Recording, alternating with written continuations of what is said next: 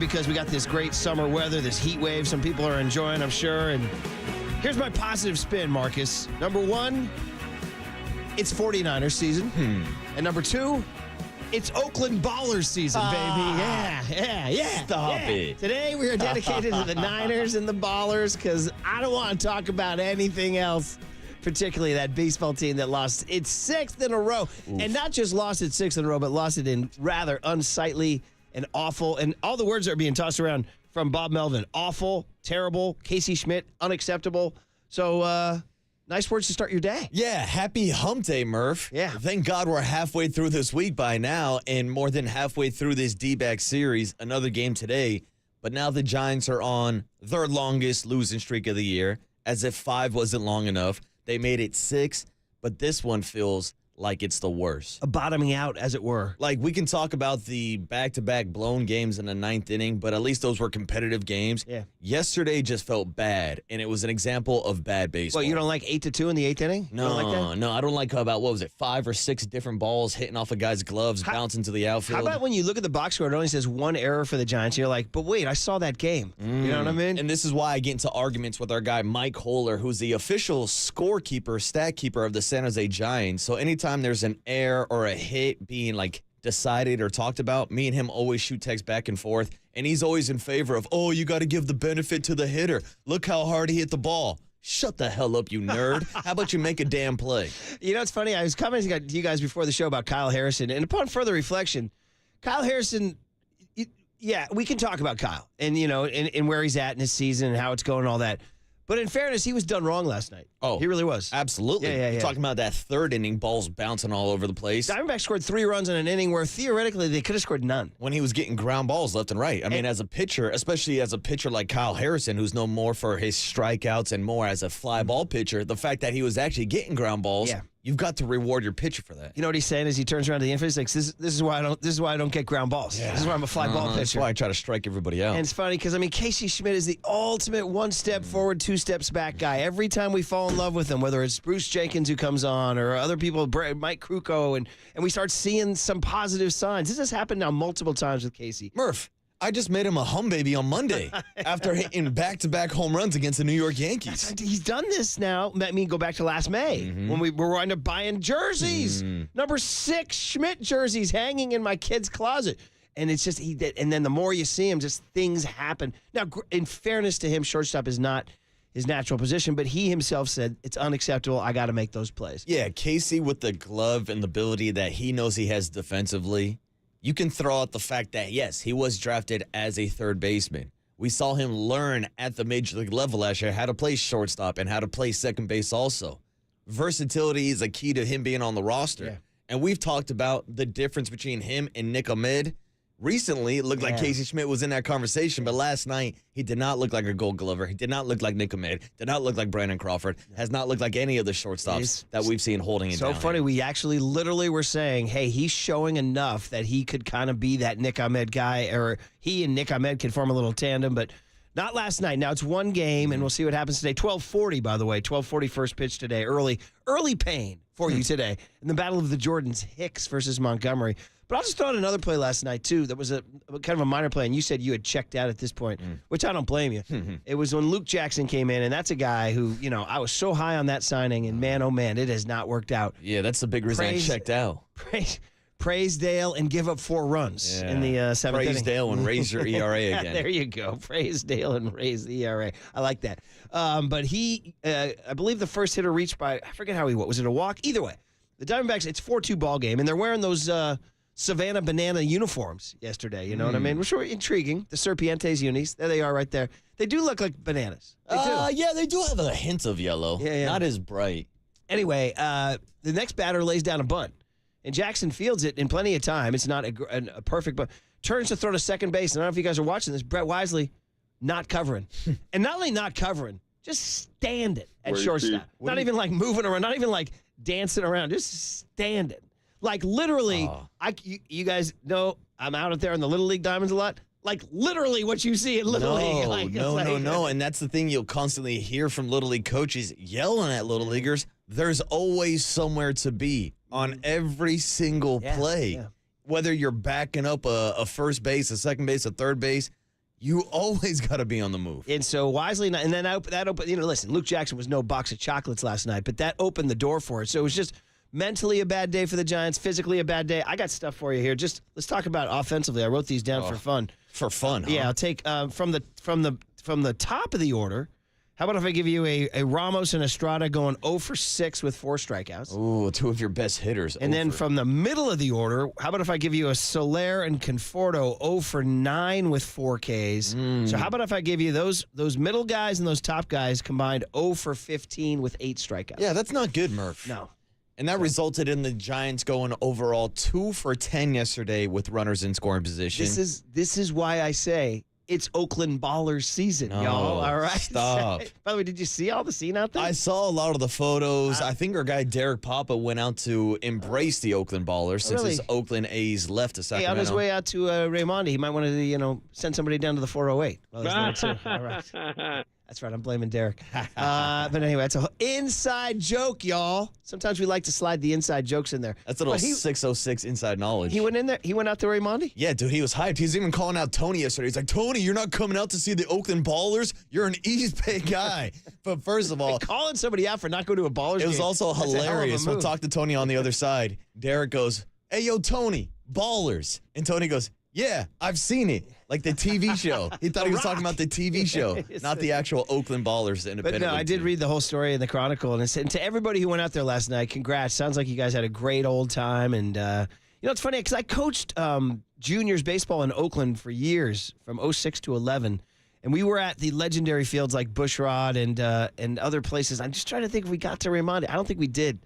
I don't think we got to Raimondi. But I've definitely driven around there. I lived in Oakland for 7 years. And it's just, that West Oakland neighborhood is an interesting. There's little pockets of interesting history there, and Raimondi is one of them. I guess it did help pro baseball as far back as 100 years ago, and that's Joe Morgan, that's Frank Robinson, that's how that whole area of West Oakland. So anyway, looked like a good old time. They'll have great weather out there. Yeah, and the ballpark looked fantastic. It did look good. They did a lot of renovations. Yeah. It's a newly remodeled ballpark. It looks nice. And they packed the joint too. It looked like they got 4,200. The big debate was who would draw more. A's, Mariners. The A's made sure to announce 5,600.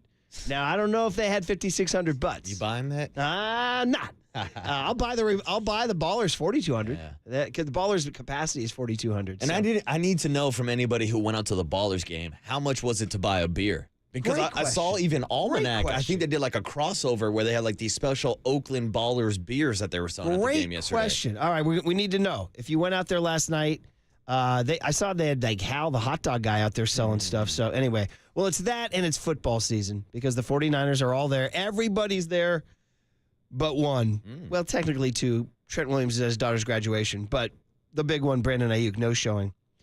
Bit of a statement, considering that Deebo Samuel and Nick Bosa in the same situation last 2 years both showed up to this. Now, did Nick Bosa show up to mandatory minicamp? Because I remember him accumulating some fines. So what was he fined for then? That was at training camp. Oh, actual training camp. Okay. This one he came to and did not work out with the team. He worked out on the side. Okay, so he came to the mandatory minicamp, but then did not show up the first couple weeks of training camp. Correct, yeah, and he drew those fines, which they eventually waived. Exactly. Yeah, so anyway, so what does that mean for Ayuk? We'll see. Listen, we'll see. I mean, history tells us that they will get this done, but also history can change. So, Deebo Samuel spoke yesterday, too, about the possibility of this being his last season. Yeah. Kind of took the question head on.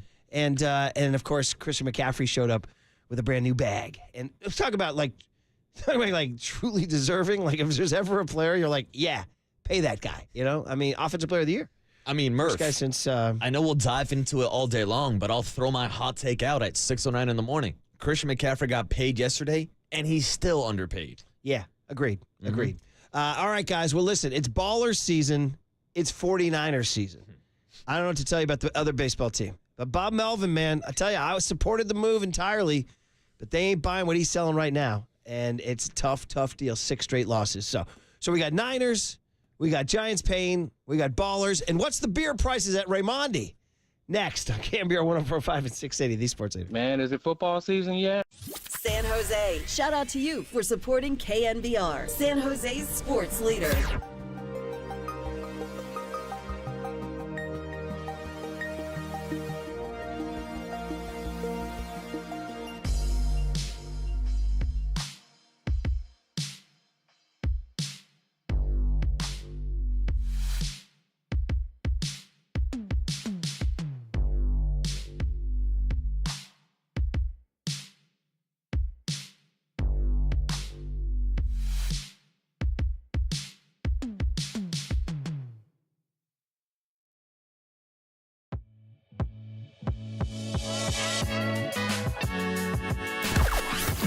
from the O'Donnell Financial Group Sports Desk. Learn more at odfigroup.com. O'Donnell Financial Group, because planning is a process, not a product. Mark Spears stopped by the midday show yesterday with Papa and Lund to preview the NBA Finals. To hear that podcast and more, check it out now on KNBR.com and the KNBR app.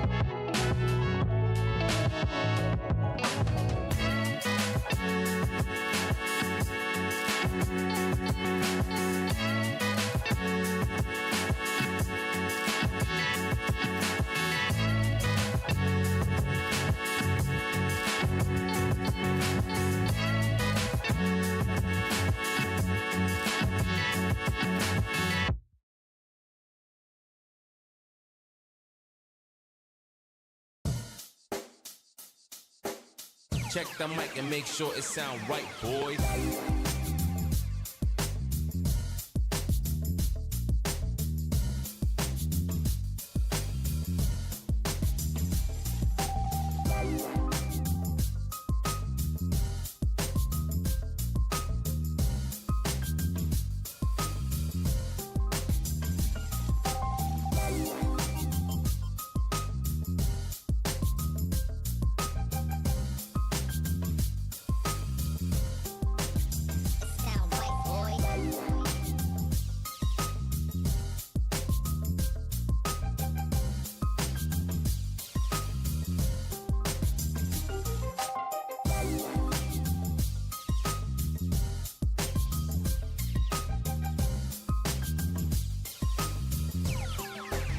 It sound right, boys.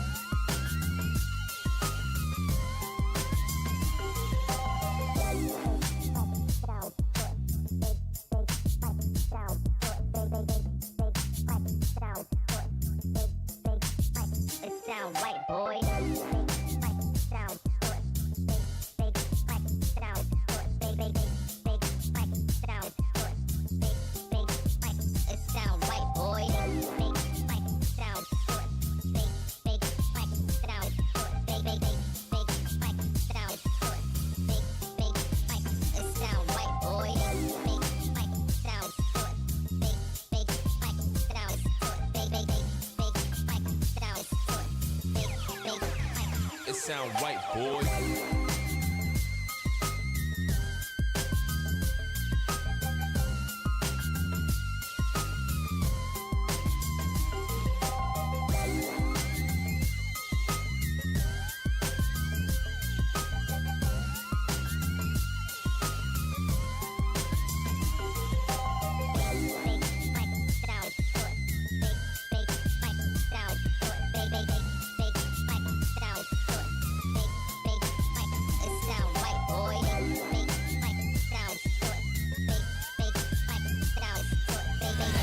And now, time for the Protect Your Assets with David Hollander Business and Technology Report.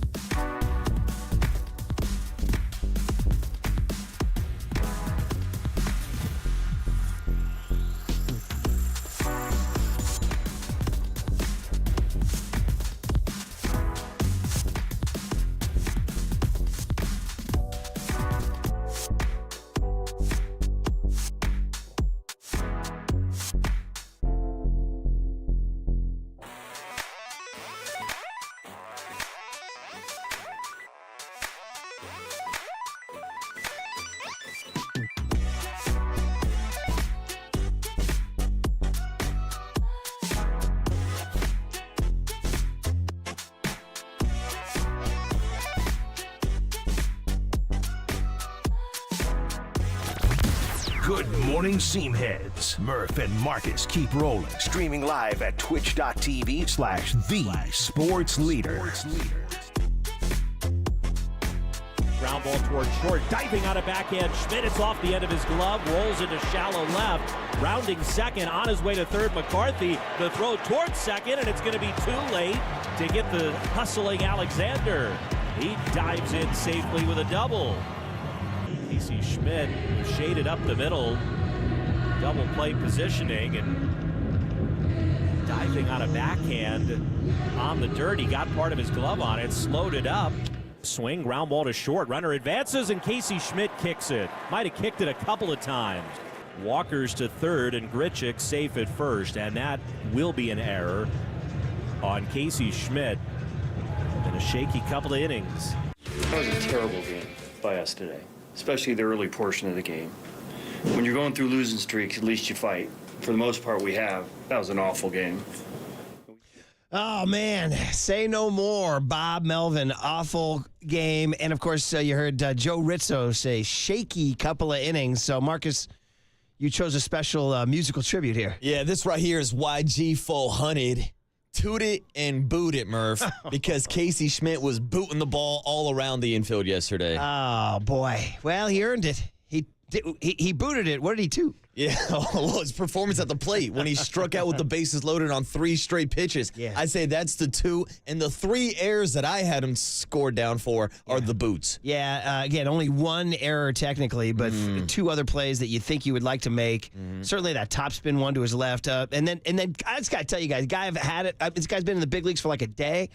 I've had it with Blaze Alexander, man. I've had it. Your boy, Blaze Alexander. In April, there was a Friday night game. I was there, and this guy went freaking off. And I had to do my boning up on Blaze Alexander, 24-year-old shortstop for the Arizona Diamondbacks, one of their top prospects, and he is just absolutely delivering. He's hitting 296, 3 homers, 19 bombs, 792 OPS, but I had to look up his splits. You know what he is against the Giants? He's, ready for this? 9 for 18 with 4 doubles. Unreal. 9 for 18 with 4 doubles. Unreal. His OPS against the Giants is 1,415. He scored 5 runs. Blaze Blanken Alexander. Murph, where's my Blaze Alexander? Where's? You know what? My Blaze Alexander is tooting it and booting it. Yeah. That's what he's doing that's right there. the problem. So, you heard Bob Melvin. He was pissed. He was short. He was terse. Listen, I remember saying this last year, and I was in support of Melvin 100%, and I remain. But, man, oh, man, we said this yesterday, and the digital team put it out. There's really no difference in these and the Gabe Kapler years at all right now. But you don't get Gabe as tense and as terse as Melvin was after the game. You want to play that awful, terrible one again there? This is Melvin after the game. He's got this certain look when he's pissed, too. I'm starting to get to know it. Here it is. That was a terrible game by us today, especially the early portion of the game. When you're going through losing streaks, at least you fight. For the most part, we have. That was an awful game. And we made it interesting at the end, but didn't play well.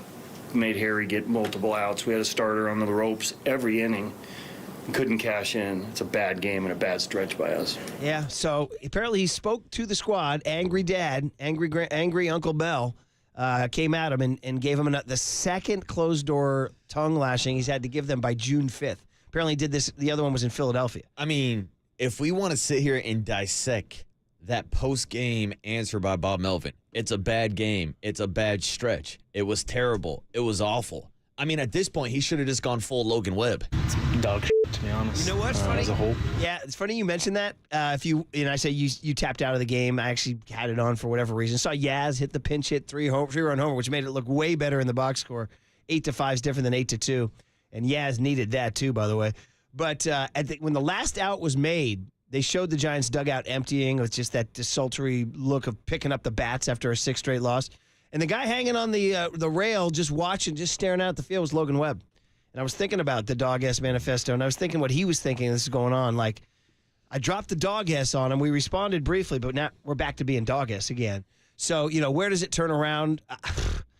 Well, it starts again today. It starts with Jordan Hicks on the mound. It starts with playing better defense. It starts with much more productive at-bats. Again, the Yaz homer kind of disguises another bad offensive night. Yeah, this was not good offensively by any means. Yeah. We talked about it in the first segment. They went 2 for 10 with runners in scoring position. One of those knocks was, of course, Yaz with the pinch hit home run. The Giants' first pinch hit home run of the year. But, Murph, yesterday, in 7 of the 9 innings, they got the leadoff hitter on. And look what they did with it. 2 runs until Mike comes in with the 3-run home run late in the game. 5 straight innings, they had the leadoff runner on.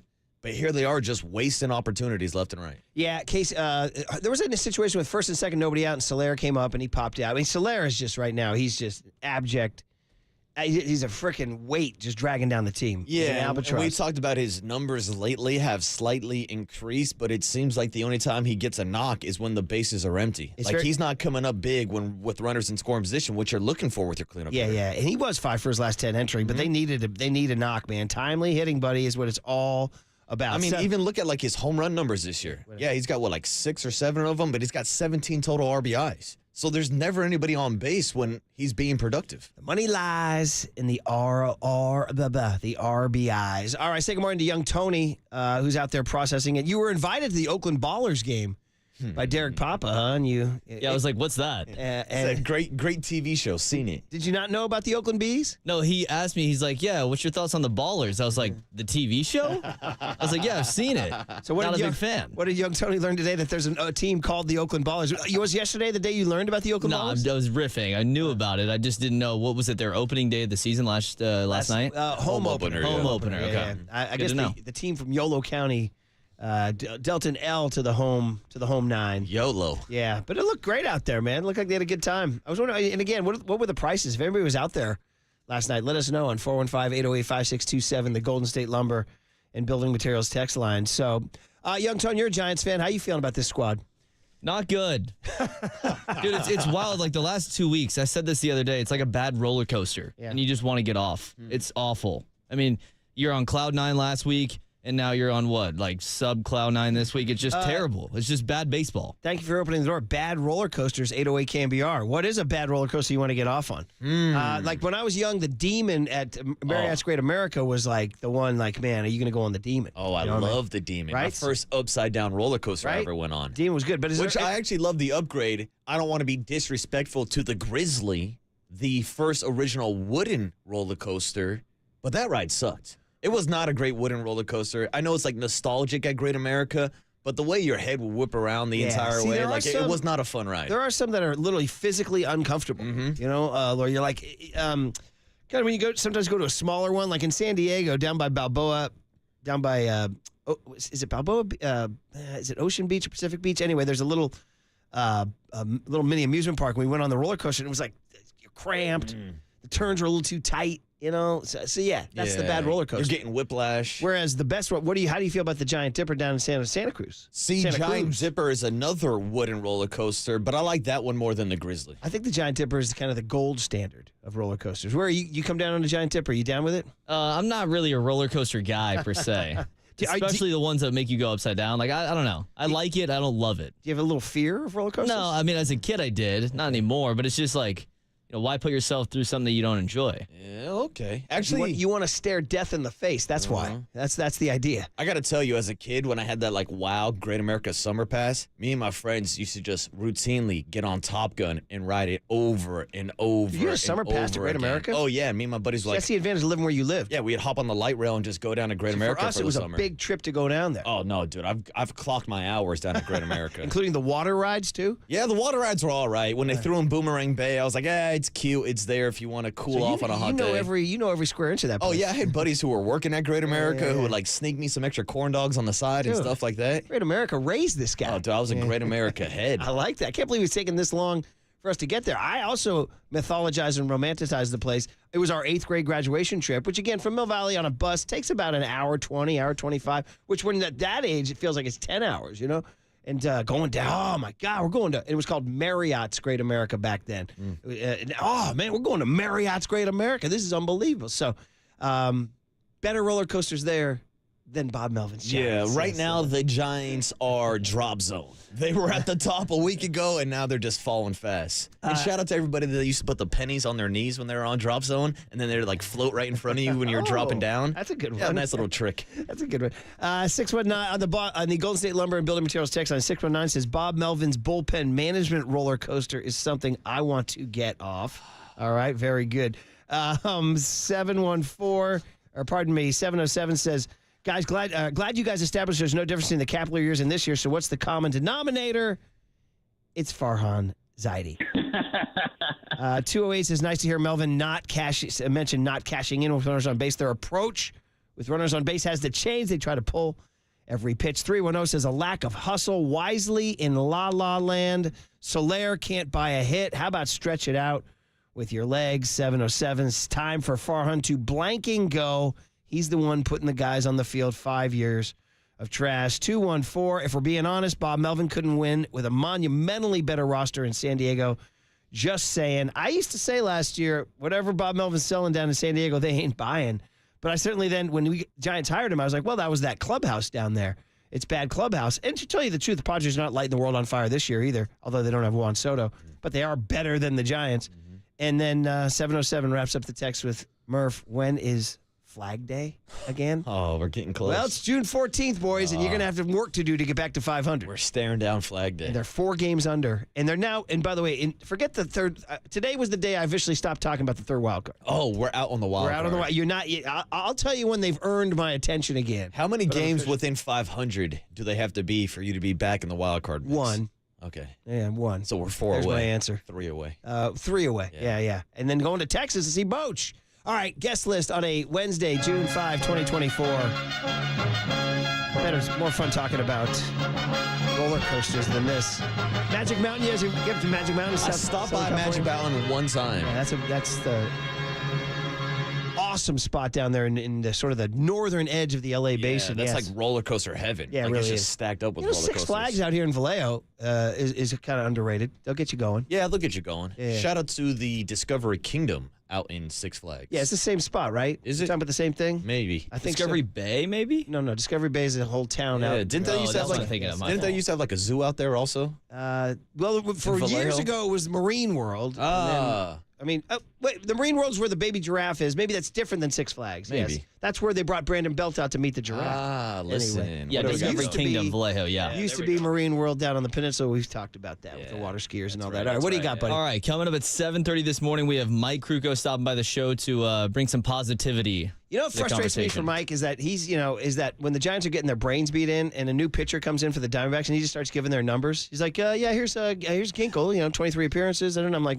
Mike, I just need you to start swearing right now. Yeah. You know what I mean? That's the thing we haven't even brought up yet. The dude that they threw yesterday for the D-backs was making like his second career start. Is throwing 90 miles per hour down the middle from the left side. It's not like you're facing off against a Cy Young winner here. And he looked like a banana. Yeah. Too. Yes. Yeah, they had him on the ropes, too. Yeah. Couldn't get it done. And then big hit at 7:50, we're thinking Niners. Dante Whitner, speaking of Niners, coming up at 8:15 this morning. Break down CMC, his new contract extension, and then a little bit of training camp stories. Minicamp is underway. Andrew Baggerly at 9:35, and then a cooler content before the end of the show. The 49ers take us away from the misery of the Giants, and Deebo Samuel addresses the elephant in the room next on the Sports Leader.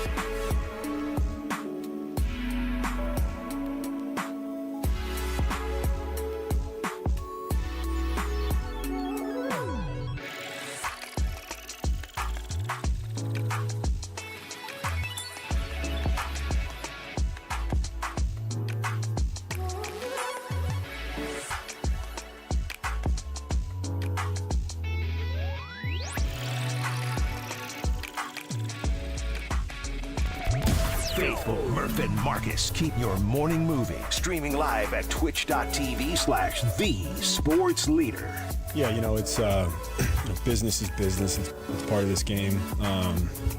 Both sides were mutually very respectful the whole time, and just proud and happy that we got something done. Christian McCaffrey, a richer man today, and well-deserved for sure. Before we get into the 49ers, I'll remind you guys, Giants baseball today.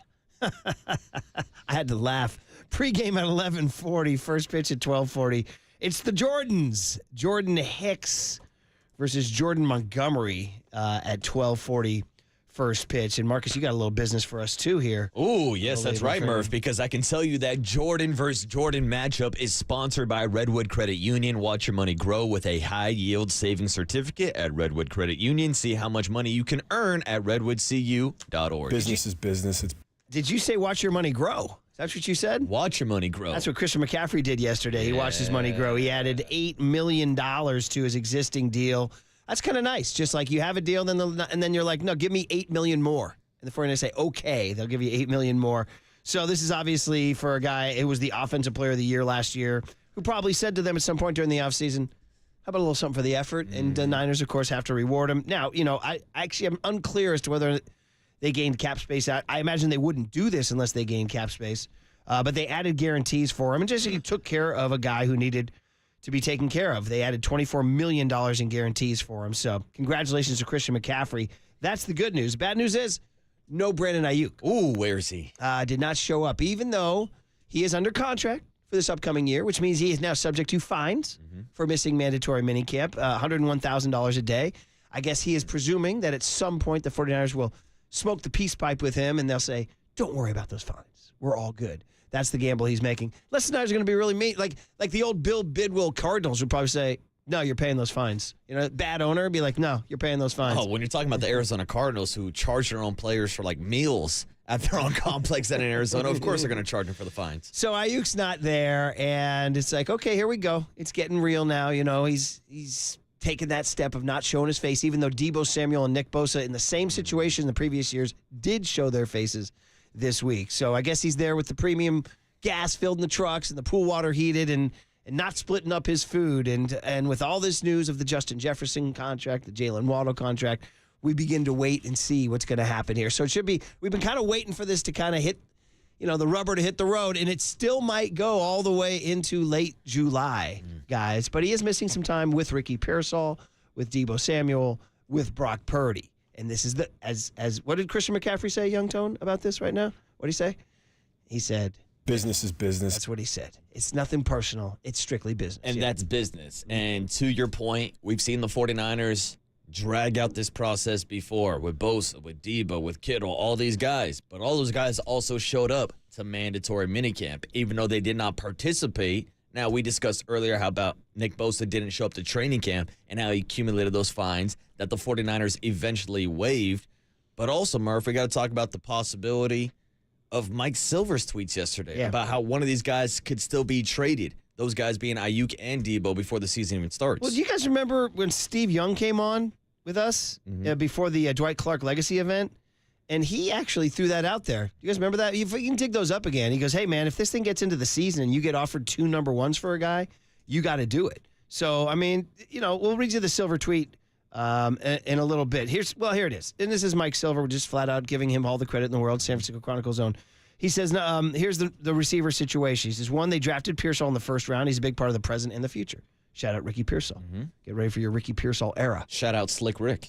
Number 2, if Ayuk does take the Niners' best offer, Deebo will be gone after 2024. This is something we have talked about repeatedly over the last several weeks. Which I think is most likely the most realistic scenario when you're looking at this wide receiver room, that they would move forward with Ayuk, Juwan Jennings signed the contract extension, and Ricky Pearsall. Here's another option. If Ayuk does not take their best offer, we get into the season, he would presumably play on his 5th-year option, which is $14 million.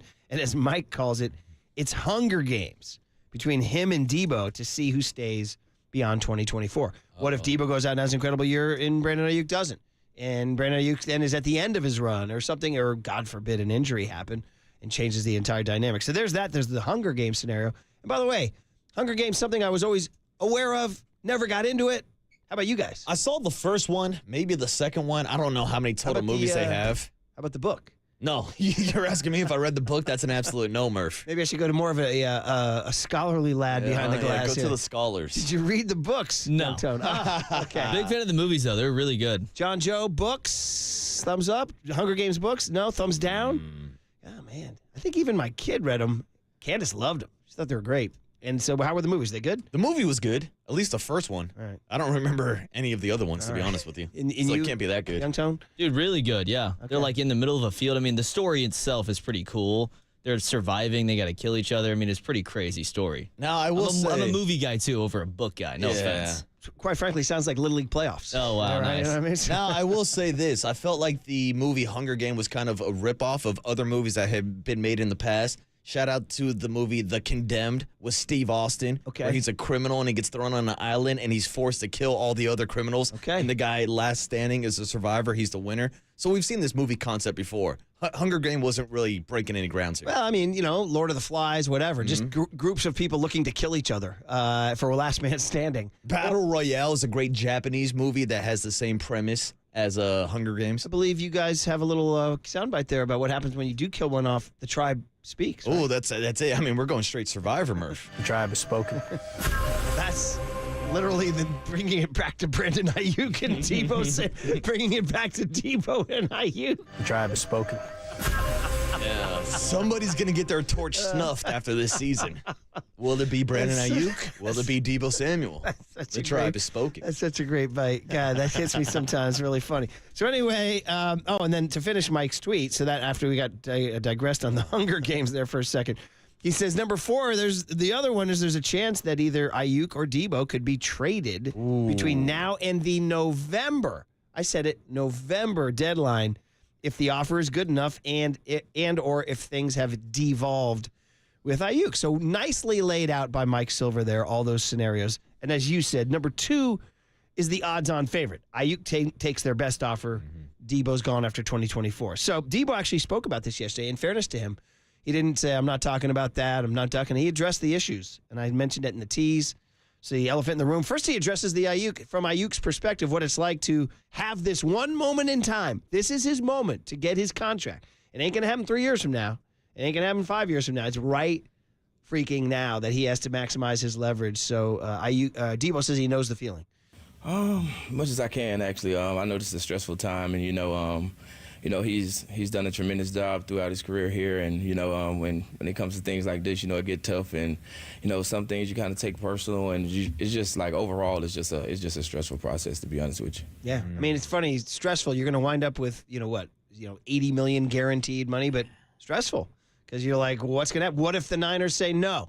Would you play on your 5th-year option and we're keeping Debo? You know, I mean, that's one of the options. No, we're going to trade you. You know what I mean? So it is stressful. I can understand. Absolutely. But the point, or maybe the part of that answer from Debo that stands out to me is, sometimes you take these things personal. Yeah. Because we've heard stories across the sporting world, whether it's in baseball, football, basketball, of guys going to these arbitration type of situations.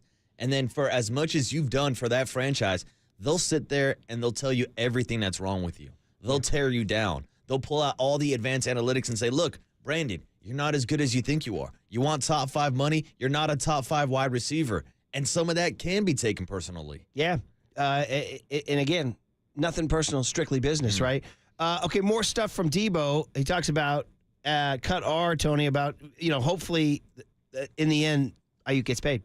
Oh, yeah, for sure. At the end of the day, you want to get what you deserve, and at the end of the day, you hope it happens, but it's not going to happen in a timely manner that you want it to happen. It's just, it's just a waiting game, and just, in this situation, you just let his agent communicate with them, and they communicate back, and it's just a back and forth for a long time. And then you send out social media stuff about your backyard and splitting up your food. Yeah, you start scrubbing your Instagram and posting videos. All the trucks is filled up with gas, premium. Nice, Tony. Then about Debo, about his situation. Mike Silver was out there writing this stuff blatantly, like they're looking to trade him. So they asked him about it. And Kyle did not deny that they'd at least take calls on you, on Brandon, on anybody. Did you hear that, and what was that like to hear? Yeah, I heard it. Had a conversation with my agent about it. That was going back and forth with whoever it was, but it was a thing at first. But we done moved past it, so we're here to get better. Okay. Yeah, I heard it. You didn't deny any of that stuff. Yeah, I heard it. But then there's a second part to it, right? Absolutely, about him being asked about his final year, potentially with the 49ers. And here it is. Noted that, you don't have a lot of money next year, so possibly they could get out from that. I mean, do you realize that when you sign the deal almost, or does it hit you now, this might be your last year? I mean, at the end of the day, contract was signed. I know what I signed up for, and we just focus on this year. Okay. Good. I mean, listen, for Debo, who's not necessarily like Mr. Media. He doesn't always like that. He addressed the questions head on. I know what I was getting into. The contract was signed. Let's go into this next year. Yeah, Debo's not tiptoeing around these questions. Again, these are topics that have been brought up since last season. What's going to happen with the future? Ever since Brock Purdy really took over as quarterback for this team, there's been questions about the cap space. Because when you pay Christian McCaffrey as the highest paid running back ever, when you pay Trent Williams, when you pay Nick Bosa, when you pay George Kittle, when you pay Kyle Juszczyk as the highest fullback ever, at some point, the plate does have to be divided. But you can't pay everybody. You can't keep everybody happy. One of these guys is going to go home next year unhappy, and one of these guys is most likely not going to be a 49er. Right. So your reactions to all this next. Are you guys feeling okay about these 49ers controversies? Are you understanding that this is the real world, or are you beginning to worry, will this take an effect on the chance to bounce back in the 2024 season? 808 KNBR is the phone number. 415-808-5627 is the Golden State Lumber and Building Materials text line. 49ers back in our lives. Next on the Sports Leader. We blessed to have life this morning.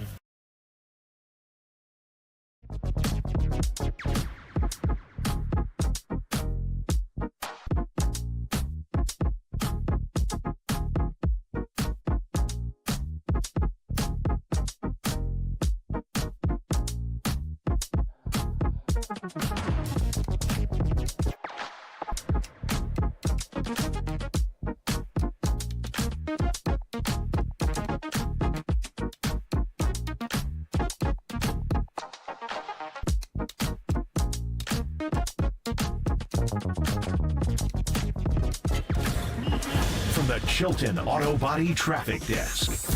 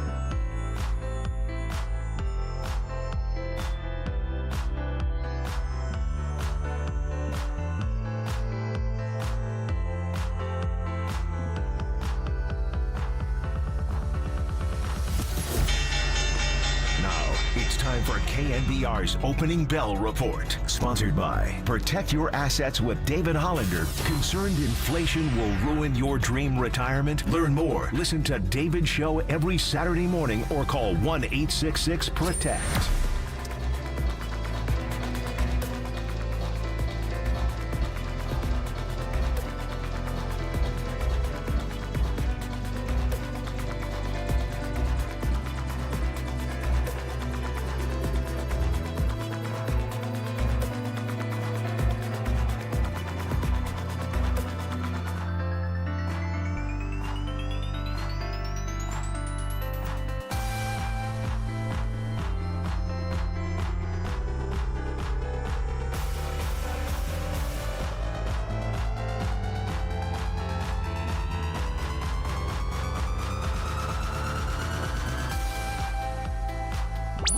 Murph and Marcus continue live from the KNBR Casino Matrix Progressive Jackpot Studios. Casino Matrix. Progressive jackpots are here. Where are you? Just drop in. Please play responsibly. 1-800-GAMBLER. No, to me, it doesn't change at all. I mean, you find out when guys are in those situations where they come or not, and some guys come because they want to avoid a fine, and some don't. But regardless, it doesn't change anything. When those guys have come, it's not like we know what the process is, we know what the business part is, and that's just how they decide how they want to handle this week.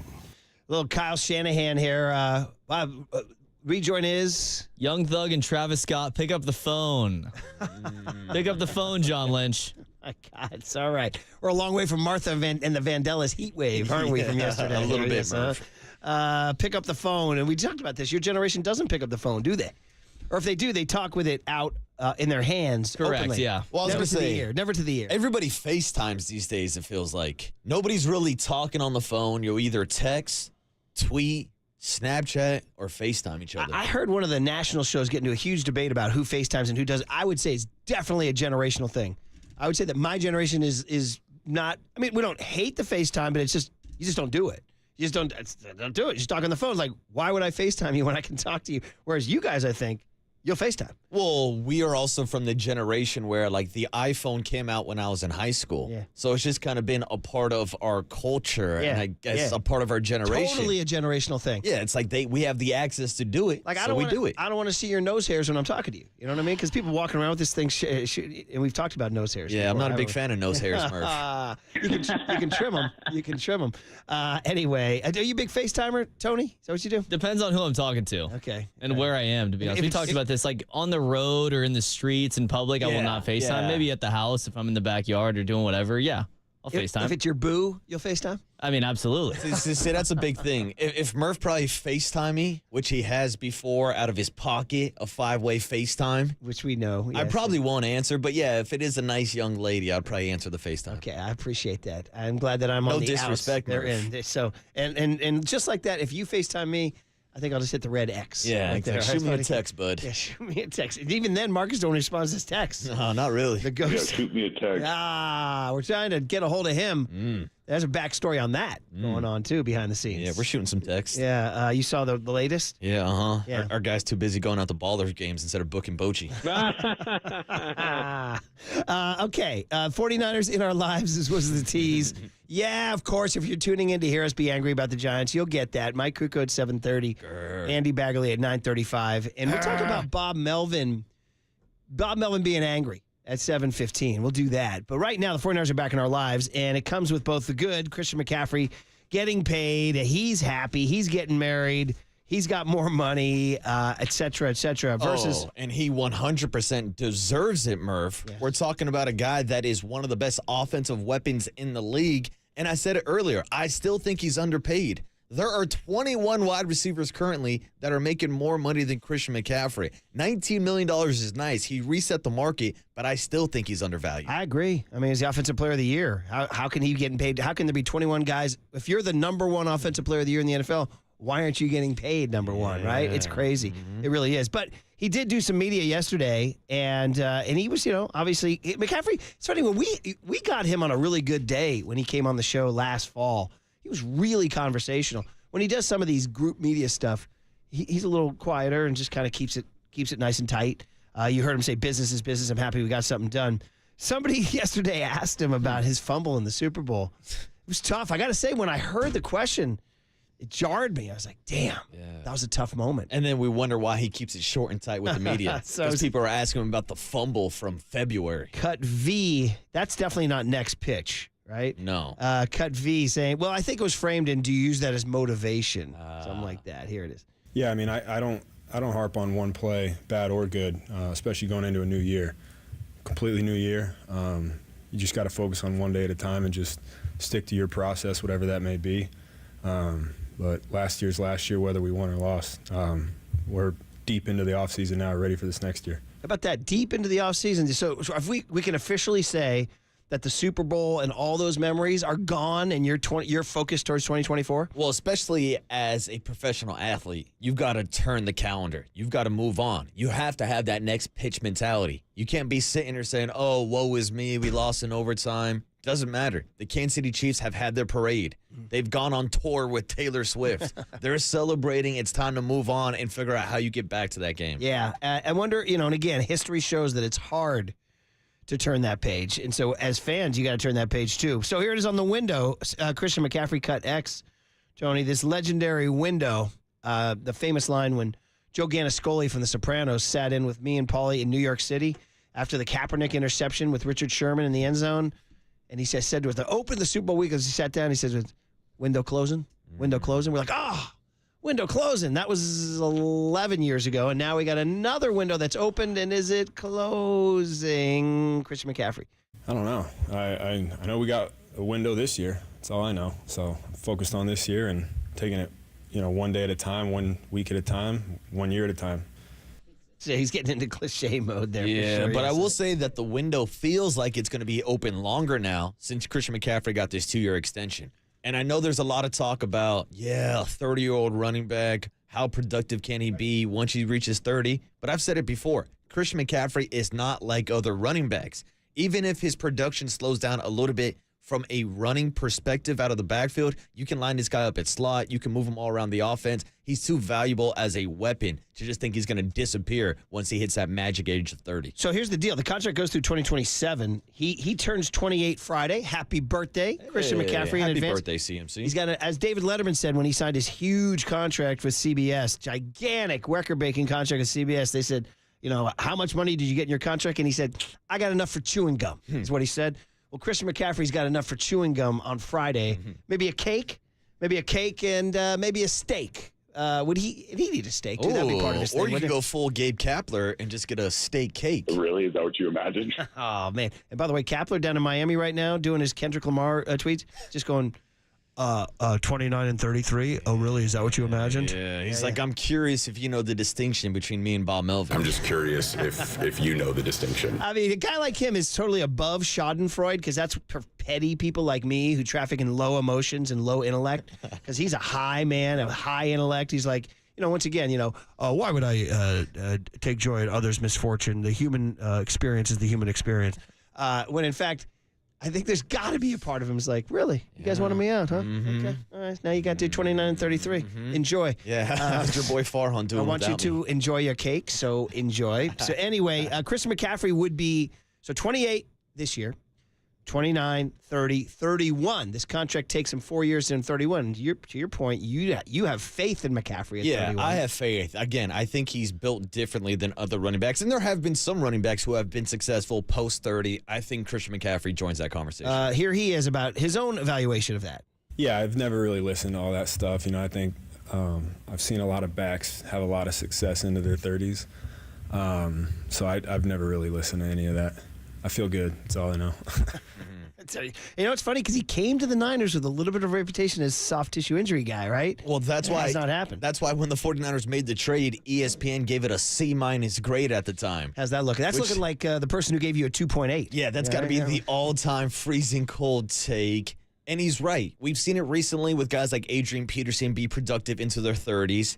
And my point that I was making earlier, even if he's not your kind of bell horse running back in the backfield, look at guys like Darren Sproles and how prolonged his career was as a receiver out of the backfield. Christian McCaffrey is going to be a weapon for the rest of this contract. Shanahan addressed this very thing. He says, contractually, I think we don't have this audio. I'll read this for you. He says, contractually, I think it's 4 more years. But when you look at Christian as an individual, I'm not going to compare him to anyone else. Christian is one of the more talented people I've been around in my life.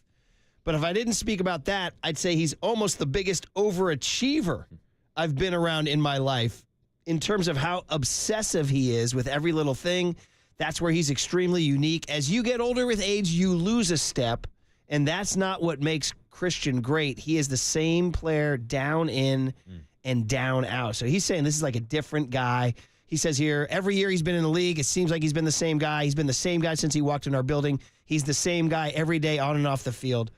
Pumped to have him here for a long time. So again, that would be sort of the feeling. But again, injury prone, whatever. You can't predict what's going to happen. No. But if you're going to bet on anybody to have 4 more good years in the NFL, you bet on this guy. Yeah, and I've heard guys like Greg Papa give him the ultimate praise of just him having such a high work ethic. I mean, there was some great sound that we never got into from Logan Ryan, who was with the team last year, that talked about the 49ers and the difference between their locker room and other teams' locker room. How he would show up on an off day, and usually guys wouldn't even show up to the complex, and there was Christian McCaffrey on the squat rack. There was Brock Purdy working out. There was Nick Bosa working out. And when you have your leaders like those 3 guys in the weight room, guess what? Everybody else is going to show up on their off day and join them in the weight room. Like, this is a guy that sets a tone and sets an example of how you should carry yourself in the NFL. Kind of like young Tony sets the example in the bullpen. They're like, hey, young Tony's out here cutting that sound. I better cut that sound. If I can get in. But I mean, in fairness now, in 2021, he only played 7 games.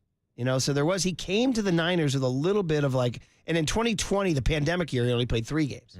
So 2020 and 2021, he was injured. And that was kind of why I think Carolina was okay a little bit he's injury prone. Yeah, and that's the thing, though. Carolina would run him into the ground. He was the entire offense. Shout out to Cam Newton talking about Brock Purdy needing playmakers when he had Christian McCaffrey to the left of him. At least now with the 49ers, you can divide some of those touches up, get the ball to other playmakers. You don't have to put the full workload on Christian McCaffrey. So in 2019, for example, he had 287 carries, 116 catches. So that's 400, do a quick math in my brain here, 403 touches.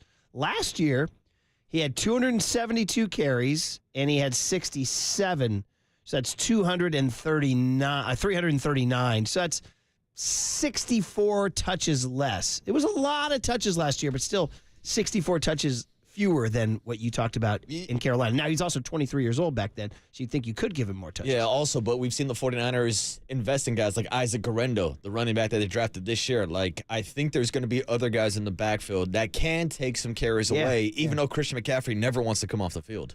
We have Kyle Shanahan on the workload here. Yeah. Mm-hmm. I mean, I don't think it always needs to be that case with all the runs. We got guys that can run the ball and stuff.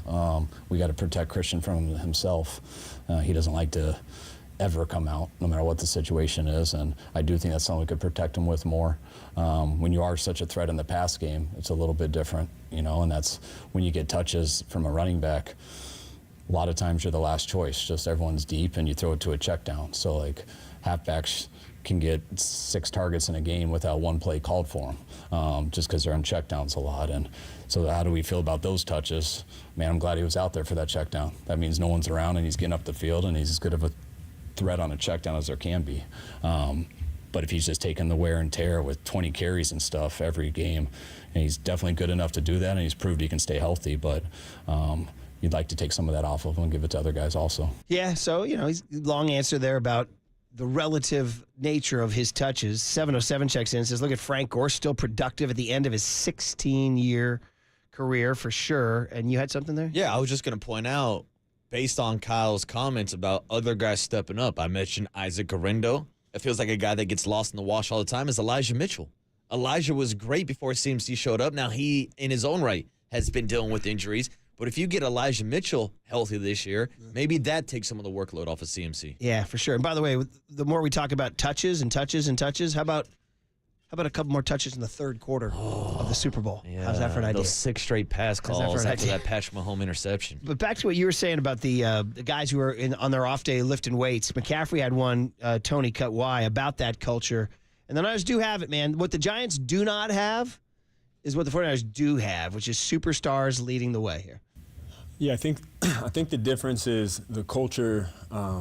Culture's been set for a while, and the standard is really high. I think when you have a lot of really good players who are also your hardest workers, it's a recipe for success, and it's the way that we're coached, I think, is different. You know, it's all about football. You know, when you get in these meetings, you're going over football. You're not just going over technique, but you're going over the attitude. As an offensive player, I love watching the defensive meetings when Kyle's coaching up the defense, because you start to understand the attitude of the team and the tone setters, and there's a certain way you play football, and hear the film examples of it.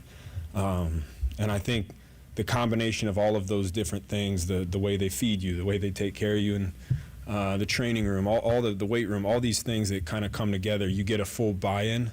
And I think when you have a full buy-in, especially from your most talented guys, it's a good recipe. That's an interesting bite, because he completely changed his conversational tone. He wanted to talk about that, like his other cliched stuff. That was a deep answer from him about, no, this is real. This is something here. And you know what I got to say that made me think about? John Lynch. Yeah. Maybe they were John Lynch setting the tone. And I got to say, for a guy that has been knocked for years and years and years, Jed York has to get some credit for creating that building. Now, is Jed York perfect? And, you know, does he always send the right tweet or whatever? I don't know. Is he the most socially graceful guy in the history of the world? No. But I got to give him credit. He's whatever dominoes he set up a building where these guys, this culture is one of the best in the league. And you got guys like Christian McCaffrey talking like that. You got guys like, you know, Fred Warner talking like that, George Kittle talking like that, whoever. I got to give these guys some due. Now, have they won a Super Bowl? No. Yeah. But they're in the mix. And I'm comparing them to the baseball team. The baseball team culture isn't like that. So credit to, and I'm going to get Lynch and then obviously Kyle. Yeah. Kyle's such a football head. They're just like, let's talk ball, you know? And like, as much as we praise Kyle Shanahan's system and what it does for guys like Brock Purdy, we can also talk about what it does for guys like Christian McCaffrey. Murph, we talk about it every single week, it feels like, the no block, no rock mentality. Yeah. And how Kyle has kind of ingrained that into his players. Brandon Ayuk was in the doghouse his rookie year. Now he's one of the best blocking wide receivers in the league. Deebo Samuel has bought in. We don't even got to talk about Juwan Jennings putting on the hard hat every single day, arguably the best blocking wide receiver in the league. Ricky Pearsall is going to get those same lessons taught to him by the other guys in the wide receiver room. The tone that George Kittle sets, not only being an all-pro tight end last year and leading the NFL in receiving yards, but how he gets into the trenches and will pancake guys left and right. That is all about the mentality, and that's all in. Because if you want to successfully run the ball, everybody's got to do their job. Everybody's got to block their man. Everybody's got to follow their assignment, and that leads to the overall team culture of buying in so that everybody can be successful. It's been proven on the field. You can see the win totals in all the NFC Championship games. Now I just think it gets down to a couple of gigantic questions here. Number one, Kyle late and close.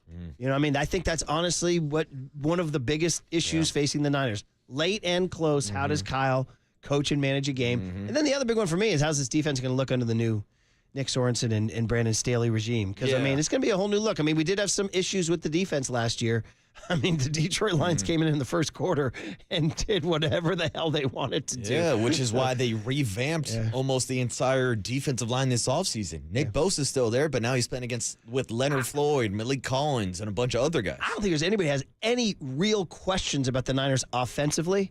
I don't think so. Oh, they got weapons everywhere. And I think the questions are defensively and late and close. Yeah, I think if there's any questions about the 49ers offense, maybe a couple on the offensive line still with Colton McKivitz and some guys on the interior. We'll see how that all plays out with Dominic Puny and those guys. We never played that Chris Forster bite. We had it in the Twitter thread a couple weeks ago. See if you can dig that one up, where he said he's okay with like non-premium O linemen. He thinks he can work with them. Well, yeah, it was a great cut. Oh, good job, about kid. drafting difference makers in the top 3 rounds versus investing in the offensive line. This is Chris Forster, Niners O-line coach. That's for John and Kyle for the most part. My personal opinion, this is my personal opinion.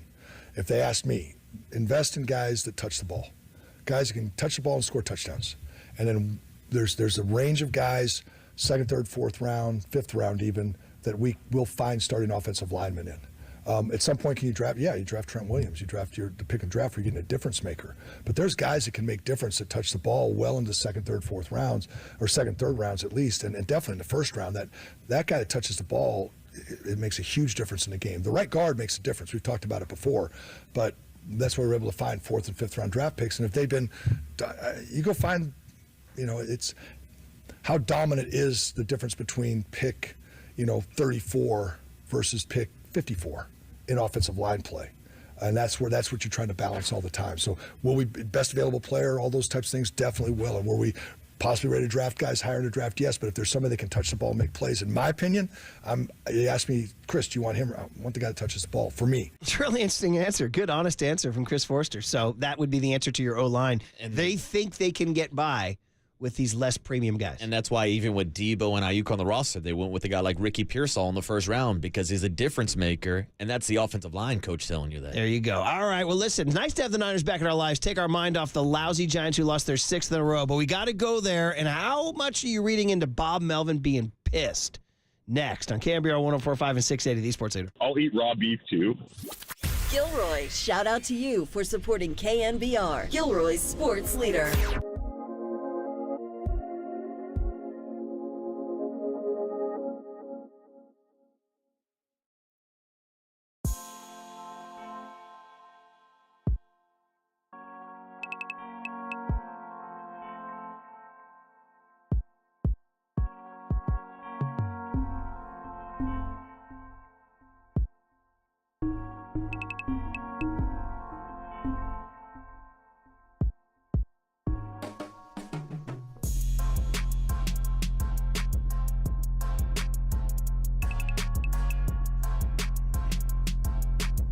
All right, heat wave gripping the bay on a Wednesday morning, but staying nice and cool is our good friend Steve Moskowitz, because he's going to tell you what to do when you can't pay your taxes, Steve. You call us. You know, it's such a common situation. People just can't pay their taxes, but there's a lot of good solutions. Like an offer in compromise, where you only pay part and they forgive the rest. If you qualify, that's great. Or monthly payments. Or getting the penalties forgiven. Sometimes the penalties and interest are more than the tax. Or getting a hardship deferral. That's where you say, look, I just lost my job, or business went bad, or somebody's sick in the family. Give me some time. The bottom line is there's so much available to you. And the only thing you have to do is let us explain to you your options, your rights. And you do that by just picking up the phone and saying, hey, Steve, what can you do for me? Well, that sounds like a totally great plan, because that's tax attorney Steve Moskowitz. He's my tax attorney, and he should be your tax attorney. Give him a call at 888-TAX-DEAL, 888-TAX-DEAL, or go online to moskowitzllp.com. From the Chilton Auto Body Traffic Desk.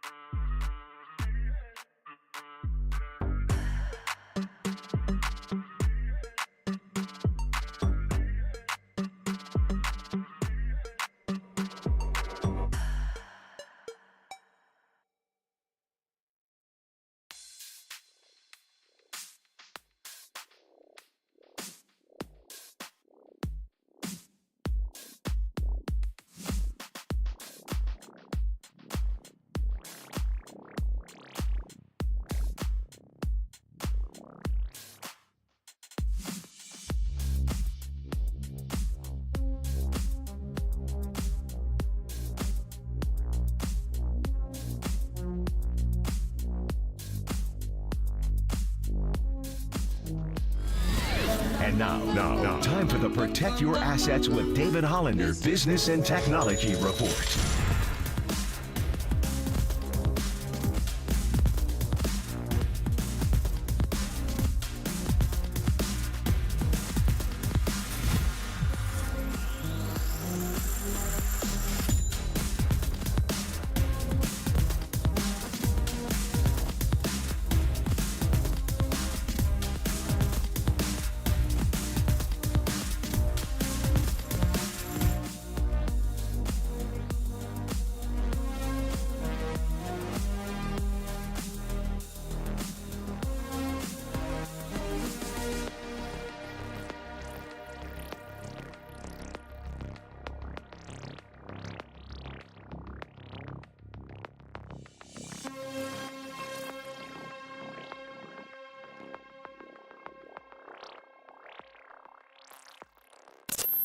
Murph and Marcus keep rolling on the sports leader and streaming live on YouTube at KNBR 1045.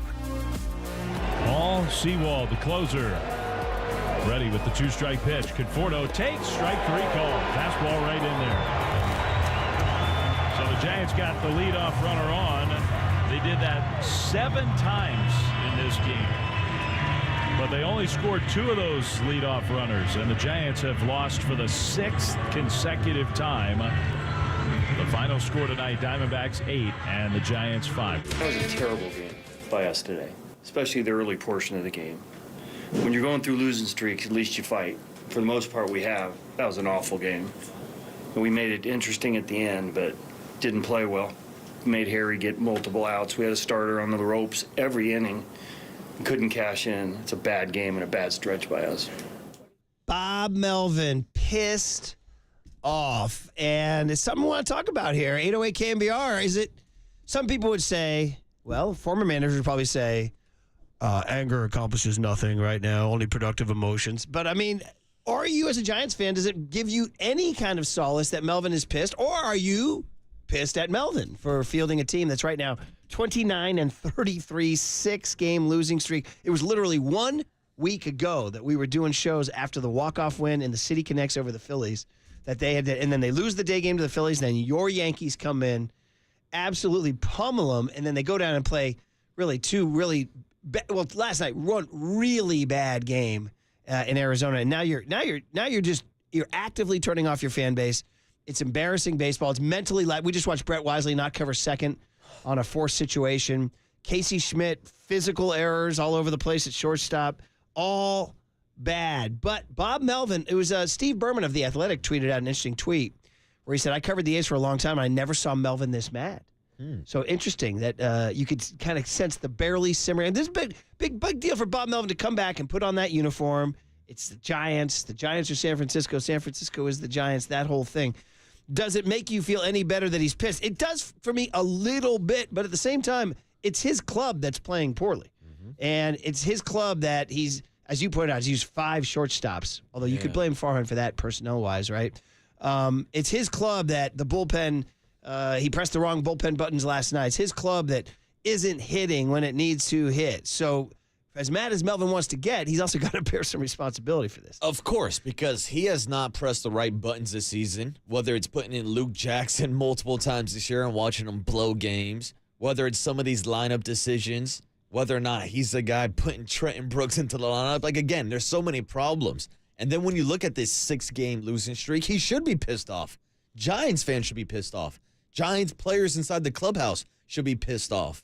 Because it's one thing to lose to the Phillies and the Yankees, and no disrespect to the Diamondbacks, who were in the World Series last year as the NL champions, but they're 29-32. They had 27 wins before this series started. It's not like they were playing phenomenal baseball. So to lose back-to-back games, blowing it in the 9th inning is one thing.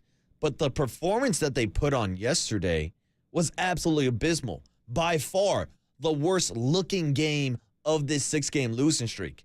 At least the other games, you felt like it was kind of competitive. Yesterday, you're kicking balls around. You're striking out with guys in scoring position. It was just overall a bad product, and that's why we got these comments from Bob Melvin.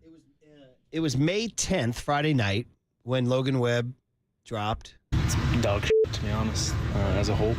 Yeah, and we were feeling really good all the way until a week ago. So lose to Philly, get swept by New York, and lose the first 2 to Arizona. You were 29-27. Now you're 29-33. I guess my question is, can this thing be salvaged? Can it be salvaged? The whole idea that, the 6th place gets you there. Well, guess what? They're in 9th place right now in the National League. They're in 9th freaking place. Now, Bob Melvin teams, remember the guy, my man Lex from the Montreal Deli? Bob Melvin teams don't get going until the All-Star break or whatever. Yeah, still not the All-Star break. Robbie Ray threw an inning yesterday. Keaton Wynn was throwing yesterday. Yeah. He could be back as soon as this weekend. And so while we stay on starting pitchers, Kyle Harrison deserved better yesterday. I think so, too. I mean, For the amount of ground balls that he got, when that's usually not in the Kyle kind of game plan. We know he likes to attack high in the zone. He's hunting for strikeouts. He will give up a long ball, will give up some fly balls. But to routinely get ground balls and then to watch those same ground balls be booted around the infield. I mean, in the 3rd inning yesterday, I think there was at least 4 different balls that hit off a guy's gloves. Yeah. Now, one was a line drive over Matt Chapman's head. That's a hard play to make. But Casey Schmidt, I know there was a backhand where he laid out. Not going to give him an error to that, but he had at least 2 errors in that inning. Another one followed up in the inning after that. It was just bad defense overall, and that's what happens when you're playing your 5th different shortstop of the season, because you got rid of Brandon Crawford in the offseason, because you failed the physical over Carlos Correa, because you brought in Nick Ahmed at the back end of his career, and now Nick Ahmed is nowhere to be seen, and you've had to go with Casey Schmidt. You've had to go with Marco Luciano. You've had to go with Tyler Fitzgerald. You've had to go with Brett Wisely, who doesn't even know how to cover second base on a ground ball back to the pitcher. These are guys who are learning how to play shortstop at the major league level instead of developing actual homegrown talent. I know we've talked about a lot about Marco Luciano, but hell, if you're going to get this defense from Wisely and Schmidt, you're better off with Luciano. It's funny you mentioned Carlos Correa. Somebody did bring that up. He played again last night, so I went to go check. 0 for 4 with 4 strikeouts last night. But he was playing your freaking Bronx Bombers, who are just making everybody look like absolute fools, and your boy Luis Hill, who's now 6 shutout innings, 1 hit. He's doing record things out here. Dude, he's putting himself in the Cy Young conversation right now. That guy is dealing for the Yankees. Running up that hill. Shout out Kate Bush. You know that one, Young Tone? You got another one from Stranger Things, don't you? Do you watch that show, Stranger Things? Yeah, of course. Yeah. Remember they made that song popular again. Running up that hill, Kate Bush. Got you. I was like, wait, what? Yeah, no, I got you. All right, I was just trying to throw something out there to lighten it up. Winemaker in Napa is checking in. Winemaker, good morning. And you should be in Napa, being Winemaker. Good morning. How are you? What's up, Winemaker? Yes, sir. Good morning, boys. So, you know what? I'm glad Bob Melvin got upset. It's about time. I mean, this is the Bull Durham lollygaggers moment where the bats need to be thrown into the shower, because that was embarrassing last night. And I'm happy that he got upset. Hopefully it does some good. But I 100% lay this at the feet of Farhan. I was listening the other morning like I do every morning to you guys. And when you had Jenkins on, who's the best, he called out Farhan strongly, and I loved it, because other than the 107-win season, which any Giants fan that's been a Giants fan for years knew that was a mirage, we haven't been to the playoffs one time. This is the Giants. This is not the Florida Marlins who sell off every year or something like that with bad ownership. This is a team that should be competing every year for a championship. And listen, I'm not buying the can't get the big player in. Guys are going to make their decisions. They're not going to want to come here for maybe a variety of reasons. But the point is that Farhan's not a closer. And if you can't get a closer in sales, guess what? They move you out the door and they find someone who does close. And the fact is that last night was embarrassing when Wisely didn't cover second base. I don't care that he doesn't have a lot of experience. That's the kind of stuff they teach you in Little League. I mean, that's what you're teaching your kids, Murph. And the fact is that you can't make mental errors like that. I think the pitching, other than Jackson last night, that I'm not a huge fan of, but he got a little bad luck with that. But the pitching's been pretty good. But, I mean, Soler can't hit his way out of a paper bag. I don't know what we paid for there. I haven't seen the guy get a hit yet. Maybe it's just the games I've been watching, which is most. But this team, we're looking at another sub-500 to 500 season, and here we go again. And what are we going to do? And Farhan gets the extension. So, anyway, you guys have a great day, but I'm frustrated. Great call, Winemaker. Don't be a stranger, man. You touched on a lot of strong points, and obviously I think, it goes back to Farhan for sure. Because what I think, and we said this yesterday, and the Digital Boys put this out there, we're seeing the same product. We changed manager and coaching staff, but the product remains the same. It's these Now, again, it's kind of like I have to be fair. Like, I wanted Matt Chapman. Yeah. I did. And I think Matt Chapman has been, I think he's leading the team. If you're into war, whatever, what is it? I think he's leading the team. What right? is it good for? Yeah, he leads the team in home runs. Solaire's an Has been interesting one. solid at third. And he had a nice little streak. I think he went 5 for 10. But overall, I think we can all agree Solaire's been very underwhelming. Yeah, he's hit like 1 home run in the last month? And when that signing went down, there were industry people who said, nah, they didn't see it. And I was thinking, well, it's something. I was kind of going with it's something, But they didn't solve the shortstop situation coming into the season, other than if they thought Marco Luciano was the guy, they didn't make him the guy. And then, obviously we see what's out there. It's a situation. We knew Willie Adames might have been available on the trade market. We knew Ha-Seong Kim might have been available on the trade market. That was a situation they needed to go get somebody. They didn't get, and again, they could have had Carlos Correa. Yeah, and that's the thing. Again, we recognize that the Giants put their money where their mouth was this offseason.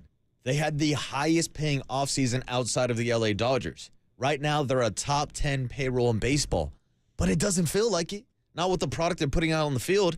And a lot of the reason why they have such a high payroll now, first of all, half that money's on the IL right now with guys like Robbie Ray, but also Matt Chapman, Jorge Soler, Blake Snell.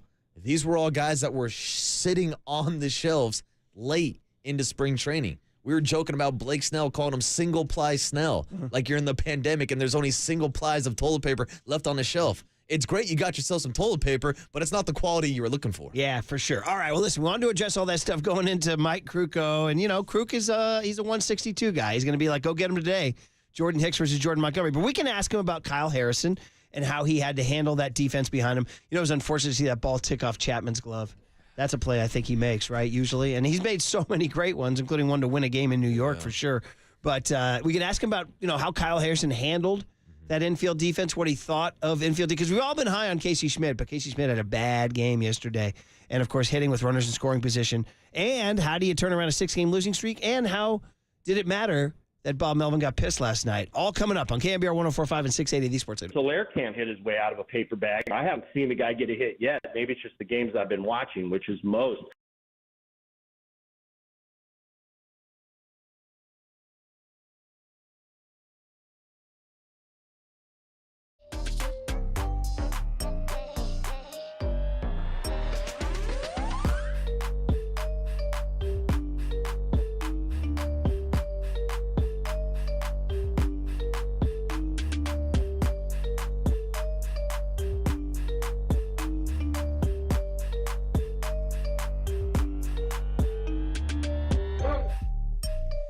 In the North Bay, there's a fantastic world-class health secret that we want to tell you about called Marin Health.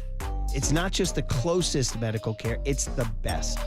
With a cardiology team that delivers treatment twice as fast as the national average, a world-class maternity care center with doctors and midwives available 24/7, an accomplished orthopedic team to get you back on the trail, and a partnership with UCSF that expands our world-class capabilities. It's all right here to get you closer to being at your best. Marin Health, world-class care, closer than you think.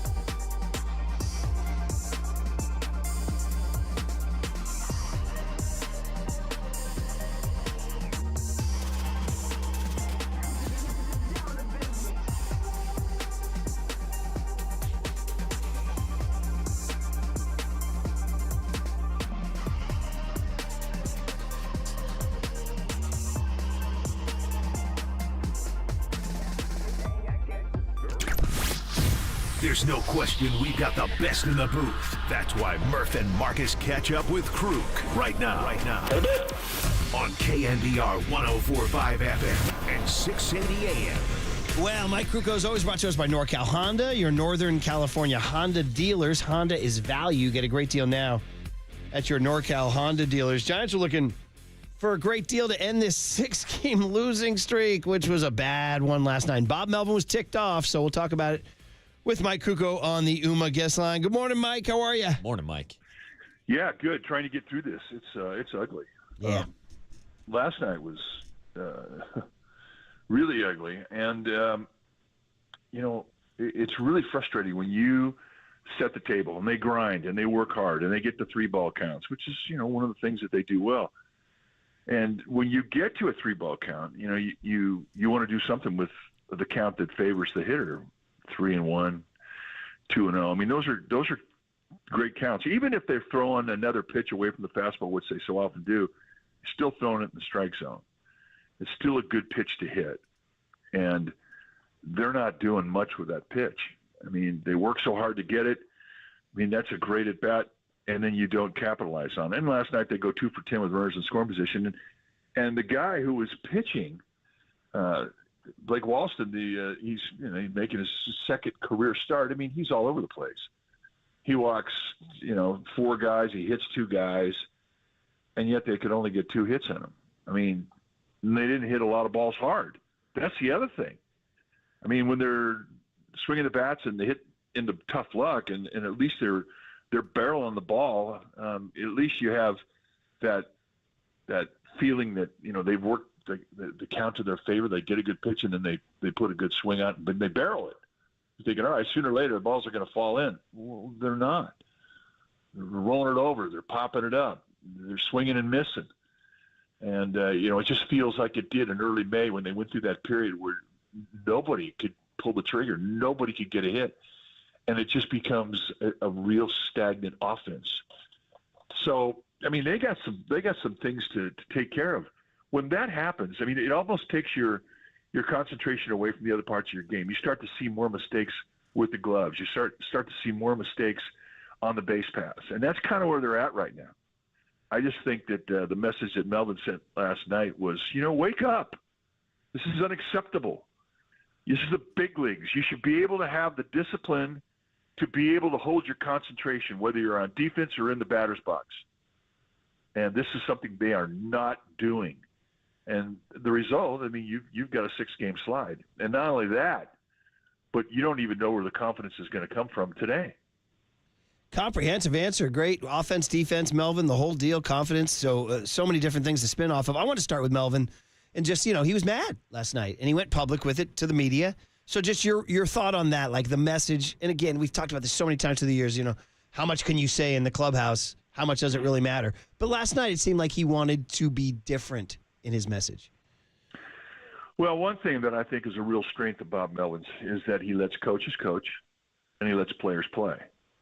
He'll try his best to put that player in a situation to where they can succeed. You're going to pinch hit in a role where you got a guy who dominates the low part of the strike zone, put up a low ball hitter. And likewise, you got a guy who's got a dominant fastball, put up your best fastball hitter. It's not always lefty, righty, righty, lefty with him. But with that confidence that he shows in playing a guy and setting up the lineup and putting him in this spot in the lineup and putting him in this spot in the field, there becomes the reality that, look, my manager has the confidence in me. I need to reward him for giving me this opportunity.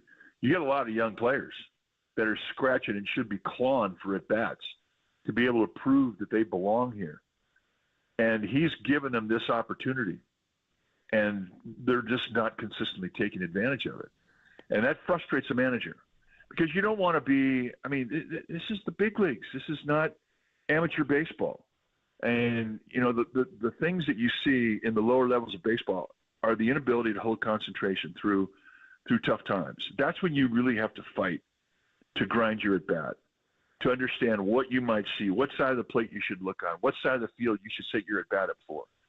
You can't keep force-feeding an at-bat where you look to pull. When the guy's not going to give you two-pole. When they have a side of the defensive side of the field that they've opened up for you, take advantage of it. Play the game. And I don't think these guys are playing the game. And this is a period right now where you're coming out of a philosophy with Kepler where, you would want to have launch angle swings and do damage swings. Well, that's not the case anymore with Melvin. So you as a player have to transition into what he wants you to do, what's available. They teach it. They preach it every day in the batting cage. They preach being able to make adjustments according to what you see, what that pitcher's throwing you, what the defense is getting you, or what the defense is giving you, and they're not taking advantage of it. And I just feel like there's a real fragmentation and a lot of concentration at the plate, and now it's starting to affect a lot of concentration on the field defensively.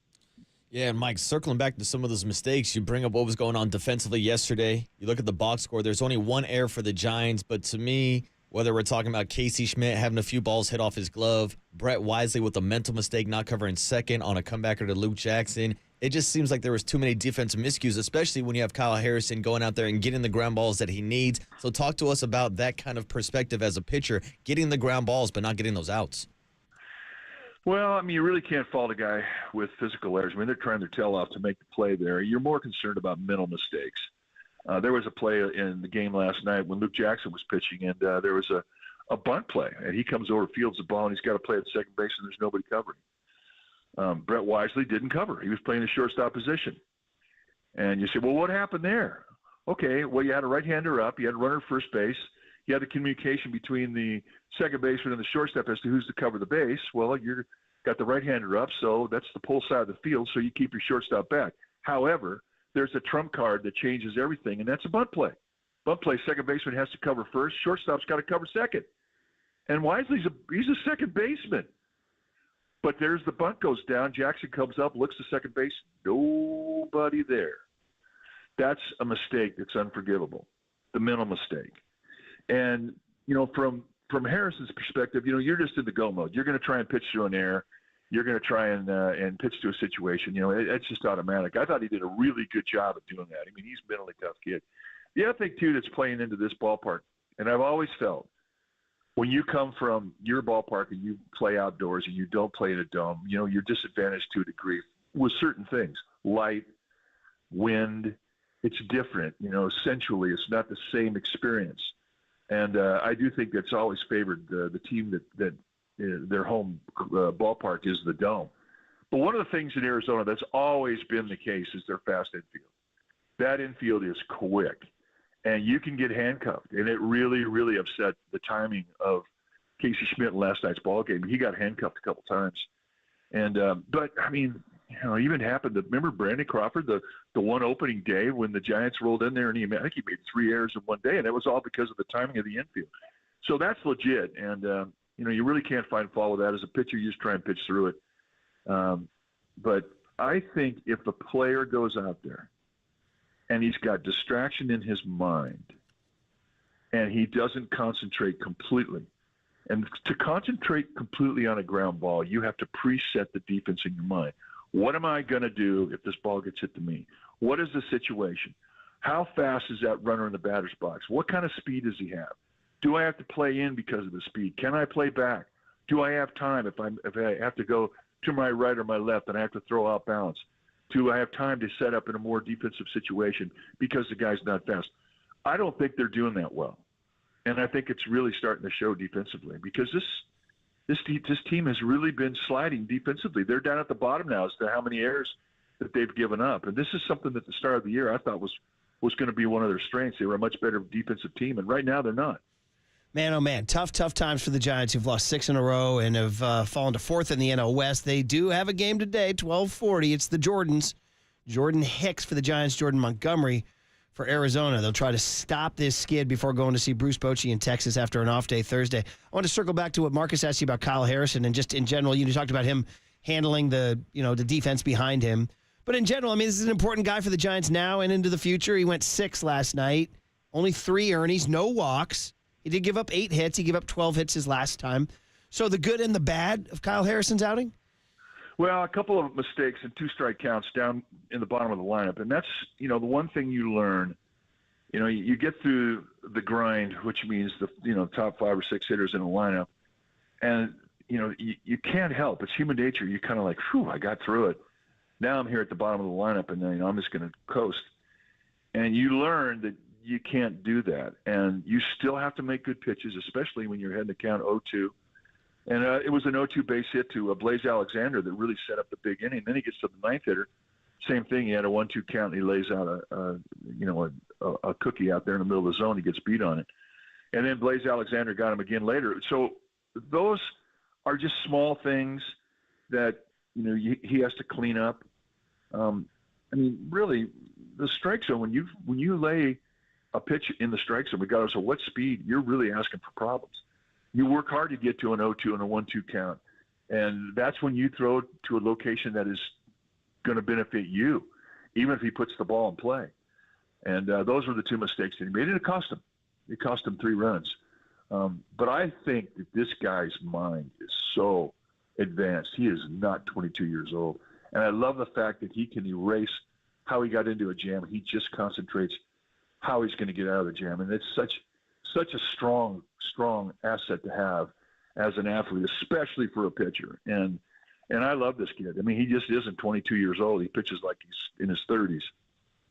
Well, that's, obviously something positive to take going forward, too. He did get through 6 for a bullpen that needed it, too. So, all right, Mike, you've laid it out, and we'll see, if Melvin's message got through. We'll see if their mental concentration level can translate to the defensive side of the ball. We'll see if they have better approaches at the plate, all these things that you mentioned and outlined in today's game. So, go get them. We'll listen to the broadcast, and we'll talk to you Friday. Mike Krukow is brought to you by NorCal Honda, your Northern California Honda dealers. Honda is value. Get a great deal now at your NorCal Honda dealers. More Giants baseball with Andy Baggerly at 9:35. Pregame today at 11:40, 12:40 first pitch. You don't have to wait long to get more orange and black in your life. But the good news is the red and the gold is back in your life. And that's our big hit today. All the happenings at 49ers training camp, headlined by Christian McCaffrey, getting 2 more years on his deal through his age 31 campaign. And then the big question of Brandon Ayuk's absence and Deebo Samuel addressing the elephant in the room and how you all feel about it. 808 KNBR is the phone number. If you guys want to check in on the Niners, 415-808-5627. How worried you are about Brandon Ayuk, how you thought Deebo Samuel reacted to those questions yesterday. The Niners, the big hit, next on the Sports Center.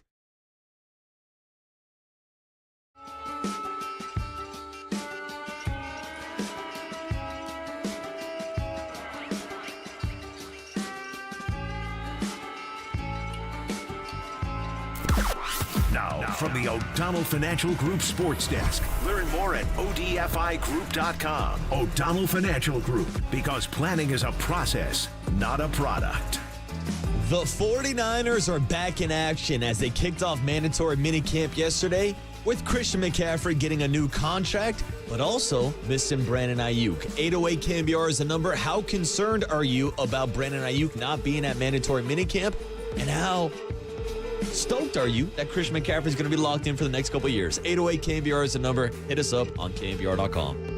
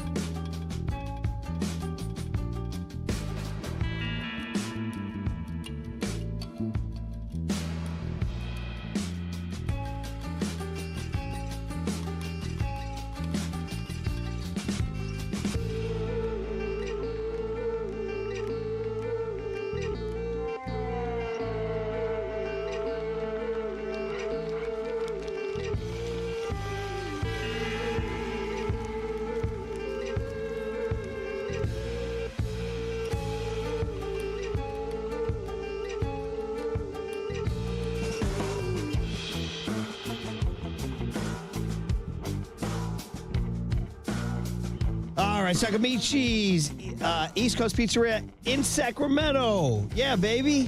We got breaking news for our listeners in Sacramento. Michi's just opened a brand new location in Sacramento offering takeout and delivery to the greater Sacramento. So check out the menu at Amici's.com and click on the Sacramento banner at the top of the page to place your takeout or delivery order, all right? And as a special deal, celebrate the new location in the state capital all this week. When you order via Amichis.com, just enter the promo code SAC50 at checkout, SAC50, and you get 50% off any large pizza. I'll say it again, SAC50, promo code 50% off any large pizza. You got to do that. Any large pizza, half price. All right, Amichis been doing this for over 30 years.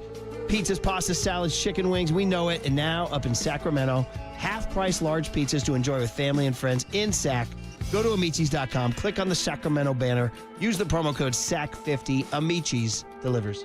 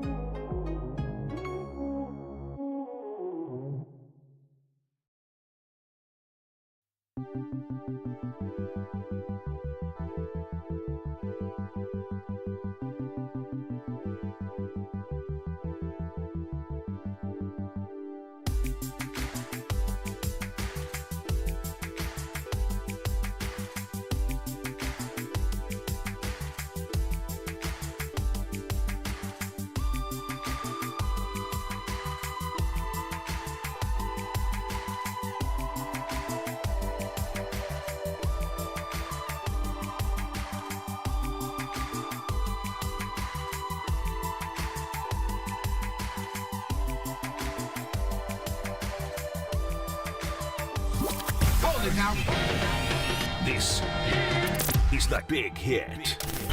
Sponsored by Benjamin Moore Paints. Experience the Benjamin Moore retail difference at their independently owned authorized retailers today or at benjaminmoore.com. On KNBR 104.5 FM and 680 AM. The sports leader. 2nd down and 8 on the Ram 34-yard line. They put both halfbacks to the side of Garoppolo. Jeff Wilson Jr. right, Christian McCaffrey left. Kittle is inside of Ayuk right. They motion McCaffrey, backwards pass to McCaffrey, and he's going to throw downfield wide open. Brandon Ayuk! Touchdown! San Francisco! Stretch run coming left to McCaffrey. Stays play side, breaks a tackle, 45. Blocked from Ayuk down the sideline, 30. cuts back inside 20, still inbounds down the sideline, diving for the end zone, touchdown! CMC! Second and 10, Niners up 3-0. Purdy going to throw a double pass. Back to Juwan Jennings. A throwback across the field to McCaffrey. He's got it. 20, 10, 5, touchdown! San Francisco! CMC, enter the dragon, babies! All right, good stuff. Tim Ryan yelling about dragons. Greg Papa yelling about touchdowns, and Christian McCaffrey, part of our big hit as we go down to Santa Clara in our minds and on our microphones to talk about the happenings with the 49ers. My goodness, it's better than talking about the 6-game losing streak of the Giants. We'll do that with Andy Baggerly at 9:35. And more Niner talk coming your way at 8:15 with Dante Whitner. You wouldn't want to miss that. Plus ticket giveaways in the 8:30 hour. My God, it's a bonanza. An absolute freaking bonanza on the Murph and Mac show. We're not even done. That's Marcus, right, because you got Murph. bonanza. Because Christian McCaffrey's new contract is brought to you by Redwood Credit Union. If you want to watch your money grow like Christian McCaffrey with a high-yield savings certificate, all you need to do is visit Redwood Credit Union and see how much money you can earn at redwoodcu.org. All right, so Christian McCaffrey, the good news. The bad news is no Brandon Ayuk. And what that means for any sort of prolonged situation, I'm not totally sure, in the sense that Nick Bosa and Deebo Samuel came to camp when they had contract disputes to avoid the fines. They worked off to the side. It's mandatory. So now the NFL will fine $101,000 a day. The team can fine Brandon Ayuk $101,000 a day.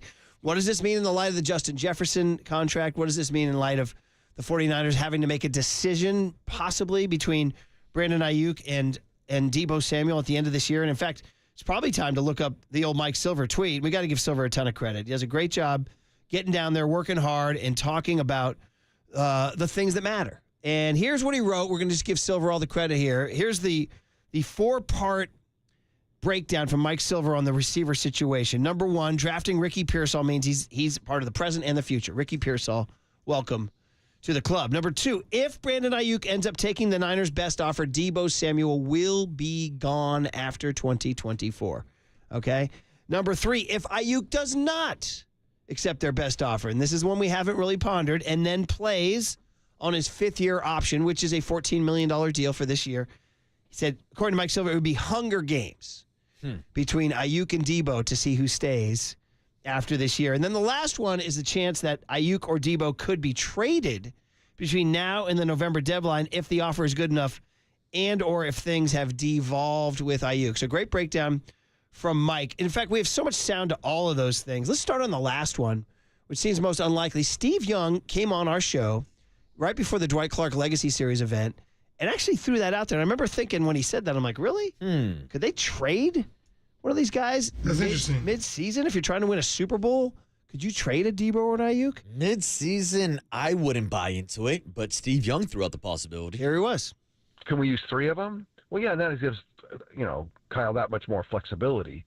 You can save yourself by October, and Ricky's fully integrated into the system. There might be too many people.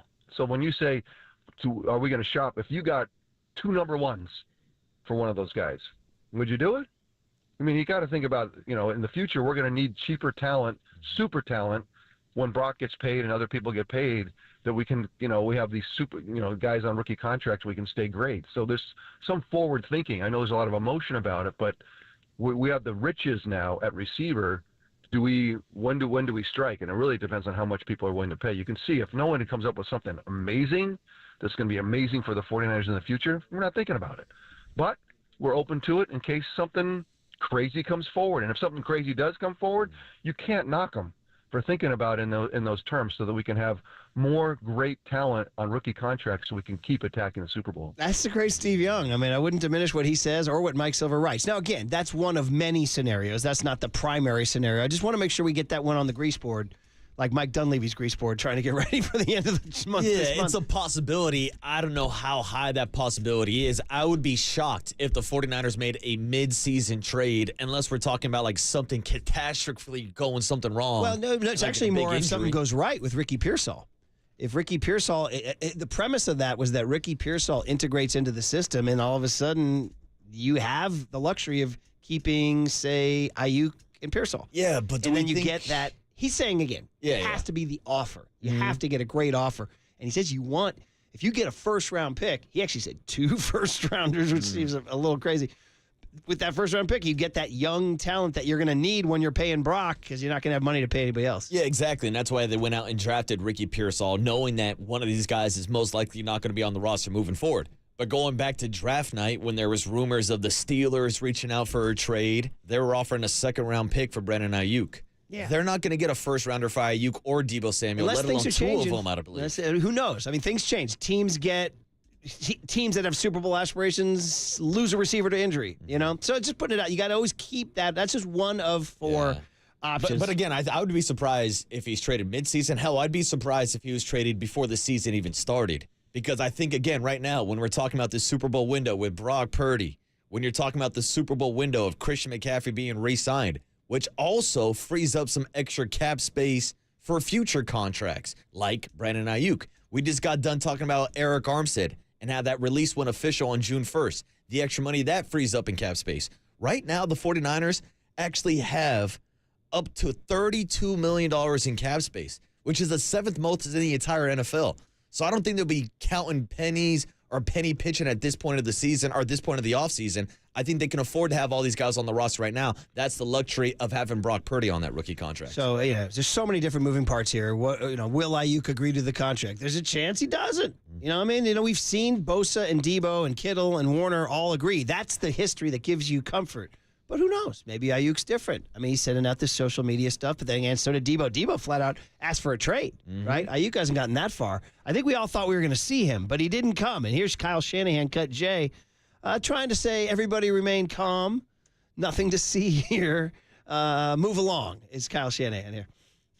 No, to me, it doesn't change at all. I mean, you find out when guys are in those situations where they come or not, and some guys come because they want to avoid a fine, and some don't. But regardless, it doesn't change anything. When those guys have come, it's not like we know what the process is, we know what the business part is, and that's just how they decide how they want to handle this week. I can't help but think of the old soundboard, but I'm not being defensive. You're being defensive. You ever think about that? You ever think about you being the defensive one? By the way, you're listening to KNBR AM and KNBR FM, San Francisco, the sports leader at Cumulus Media Station. Because he's like, no, it's no big deal that he's not here. But of course it is. And Ayuk is raising the stakes here for sure. Now, we should also point out that 49er mandatory minicamp is only 3 days. So the most he could accumulate is $300,000, which probably ain't nothing to Brandon Ayuk when he's looking for $30 million per year. So this is the price that he's willing to pay as a negotiation tactic, saying, look, I'm serious.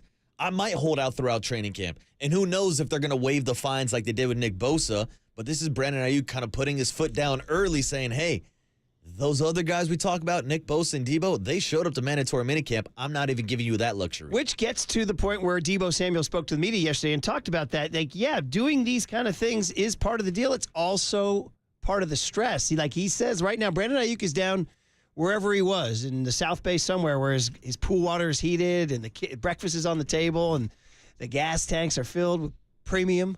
Yeah, I thought you were going there, buddy. I saw you making a move there, Tony. Never mind. Premium. Thank you. All the trucks is filled up with gas. Premium. Yeah. Well, they're still filled up because he didn't drive up to Santa Clara. He did not. But so here's Deebo Samuel on the stress. Cut Q, Tony, about Ayuk.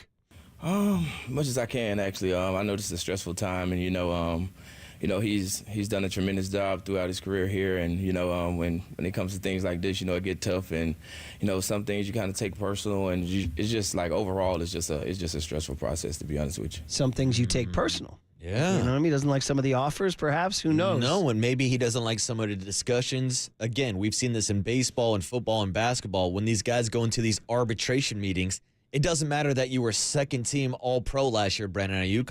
We're going to point out everything you did wrong. We're going to go to that Super Bowl performance when you weren't getting open on that one-on-one coverage. We're going to dissect your entire career and tell you why you're not worth $30 million per year. And that's going to hurt some guys' feelings, especially when Ayuk wants to be paid as a top wide receiver in the league. 49ers are probably giving the counteroffer and say, look, you want to be paid like a top 5 guy? You're not a top 5 guy right now. You're not Justin Jefferson. No, you're not Jamar Chase. You're not CeeDee Lamb. You're not these guys. Some Golden State Lumber and Building Materials text line thoughts are coming in here on the big hit about 49ers and all the drama. 650 says, scary hypothetical. What if the Niners start the season poorly? What if he says, what if they're 3-6? See, that was the Then you scenario unload that I was saying. If Debo. something goes extremely wrong, you're going in the wrong direction, there's a big injury to maybe your quarterback or Well, something you got the like Jets that. winning week 1. That's what I'm saying. Once Aaron Rodgers beats the Niners, maybe it's a yard sale and they're getting rid of Debo Samuel. Of course, I'm riffing a little bit, but I think that would be the only scenario. If the 49ers completely fell off a map, which I don't expect them to do, I think that would be the only case they try to move on from Debo midseason. Kevin in the 408 says, Brandon Ayuk, Ricky Pearsall, Juwan Jennings is not a bad receiver room. How about that? I don't think so either, but I don't know if Ricky Pearsall is going to replace Debo Samuel, especially his rookie year. Yeah. To me, Ricky profiles someone more like Brandon Ayuk, so I think that gives you extra value with Debo. Yeah. 408 says, these guys need to realize most teams aren't going to pay top dollar because a lot of teams probably base these guys' success off the Niners' offensive scheme. Ooh, now we're going from a system quarterback to a system wide receiver. There you go, buddy. Jerry Rice, system receiver, 808 KNBR. But more Debo, guys. And, listen, the elephant in the room, baby. Debo, did you know that there was major talk of you getting traded on draft night? Did you know? And Kyle did not deny that they'd at least take calls on you, on Brandon, on anybody. Did you hear that, and what was that like to hear? Yeah, I heard it. Had a conversation with my agent about it. That was going back and forth with whoever it was, but it was a thing at first. But we done moved past it, so we're here to get better. Okay, it was a thing. We've moved past it. Yeah. Can you move past things in life? 808 KNBR. Well, those thoughts are always going to be in the back of their head. If your wife goes back to her trip in Yale for a getaway weekend and be like, yeah. And the ex-boyfriend is a billionaire? I thought about trading you in, Murph, but I didn't do it. Listen, it came down to the big reunion night, and I didn't trade you in. I'm still with you. You're still going to have those thoughts. Yeah, the ex-boyfriend is a billionaire, but I've moved on. Yeah, but I've moved on, and we're now moving forward. But again, it's different the way that John Lynch and Kyle Shanahan spoke about Debo and Brandon Ayuk being on the trade market versus the way they spoke about Nick Bosa. Because when John Lynch was asked last year around the draft, when they were working through this contract with Nick Bosa, is there a possibility of the trade? No. Instantly shut down all the trade rumors. He left the door open for guys like Brandon Ayuk and Debo Samuel. Yeah. Second part of the Debo cut on the elephant in the room here, part 2. Noted that you don't have a lot of money next year, so possibly they could get out from that. I mean, do you realize that when you sign the deal almost, or does it hit you now? This might be your last year. I mean, at the end of the day, contract was signed. I know what I signed up for, and we just focus on this year. Got to give Tim Kawakami a lot of credit. You got to ask him. That's the question that needed to be asked.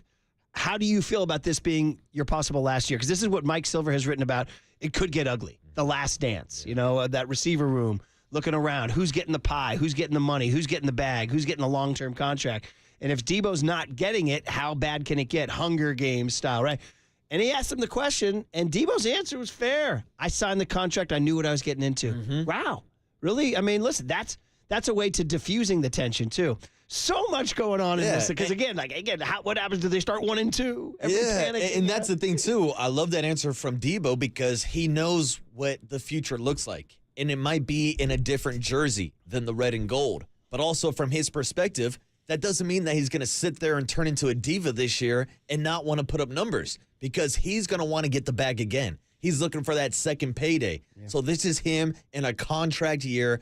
I would expect Debo to have a big, big year. I've seen a lot of videos of him this offseason. He looks like he's in phenomenal shape. Dude, he's out there shadow boxing and sparring. What do you give me for Debo Samuel and Juan Soto? Dude, you know what I mean? Contract years are incredible. This is age-old thing. And then sports fans get upset. Why are you performing only in a contract year? Well, because I'm a human being. Yeah, because I want to get paid. And then you see year one of a big deal. I mean, it's human nature. That's why you got to give credit to guys like Tom Brady and Tiger Woods, who once they got to the mountaintop over and over again, all they wanted to do was bust everything to get back there again. That's the thing I used to admire about Tiger. He had it all, man. He was like, who can I destroy next? He never took his foot off the gas pedal.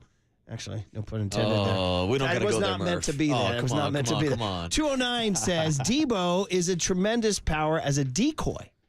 I say that as a compliment. His motions and such help get people open, moves the defense. Can someone else fill that void? I mean, that's the thing. That's a great point. The pre-snap motion, the way that Kyle likes to decipher whether or not the defense is playing man or playing zone. You could do that with other players. Christian McCaffrey comes to mind, but that's the great thing about having McCaffrey and Debo.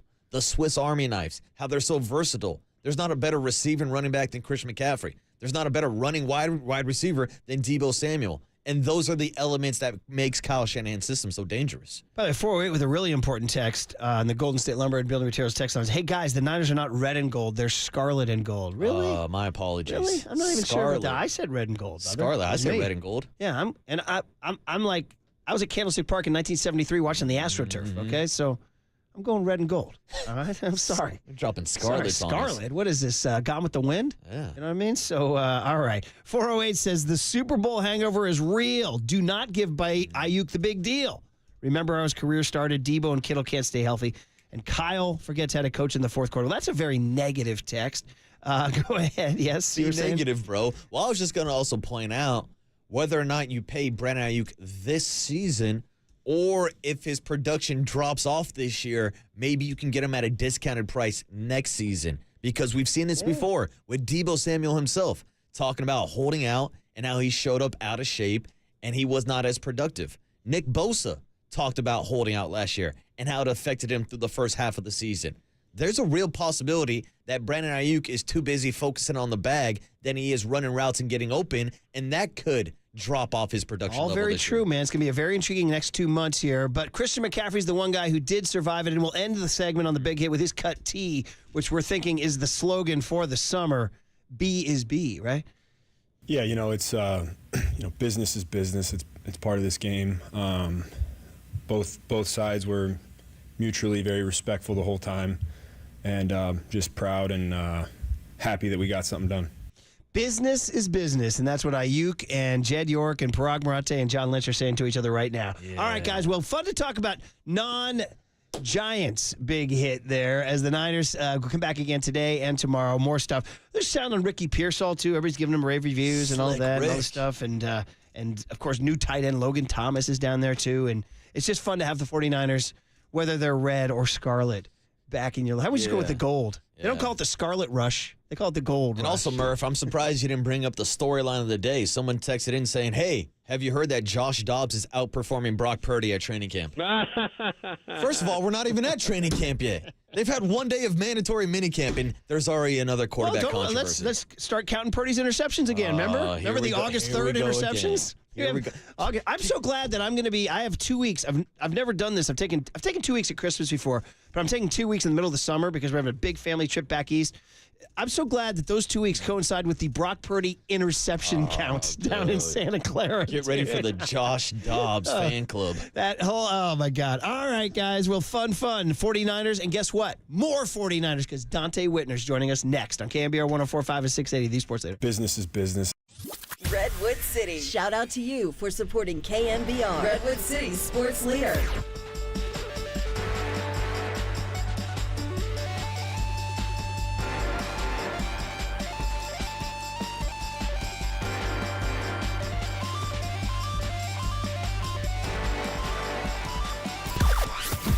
From the O'Donnell Financial Group Sports Desk. Learn more at ODFIGroup.com. O'Donnell Financial Group, because planning is a process, not a product.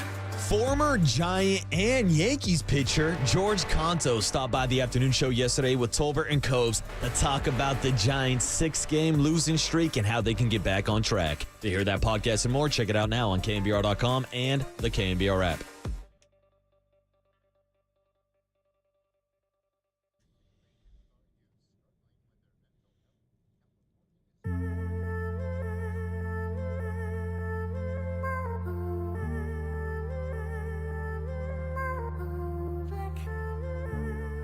Let's talk Provident Credit Union for a smarter way to save and get guaranteed results. Look no further because you can increase your earnings with a Provident Credit Union Pick a Term certificate.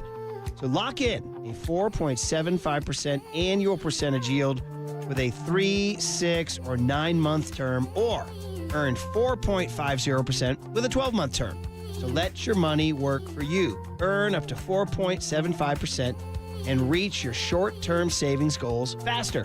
So enjoy the peace of mind knowing your money will grow securely with guaranteed returns. Do not miss this limited time offer. Open a Provident Pick a Term certificate today. Visit providentcu.org or your local branch to get started. This rate is effective as of June 1st, 2024. Minimum balance requirement of $10,000. Early withdrawal penalties may apply. Federally insured by the NCUA. For additional information, please visit Provident Credit Union at providentcu.org.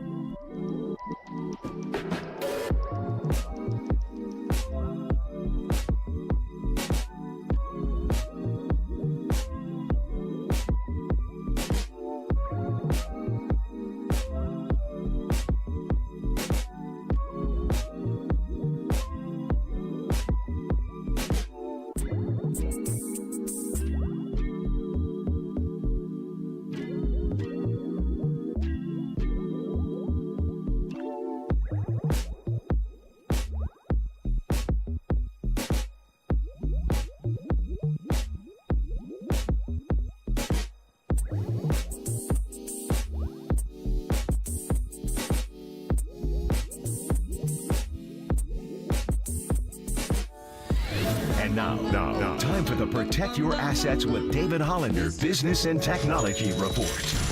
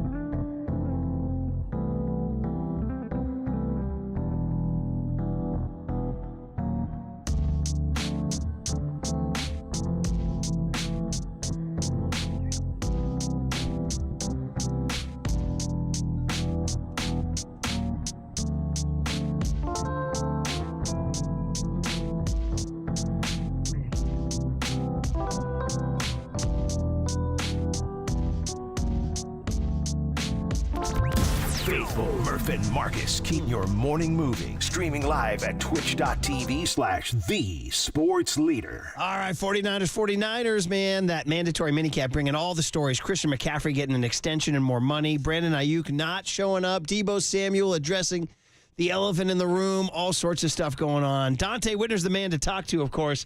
We love Dante, 3-time Pro Bowler, 11 seasons in the NFL, wore the uniform, and, of course, now we love him on NBC Sports Bay Area and on the Murph and Marcus show. Dante, good morning. How are you, man? What's up, Dante? I'm doing great. How you guys doing? I'm in the gym right now. Yeah, you are. Pushing some heavy weight. Yeah, you are. What are we doing? Benching? We doing what? I did a little bit of shoulders and some lower body stuff today, so some combo. All right. We got a heat wave here in the Bay. I don't know if you're out of the Bay Area, but it's smoking hot. So that's what we got going. Yeah, I'm in Irvine, California, so I think they say it's the safest place to live in the country. Yeah. So it's pretty cool today. And just a stone's throw away from the beautiful people in Newport Beach, as you know. Absolutely. And Los Angeles and San Diego. Yeah. It's a beautiful place to be. It is a beautiful place to be, man. Dante Whitner. All right, buddy. Well, let's talk 49ers, man, because, well, listen, the positive story is Christian McCaffrey. Let's start with that one. He gets that 2-year extension. Just your take as a veteran NFL player, knowing what it takes to get money from a team.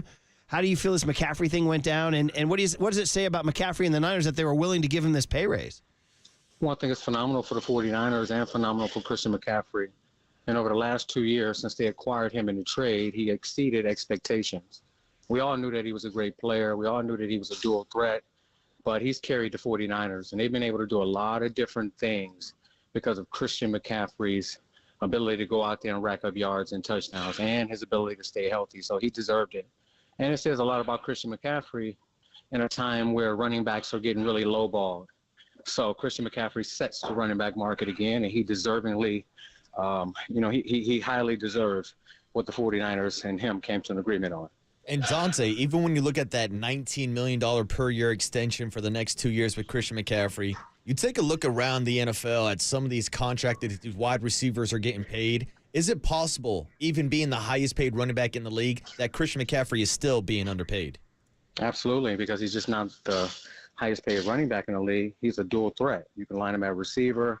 He can catch the screens out of the backfield. He makes guys miss, and he's always a home run threat. So, yeah, the $19 million a year probably is on the low side of what he could have demanded in the free market. But when you have a team like the 49ers and the way that they're built from top down, you're willing to take a hometown discount for the success on the field. Man, oh man, Christian McCaffrey gets the bag, but the guy who didn't or hasn't gotten it yet is Brandon Ayuk. So, you know the business, and we've talked to you about this periodically through the offseason, but now it's mandatory minicamp, and he doesn't show up. In the past, Nick Bosa and Deebo Samuel in similar situations did show up. What do you make of that? Is that a big deal? Is this a leverage move? What's the significance of Ayuk not being there for both parties' perspective? I think he's trying to protect himself, and he's getting the advice of his agent who was telling him, we're almost at the mountaintop, and there's no reason for you to go out there and risk injury. Long-term injury right now would be devastating to Brandon Ayuk. The 49ers understand that. They know what Brandon Ayuk can do. They've seen the productivity, and they see what the market is demanding right now. You see what Jalen Waddle demanded and what Justin Jefferson. I expect for Brandon Ayuk to get somewhere in between where those guys were paid. Somewhere around $25 million a year, 3-year deal, $30 million. I think that Brandon Ayuk will possibly be okay with that. That's what the market is demanding right now. Dante, Deebo and Nick Bosa were both extremely vocal about how missing training camp affected them in the season after getting paid. I know we're not quite yet at training camp, but with Brandon Ayuk missing mandatory minicamp, if he does decide to hold out for parts of training camp, do you think that's going to affect his 2024 season? Absolutely. And there's nothing like repetition. There's nothing like getting in football shape. Nick Bosa saw it. Deebo Samuel saw it with his holdout. During my rookie year, I held out for most of training camp. I felt it personally. So it will affect his season. So if the 49ers want everybody healthy and on the top of their game, and Brandon Ayuk really wants to be there, they'll find a way to get this over before training camp starts, because you don't want it to affect your title run.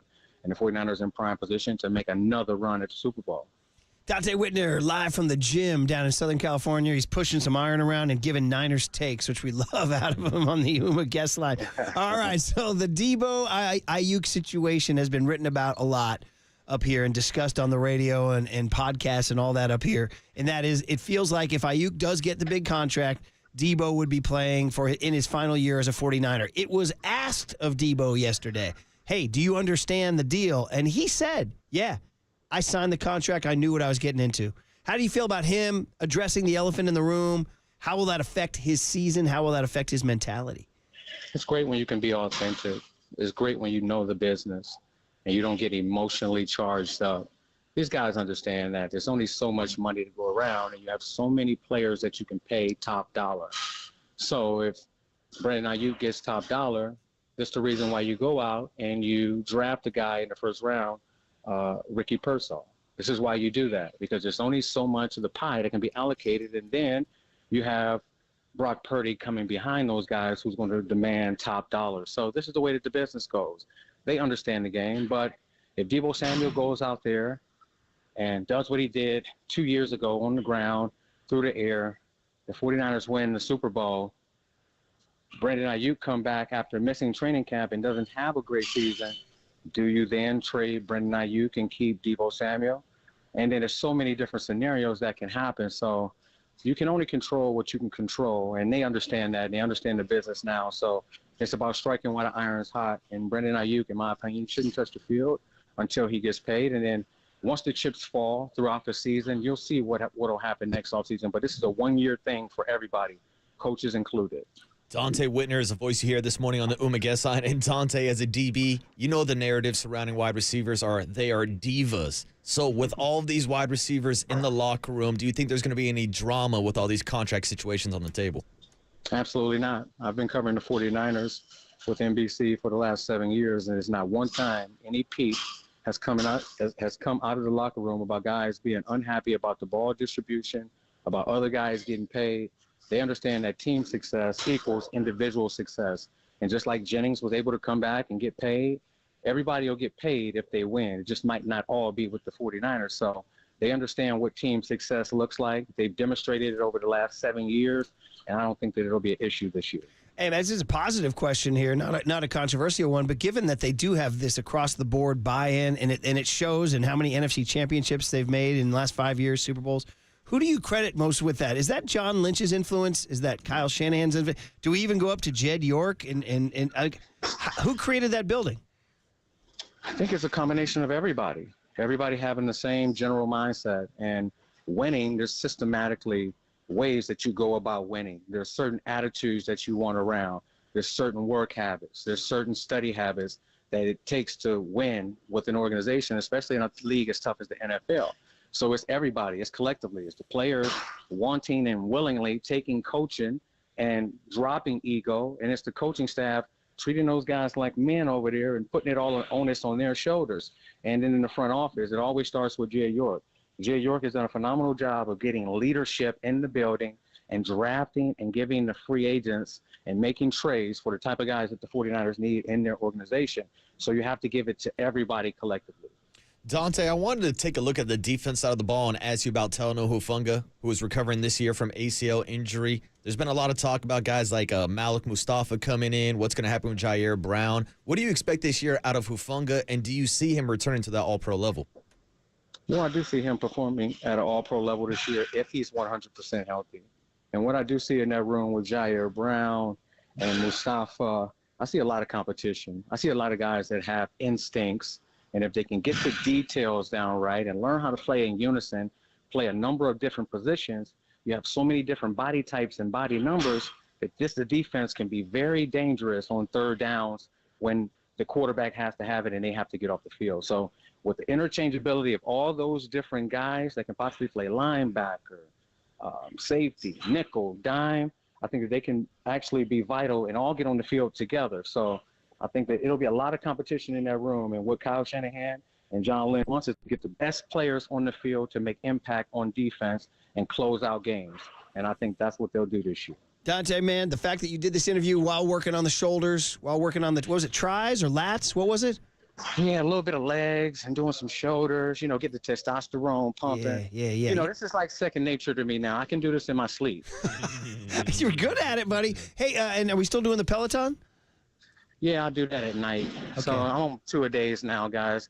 feel like LeBron James. Yeah. Got to keep my longevity. Okay. No tread on that tire, right? You got to keep that tread fresh. Yeah, you got to keep that tread fresh. And I like to get in the sauna. Oh, yeah. There's nothing like a sauna, a good sauna versus a steam. I might prefer the steam, to be honest. I prefer the sauna. They say 15 minutes of sauna per day adds 7.5 years to your lifespan. Did you hear, Dante, I read that people who nap have 37% chance of less of heart disease. Do you nap? Yes, I do it all. Oh, and I was going to say, are we still meditating, Dante?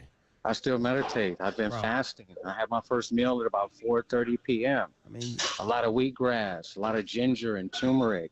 You know what? Right? So I've really been on it. I mean, listen, you're a man who's mentally and physically primed for the day, right? Absolutely. Make each day. Absolutely. Before 12, I probably meditated twice. I've had high vibrational fruits and vegetables, worked out, sauna. Now I get ready for a nap. An inspiration to us all, Dante. You're the man. Thanks for the hit. We'll talk to you next time. Thanks, Dante. Absolutely. Talk to you guys soon. Have a great day. What are you going to do? Oh, come on, man. Yeah. We're better for this right now. I'm trying to live my life like Dante Whitner. Be like Dante. What was that new what do you call it? Wheatgrass? You mentioned wheatgrass at one point there? Wheatgrass, shots of ginger. Meditated twice by noon? Dude, there was one time I was producing a Christmas show. Dante Whitner was hosting with Copes, I believe. And he comes in, and we go to the little circle KNBR, and we had these little ginger shots, these little fruit shots. He bought the entire fridge and was just handing them out to me, to Copes, to Raph, to everybody at the studio. It's like, here, this is good for your good. This is a special guy, Dante Whitner. All right, from there to the cooler of content. What do we have? What's our favorite thing in today's cooler? Young Tone, you want to hop on the mic and give us a hot preview here? What do we got? Well, I can tell you one that I sent over. Logan Webb talking about how he's not a fan of the robot umps and the automatic strike zone. Okay, we'll get into that and other must-hear sound that will make your day as good as Dante Whitner's day.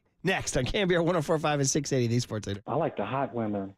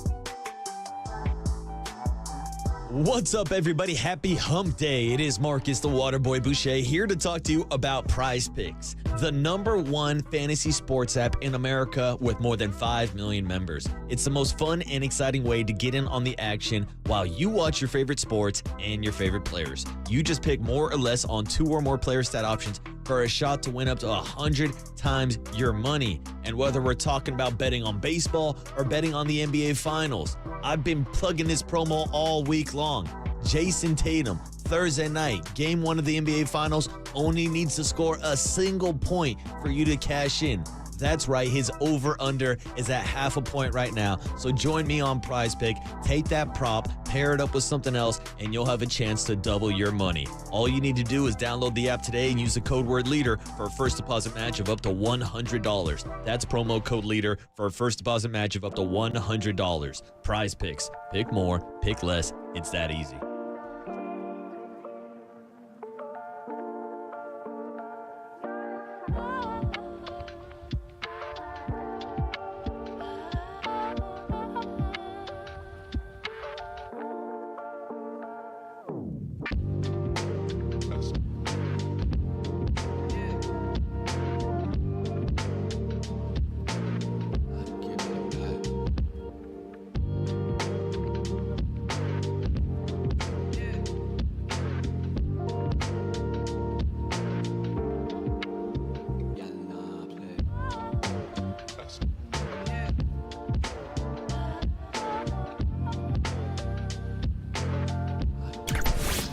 All right, everyone, chill. This is the cooler. You're not sending me to the cooler. Of content. Sponsored by Mancini Sleep World. Sleep better, live better. Visit sleepworld.com. And by Marin Health. Marin Health Medical Center and Marin Health Medical Network world-class care. Closer than you think. On the sports leader.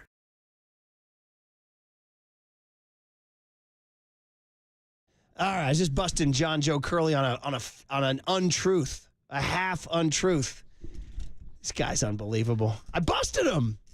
He's trying to drop Dante Whitner knowledge on us. Yeah. When he was on our damn show long before John Joe Curley ever came around. But you know the knowledge you want to drop on everybody. Well, that's right, because me, Dante Whitner, and Christian McCaffrey's new contract is brought to you by Redwood Credit Union. Watch your money grow just like CMC with a high-yield savings certificate at Redwood Credit Union. See how much money you can earn at redwoodcu.org. All righty, cooler of content always like what's buzzing around the Twitterverse, the Instagramverse, the TikTokverse. What are the kids talking about? Other than what are we talking about? And by the way, is the Kendrick Drake thing over? Yeah, I think Drake has essentially gone into hiding. Kendrick just basically buried him. Is there anybody out there who thinks Drake won? Probably a couple like OVO fans up in Toronto, but no. Medium Impact Brian would never say a bad word about Drake. Yeah, ever. maybe he's one of those fanboys that's still riding with Drake, but no, everybody has pretty much given the crown to Kendrick Lamar. All right, we go back to, do you remember the Friday morning of the PGA Championship at Valhalla in, wait for it, Louisville? Oh. I got to swallow that. Wait. Louisville. Now, we have to get young Tony on the mic. There he is on the rectangle right there. So look at the handsome young kid. And you actually, oddly enough, have history with the city of Louisville. Lots of history, yeah. You grew up there. Yeah, you could say that. I was there for on and off 9 months of the year for about 14 years. I was going back and forth. Did they see you as an oddity because you weren't a true Kentuckian? Yes, without a doubt. Did you get heckled like, hey, here comes this surfer from California, Tony? There were other things said as well, yes. Were you ever called a Yankee? No. Okay, all right. By the way, it was just like that. California kid, you know. Oh, you go back to San Francisco. You're a Warriors fan. Oh, dude. Can you break into a Kentucky accent if you had to? No. Okay. Not in the How's slightest. your y'all usage? I hate using the word y'all. Like I mean, it was a great place. I had, great friends there. I went to school out there through high school, elementary school through high school. Great place, but wanted to come back and get away. How was that heat, by the way? Was it not legit? fun? The humidity, was it a the factor? bugs, dude, Yeah. awful. I always tell this story. The kid named Brian Harmon, who actually wound up winning the British Open, the Open Championship, a couple years ago. But when he was 15 years old, he played in the U.S. Junior Amateur out at Olympic Club. So those are the kids, the up-and-coming kids who are under 18 years old, and that's the thing that Tiger Woods won 3 years in a row, which is insane, by the way. And there was a kid named Brian Harmon, a lefty from Georgia, 15 years old. He came out, and a buddy of mine, shout out Paul Lavaroni, was his caddy. You can volunteer to be a caddy at these things. So he was caddying for a 15-year-old kid from Georgia. He said the kid didn't say a word the whole week. But Olympic Club in the summer, it's foggy, and cool out there. He said when the kid finally holed out on the last hole, he just said to his caddy, he goes, y'all don't got no bugs, is what he says. Yes, nice out here. So, y'all don't kind got of sums no it up, bugs. doesn't it? Yeah. And then the word you're looking for is Louisville. So- That's how they say you got to swallow it. The whole reason we're bringing this up is that Scotty Scheffler Yeah, pause. Sorry about got that. arrested. Scotty Scheffler got arrested. And did you guys hear the final? Everything's been dropped. Everything's been dropped. By the way, did you see any of that footage of Scheffler running over the police officer? The one I saw was hard to see. It was from far away. Yeah, but the story that the cop told about, I was on the hood of his car. He tore my pants open. Yeah. It looked like he just tried to wave him down and then just started slapping at his window. He wasn't on the hood of the car from the video that I saw. I think we were the ones who said hood, but he did say attached himself to the vehicle. Anyway, so Scotty Scheffler's back playing.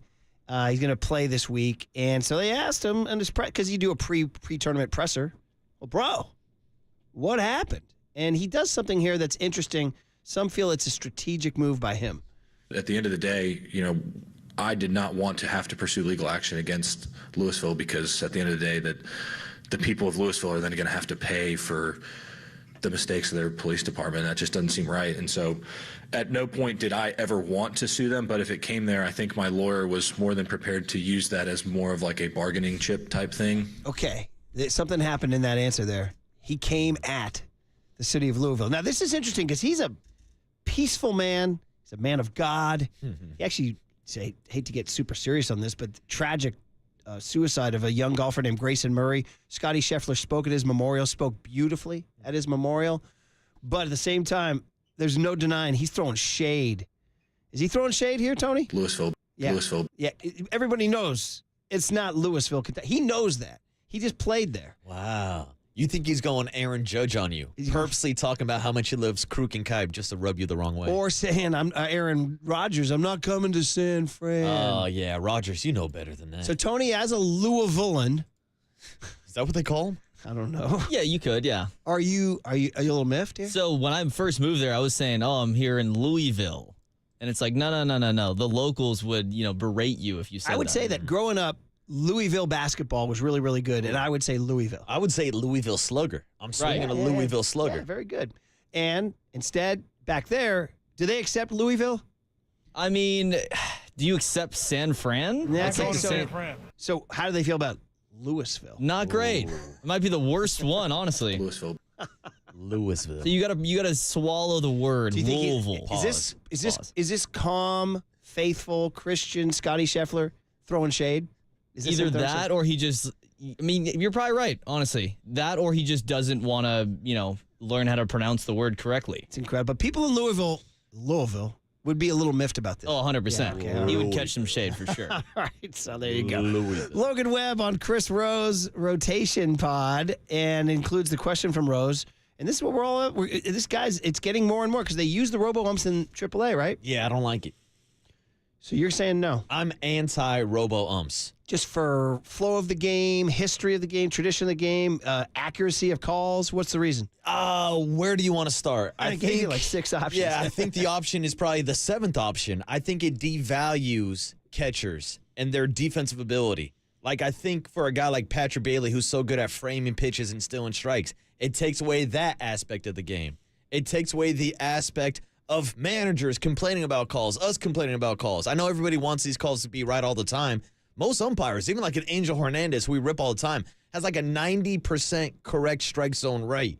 So to me, when you add in this ABS system, all it's going to lead to is more walks. You look at what it did last year in AAA, everybody's walks rate skyrocketed, including a guy like Kyle Harrison. I think it just adds more nitpicking, and I don't think it's good for the game of baseball overall. Well, good answer. Here's Logan Webb on his answer.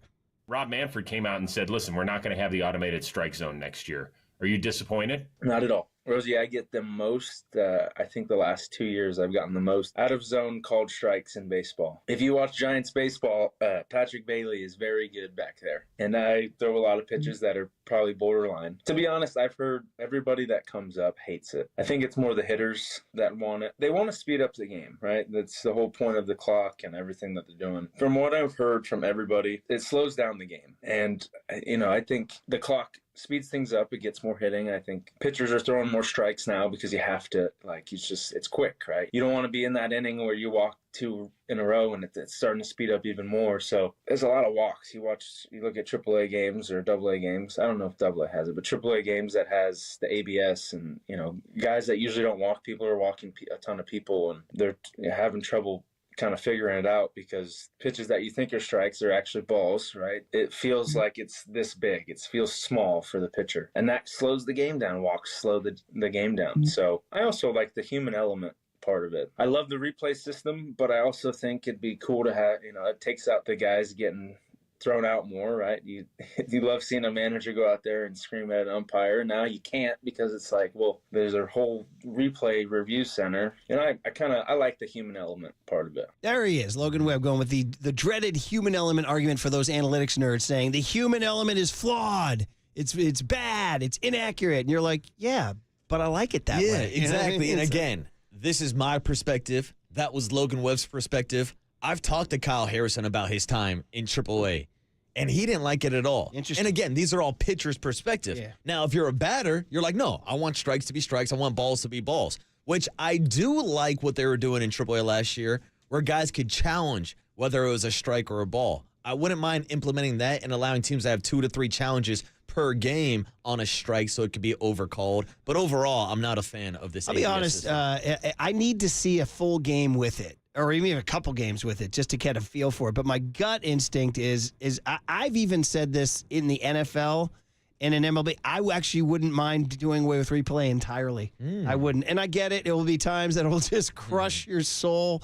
Like Jorge Soler would have been safe, right? And even though he was out, right?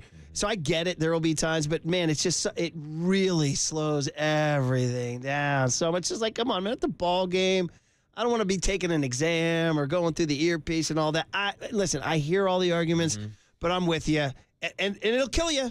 You'll get burned because there's going to be, when your team throws strike 3 and it gets called a ball, like how do you process that? Like you're saying, I want the human ump, and Yankees are in the playoffs and against my Orioles, and it's a full count, and Luis Hill throws a strike to Adley Rutschman. It gets called a ball and walks in the winning run. Well, how will you defend it at that point? That's baseball. Okay.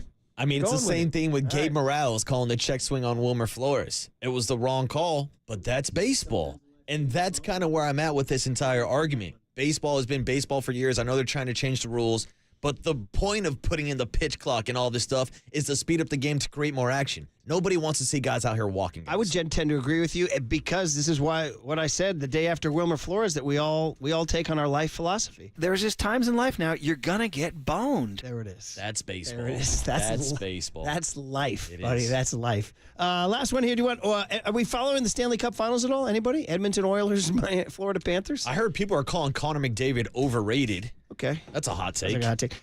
Oilers head coach Chris Knobloch. I don't know anything about him. He's no relation to Chuck, is he? Oh, is he Chuck's cousin? He was asked about playoff experience and the Buffalo Bills wind up catching a stray here. Check it out. And you're playing a team that has a ton of Stanley Cup final experience. They were just there last year. Is that an edge that you guys have to overcome, and how do you do that quickly? Yeah, experience is good. I don't know how much experience is beneficial. You can ask the Buffalo Bills how important Super Bowl experience is, but I think the biggest thing is just having confidence to play. And when our guys are playing their best, they should have a lot of confidence. Hey, that was awesome. Hey, why don't you go say that to 99-year-old Marv Levy's face, or 98? He'll be 99 in August. He's still going, by the way, Marv Levy. Go tell that to Marv Levy's face.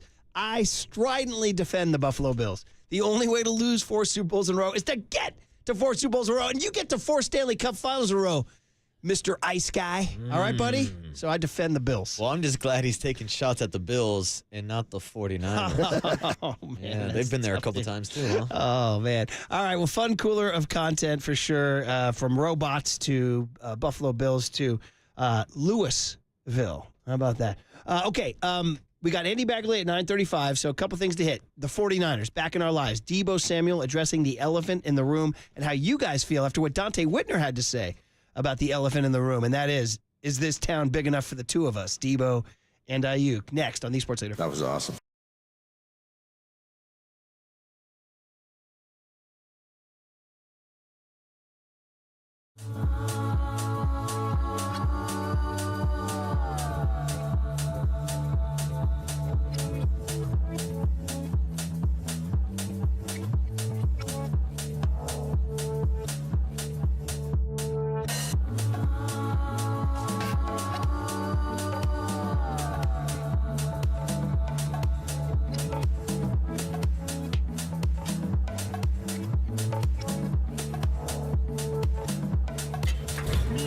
From the Chilton Auto Body Traffic Desk.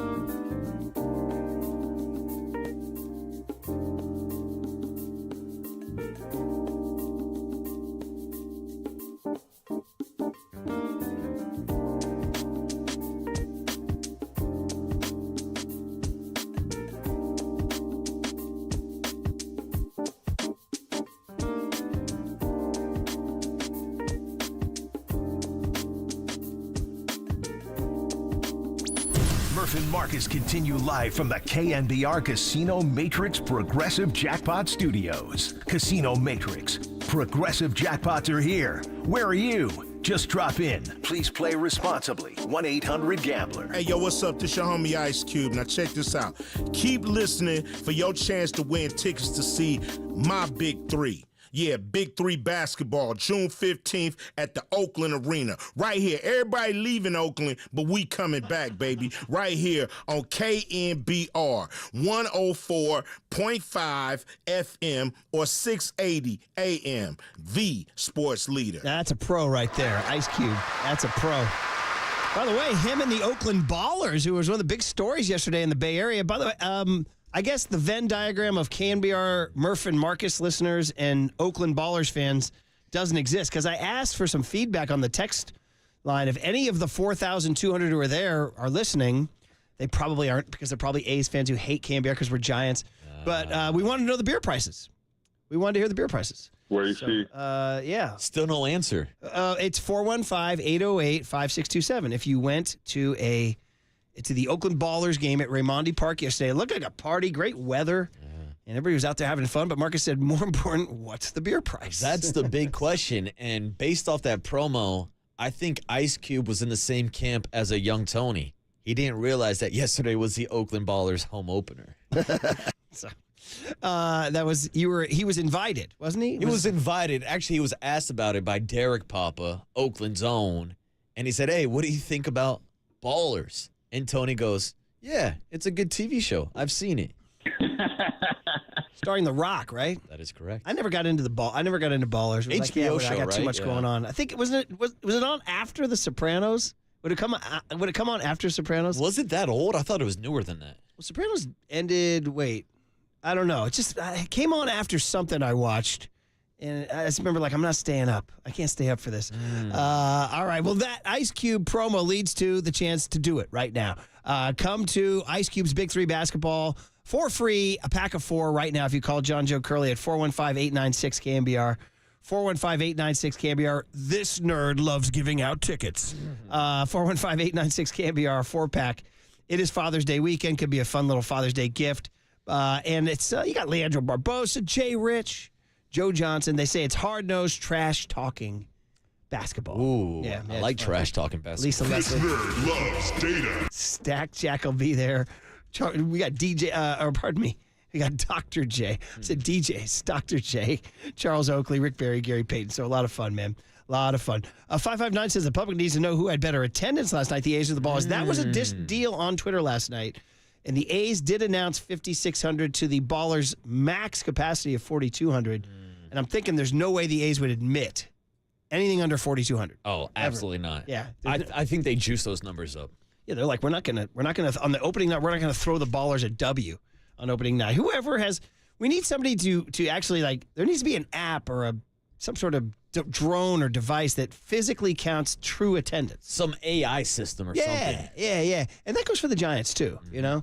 They've gotten to the point where when I was growing up, it was turnstile counts. Like literally, the A's played the Mariners one time in 1978 and 637 people went. And I remember the Examiner, because I read the sports page every day, newspapers, Tony, newspapers.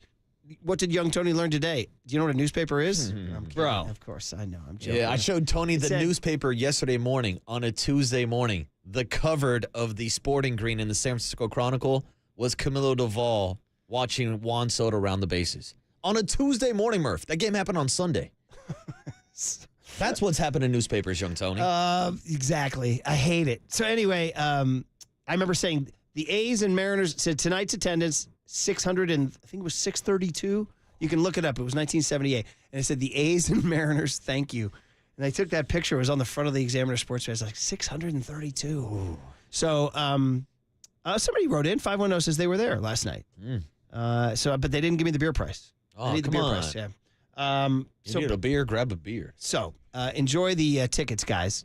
And by the way, can we bring back ticket stubs if we want to go on a digression? I hate these QR codes. First of all, memorabilia. I want to keep my damn ticket stub, but I can't tell you how many times I've walked up to a gate and there's some bozo flipping around their app. Their Wi-Fi's not working. They can't pull up the QR code, so it takes even longer to get into these stadiums. Just bring back the damn ticket stubs. Well, your old buddy who sat in that chair, that was one of his, like, if he could change the world, top 5 things he would do. Ticket stubs versus e-tickets. And that was a huge storyline on our show in the mid-2010s when they were making that transition. Paulie was going to go. He was willing to go to war. He was ready to go live in the mountains and just take on anybody who would say that. He was really passionate about it. But here's the answer. And it comes from 16-year-old D. Murph. Uh-oh. There's an app called Memento. And if you punch in a game you attended, it's the honor system, it will create a ticket stub that goes into your wallet or your app, and then you can tap it on it and say, like, I was at that game last year when Gosman pitched, and you tap on it and a ticket stub. It's still an e-ticket. It's not a physical ticket, but it's the new generation's version of ticket stubs. Like, he comes home excited. He goes, oh, I got to add that to my Memento.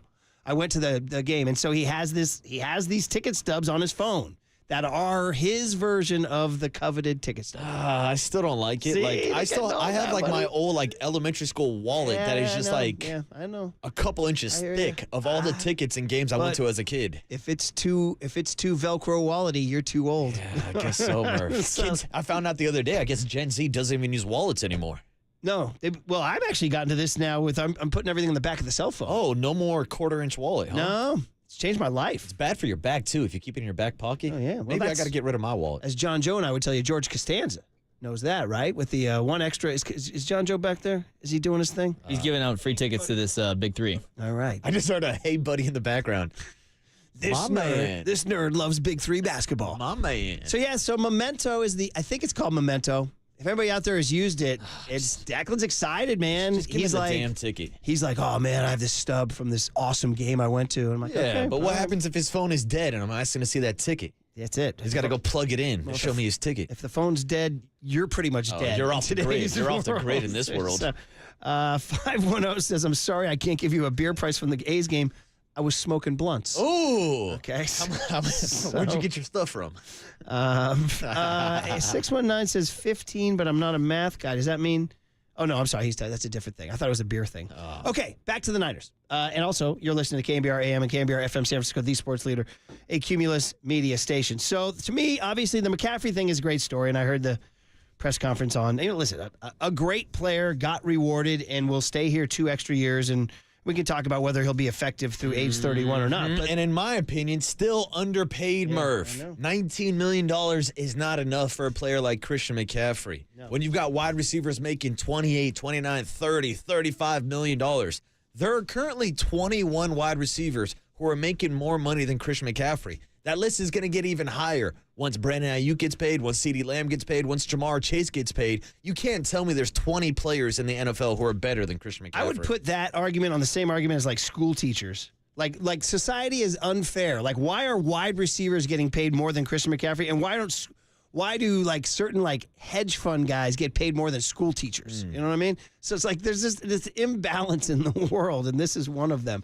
But to me, the bigger story is the Ayuk Debo thing. And to me, the biggest, this is my opinion, but Debo having to confront the elephant in the room is an interesting story. Yeah. And so, because he was told, he was told by the media, led by Mike Silver of the Chronicle, you're getting traded, bro. You're likely going to get traded. Now, it didn't happen on draft night. Okay. And then the next storyline was, well, if you're not getting traded, you're not going to be here after next year. Those are not fun things to hear if you're Debo Samuel. But to his credit, he stood up there yesterday and he answered the question. So I don't have the cut sheet in front of me, Tony, but I believe the first cut where Kawakami asks him about, did you hear the trade rumors on draft night? Yeah? What do you... He said no, Debo did not. I was trying to get some more Dante cuts. Were you adding ticket stubs to your Memento app? I was actually getting the Dante cuts for us. Okay, well, I appreciate that, buddy. If you play the Debo cut here. Much as I can, actually. I know sorry, buddy. That's the Ayuk one. This one's cut. I don't have the cut sheet in front of me. I think it's the cut.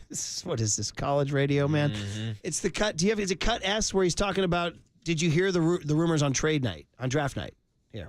You hear that? And Kyle did not deny that they'd at least take calls on you, on Brandon, on anybody. Did you hear that, and what was that like to hear? Yeah, I heard it. Had a conversation with my agent about it. That was going back and forth with whoever it was, but it was a thing at first. But we done moved past it, so we're here to get better. Okay, so yeah, I heard it, and we're moving past it. Now you got to be a pro, right? Can you move past it? You have to, especially if Debo wants another big contract. Especially when you talk about where he's at in this point of his career, where he's already been paid once, but he has had some injury issues. And whether that stems from him himself missing training camp, showing up a little bit overweight, putting that trash on film, as he told us last year, he can't have that same type of production this year. Even if it's his last year with the 49ers, he's got to put good film on tape so he gets paid by somebody else. Yeah.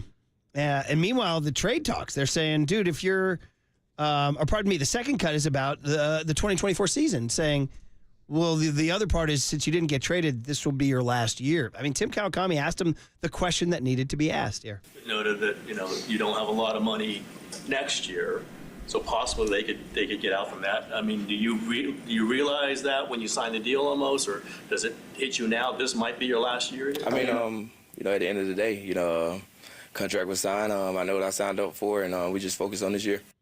I love it. I mean, question needed to be asked, and he answered. He met it head on, and it's just leading up to a really interesting year between Ayuk and Deebo Samuel and Ricky Pearsall. The other X factor in all this, where Steve Young told us that he thought that is a scenario where, and this was a couple weeks ago before the Dwight Clark event, that, and this isn't, again, this is not the most likely scenario, but keep this in your back pocket, that if the season takes a certain turn come trade deadline, maybe one of those guys like Debo is a trade piece here.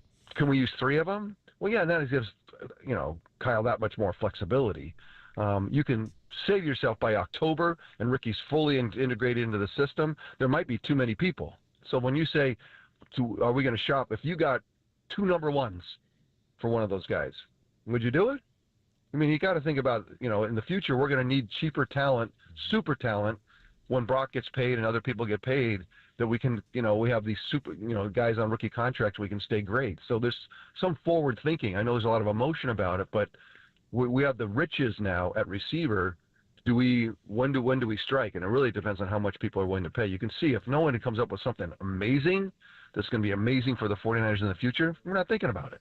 But we're open to it in case something crazy comes forward. And if something crazy does come forward, you can't knock them for thinking about it in those terms, so that we can have more great talent on rookie contracts so we can keep attacking the Super Bowl. A lot of intrigue here. A lot of intrigue in terms of what the Niners could possibly do with this situation. And I think that's why John Lynch and Kyle and the entire 49er front office kept those doors open on draft night. Because if someone does blow you out of the water with an offer of a first-round draft pick or 2 first-round draft picks, then yeah, they probably would have shipped one of those guys out. Yeah. But we saw the value wasn't there, and they decided to keep their guys moving forward. Now, the question for me is moving forward, when you look at the difference between Brandon Ayuk and Deebo Samuel.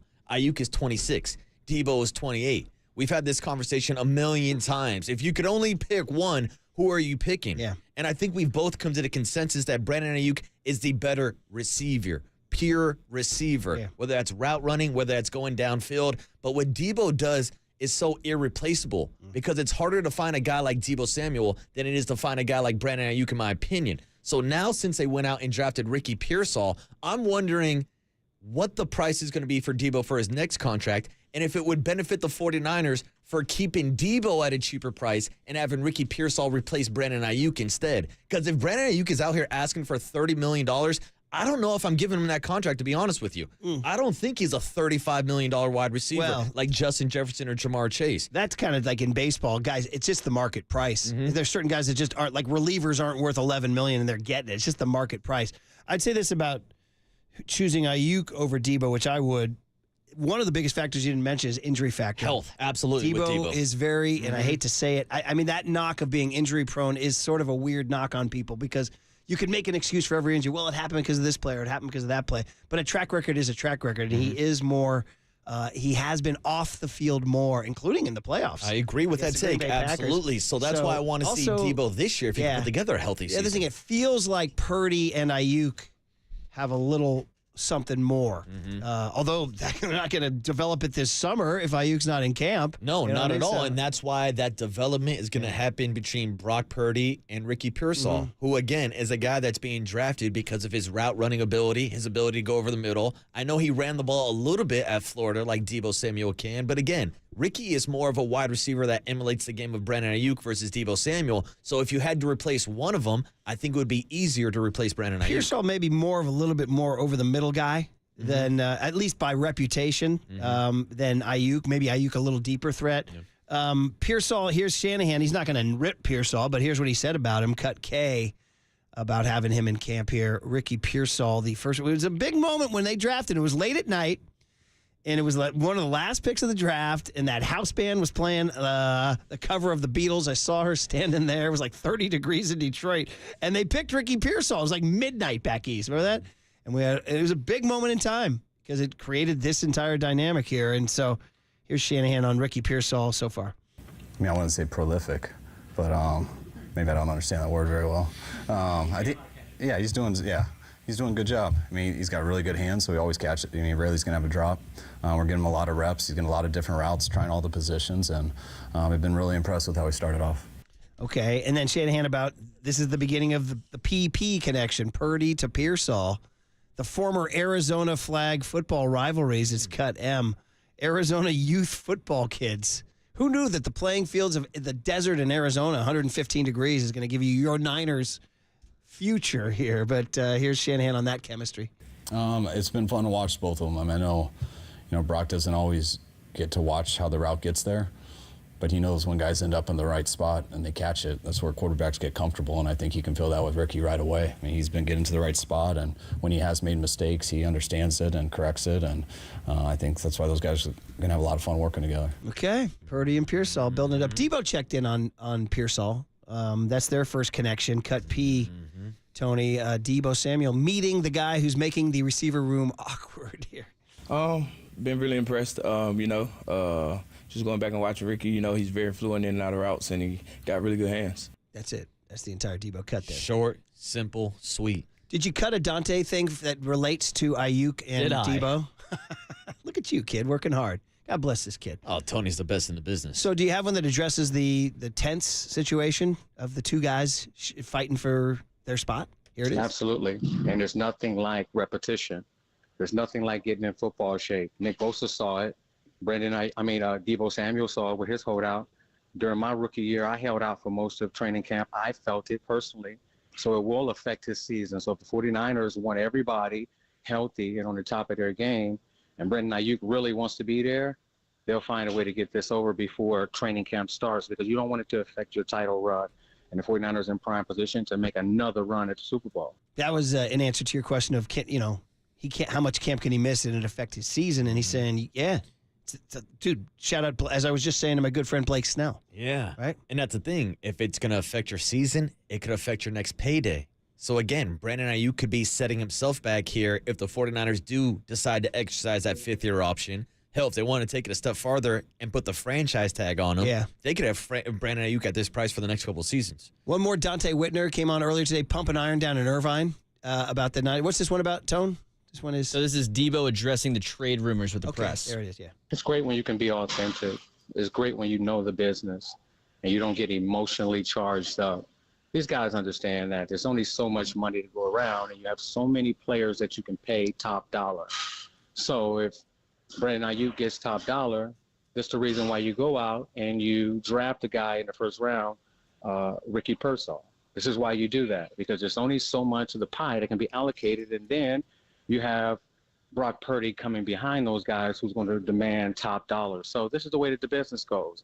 They understand the game, but if Deebo Samuel goes out there and does what he did 2 years ago on the ground, through the air, the 49ers win the Super Bowl, Brandon Ayuk come back after missing training camp and doesn't have a great season, do you then trade Brandon Ayuk and keep Deebo Samuel? And then there's so many different scenarios that can happen. So you can only control what you can control, and they understand that. And they understand the business now. So it's about striking while the iron's hot. And Brandon Ayuk, in my opinion, shouldn't touch the field until he gets paid. And then once the chips fall throughout the season, you'll see what'll happen next offseason. But this is a one-year thing for everybody, coaches included. Stay tuned. Great answer from Dante. Somebody wrote in during the interview and said, this guy's so amazing. Not only is he pumping iron during the interview, he said, but every answer is a perfect soundbite. What do you need? Breakdown on the 49ers, workout advice, life advice. Dante's got it all. Meditations, naps, wheatgrass, the whole deal. All right, well, listen, fun talking 49ers instead of that lousy baseball team, but we got to talk about the elephant in the room. We're taking on the stinky elephant that is the Giants, losing 6 in a row. And here's the deal. I'm looking at the words agitated, angry, and fuming. Who does that describe in the Giants clubhouse? Next on KNBR 104.5 and 680, the Sports Leader. Man, is it football season yet? San Francisco. Shout out to you for supporting KNBR, San Francisco's sports leader.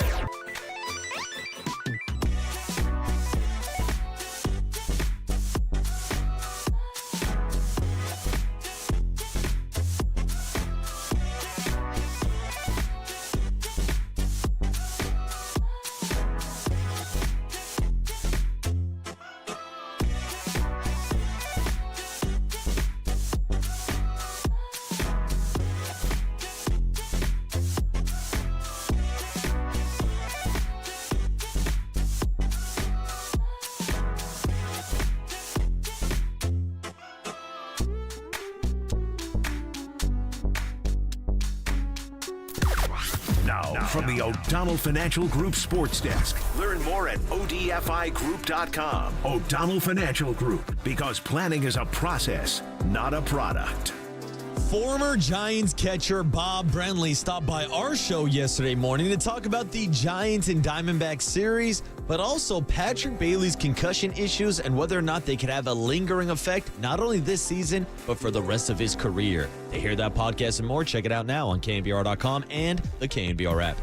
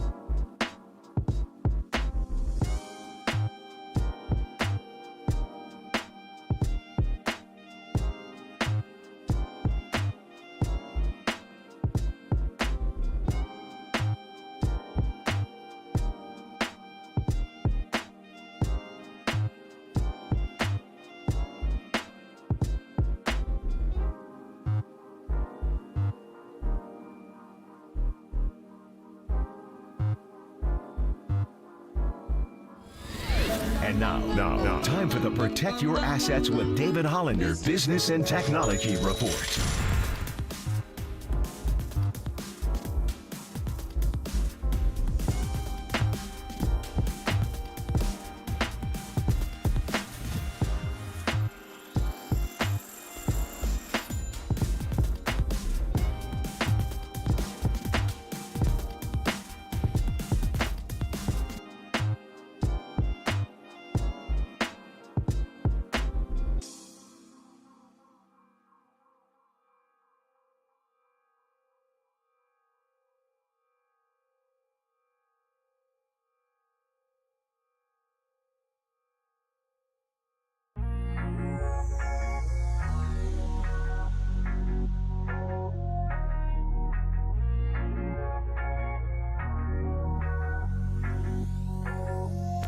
Giants gamers, Murph and Marcus keep your morning moving on the sports leader and streaming live on KNBR.com and the KNBR app. Everything.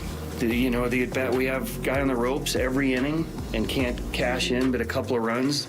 It's just a bad game. Was that a message that was relayed to the team? I'm not going to talk about what I say to anybody. There it is, man. And there's the answer to who's angry, agitated, and according to the Athletic headline, fuming. Bob Melvin, the rejoin at odds with the salty nature of Bob. Isn't this Young, Wild, and Free? Correct, yes. So, yeah, well, that's like kind of a breezy, happy song. I wanted some anger. Yeah. Do you have any anger? Explain your rejoin choice here, Tony. Somebody on the text line, I can't remember, we've gotten thousands of texts, but they requested this for that first segment when we were talking Giants. Ooh, Young, Wild, and what? They're giving away free tickets for this product? Anyway. Just all the errors, Yeah, I too. said Casey Schmidt was Young and Wild yesterday. Well, it's funny. I mean, only one error in the books, but as Andy Baggerly points out in his game story, you could have charged certainly the Marte ball that handcuffed him could have easily been an error. And then the ground ball to his right from Blaze Alexander, it's the big leagues. You'd like to see him make that play. And it turned the play off of Matt Chapman's glove, too. And then later on in the game, Brett Wisely not covering second base on a forced situation. Yeah, that's just straight up a mental error. If we want to dive into the physical errors, me personally, I charge Casey Schmidt with 3 of them. I'll cut him a break on the diving backhanded play. That's a hard play to make. 2. I give him 3 on the night. I'm not going to charge Matt Chapman with an error. Then? He had another one the inning right after because he booted 2 balls. Yeah, so he had that one, and then the handcuff one. And then he dove for one. So anyway, it doesn't matter. He either 2, 3, or 4, whatever you want. It was all sloppy and bad. It was bad baseball, Murph. And the funny thing is Casey Schmidt, we were starting to build a case.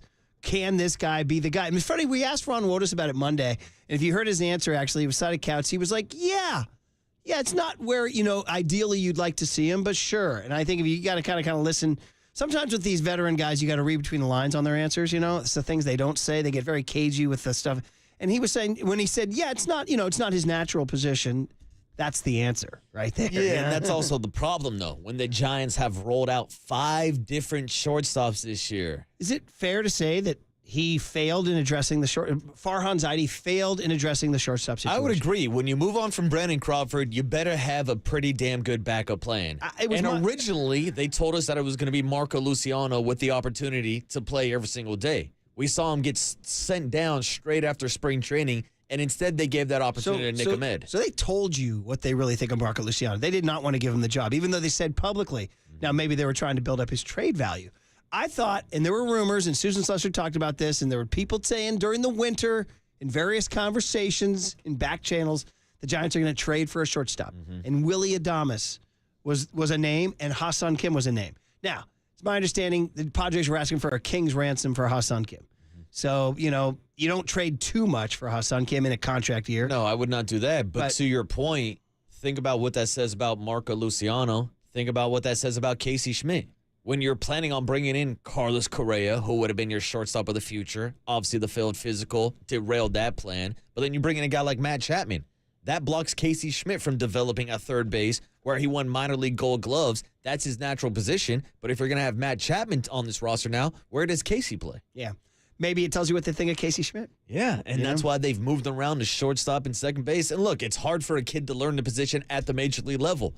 And we saw that last year with Casey Schmidt, and we're seeing it this year with Brett Wisely, who's a second baseman by trade, Yesterday, he gets put in for Casey Schmidt at shortstop, and he's not even covering second base on a double play. You know what's funny is these guys, and this is what you see with the young players, is you can fall in love over a 2 to 3 game stretch, but it's 162, baby. And the more, like both of those guys last night, Wisely and Schmidt, were shown to be, if you can't do it day in, day out, and I'm talking about a 3 game stretch where you're a hum baby after a weekend, and yeah, we give hum babies for weekend performances is how we wrap up weekends. But that doesn't mean he's arrived as a shortstop. I made Wisely a hum baby the week before. Yeah. And yet, it's what they say. And this is going to sound so unsexy for sports talk radio, but it's consistency. You have to be consistent. And what you're seeing with Luciano, Schmidt, and Wisely is a lack of consistent performance. Although I thought Wisely was trending in the right direction. I thought Schmidt was trending in the right direction.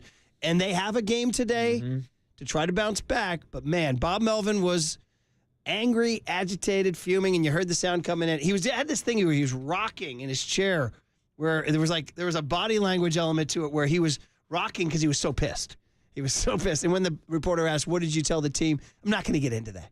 I mean, there's a saltiness to Melvin that you're seeing now that, like, yeah, it's great when we talk about the 75 Warriors and all that stuff with him in Bay Area sports history, playing baseball against Jim Harbaugh. But you're seeing the edge of him that Gabe Kapler did not have. And to be honest, he should have an edge about him. He should be pissed off. They've lost 6 games in a row. It's the longest losing streak of the season. And we broke down the losing streak yesterday, pointing out the fact that the Phillies have the best record in the National League, the Yankees have the best record in baseball, and they blew back-to-back games in the 9th inning, one on Sunday against the Yanks and another one on Monday against the D-backs. But to go out there and put on that type of performance after the 5-game losing streak, to play that bad defensively, to get your first 5 leadoff runners on base the first 5 innings and not do anything with it, to go 2 for 10 with runners in scoring position. It was just bad baseball across the board. We could talk about Casey Schmidt defensively and all the blunders he had out there, tooting and booting the ball around. But how about the fact that they had bases loaded, 1 out in the 2nd inning? Good morning, good afternoon, good night. 3 straight pitches, sits him down, strikes out, doesn't even put the ball in play. You got to be productive. You got to do your job. You got to score a run in that situation. No, and this is the big leagues, buddy. This is we stop getting sympathetic, and it's a production-based business. 925 says, no deny. This is on the Golden State Lumber and Building Materials text line.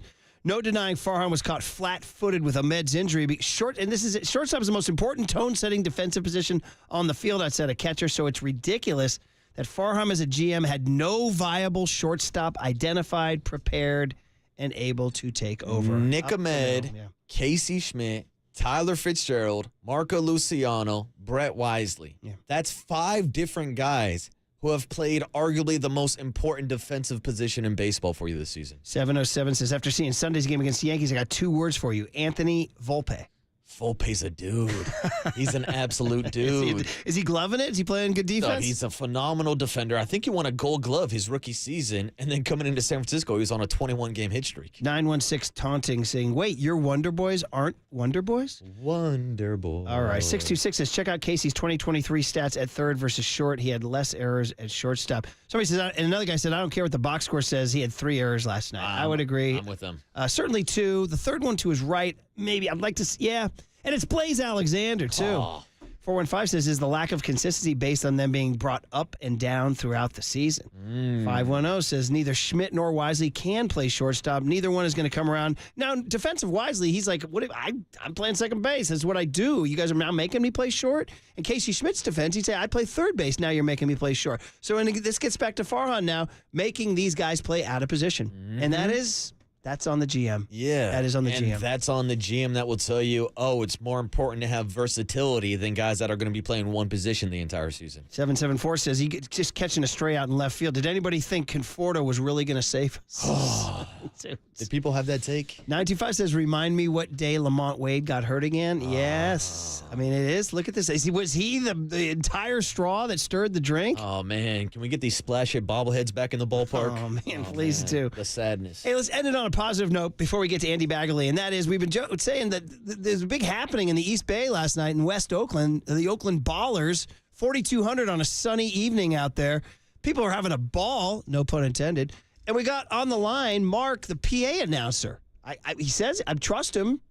Nobody else would call in and say they're the PA announcer. So, Mark, You were the PA announcer last night at the Ballers game. Dude, thanks for calling in. We wanted a little flavor. Murph and Marcus, welcome to KNBR. How are you, man? What's up, Mark? Hey, thanks, guys. I am the PA announcer for the team. I got involved in the team about 5 months ago. I'm the general counsel. I'm a lawyer by trade. And then last night I added PA responsibilities to the list of what I do. Nice. Well, give us the vibe. Look, I saw pictures in the Chronicle, on the digital. I saw a gallery. I mean, everything looked great. Visually, full house. Field looked like it was in pretty good shape. What can you tell us? I got to tell you, it was, obviously I'm biased on this, but it was unbelievable. Oakland showed up and showed out. People were into it from the first pitch, even though the score, by the end of the game, it became a blowout. People stuck around and were into it. The team put a rally together in the ninth inning. We were still down by 7 runs, and people were into it. Some fans had left, but folks were out there rooting the team on. I think the field, I stood on that field 3 months ago, and to see what it looked like last night was truly unbelievable. We first got access to the field in mid-March, started to do improvements, had a great partnership with the city of Oakland, but really couldn't begin construction until about the 1st of May. So you're looking at 5 weeks, and partnering with the city of Oakland and our construction contractor, we got a sweet little minor league ballpark together in a very short period of time, and we're just going to keep building on that. Dude, and the biggest question we have is, do you know what beer costs?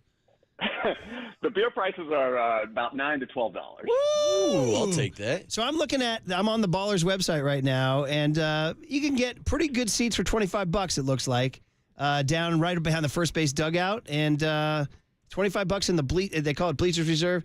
$32 behind the dish. $32 behind the dish, and down the line, $21. So, not bad by today's standards. And hey, yeah, that's right. And it's variable pricing too. So some of the games there'll be some lower pricing, and we have some bleacher tickets further out. We're trying to keep it affordable. The idea is baseball's about community. That's why we did this.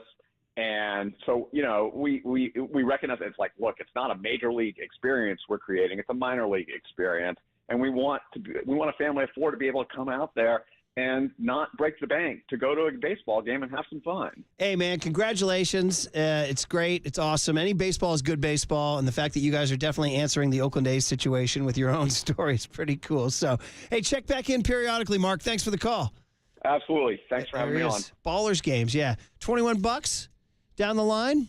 You can get down there. Maybe $9 beer, Murph. But then again, you know how people feel about $9 beers, Murph. Dude, don't get me started.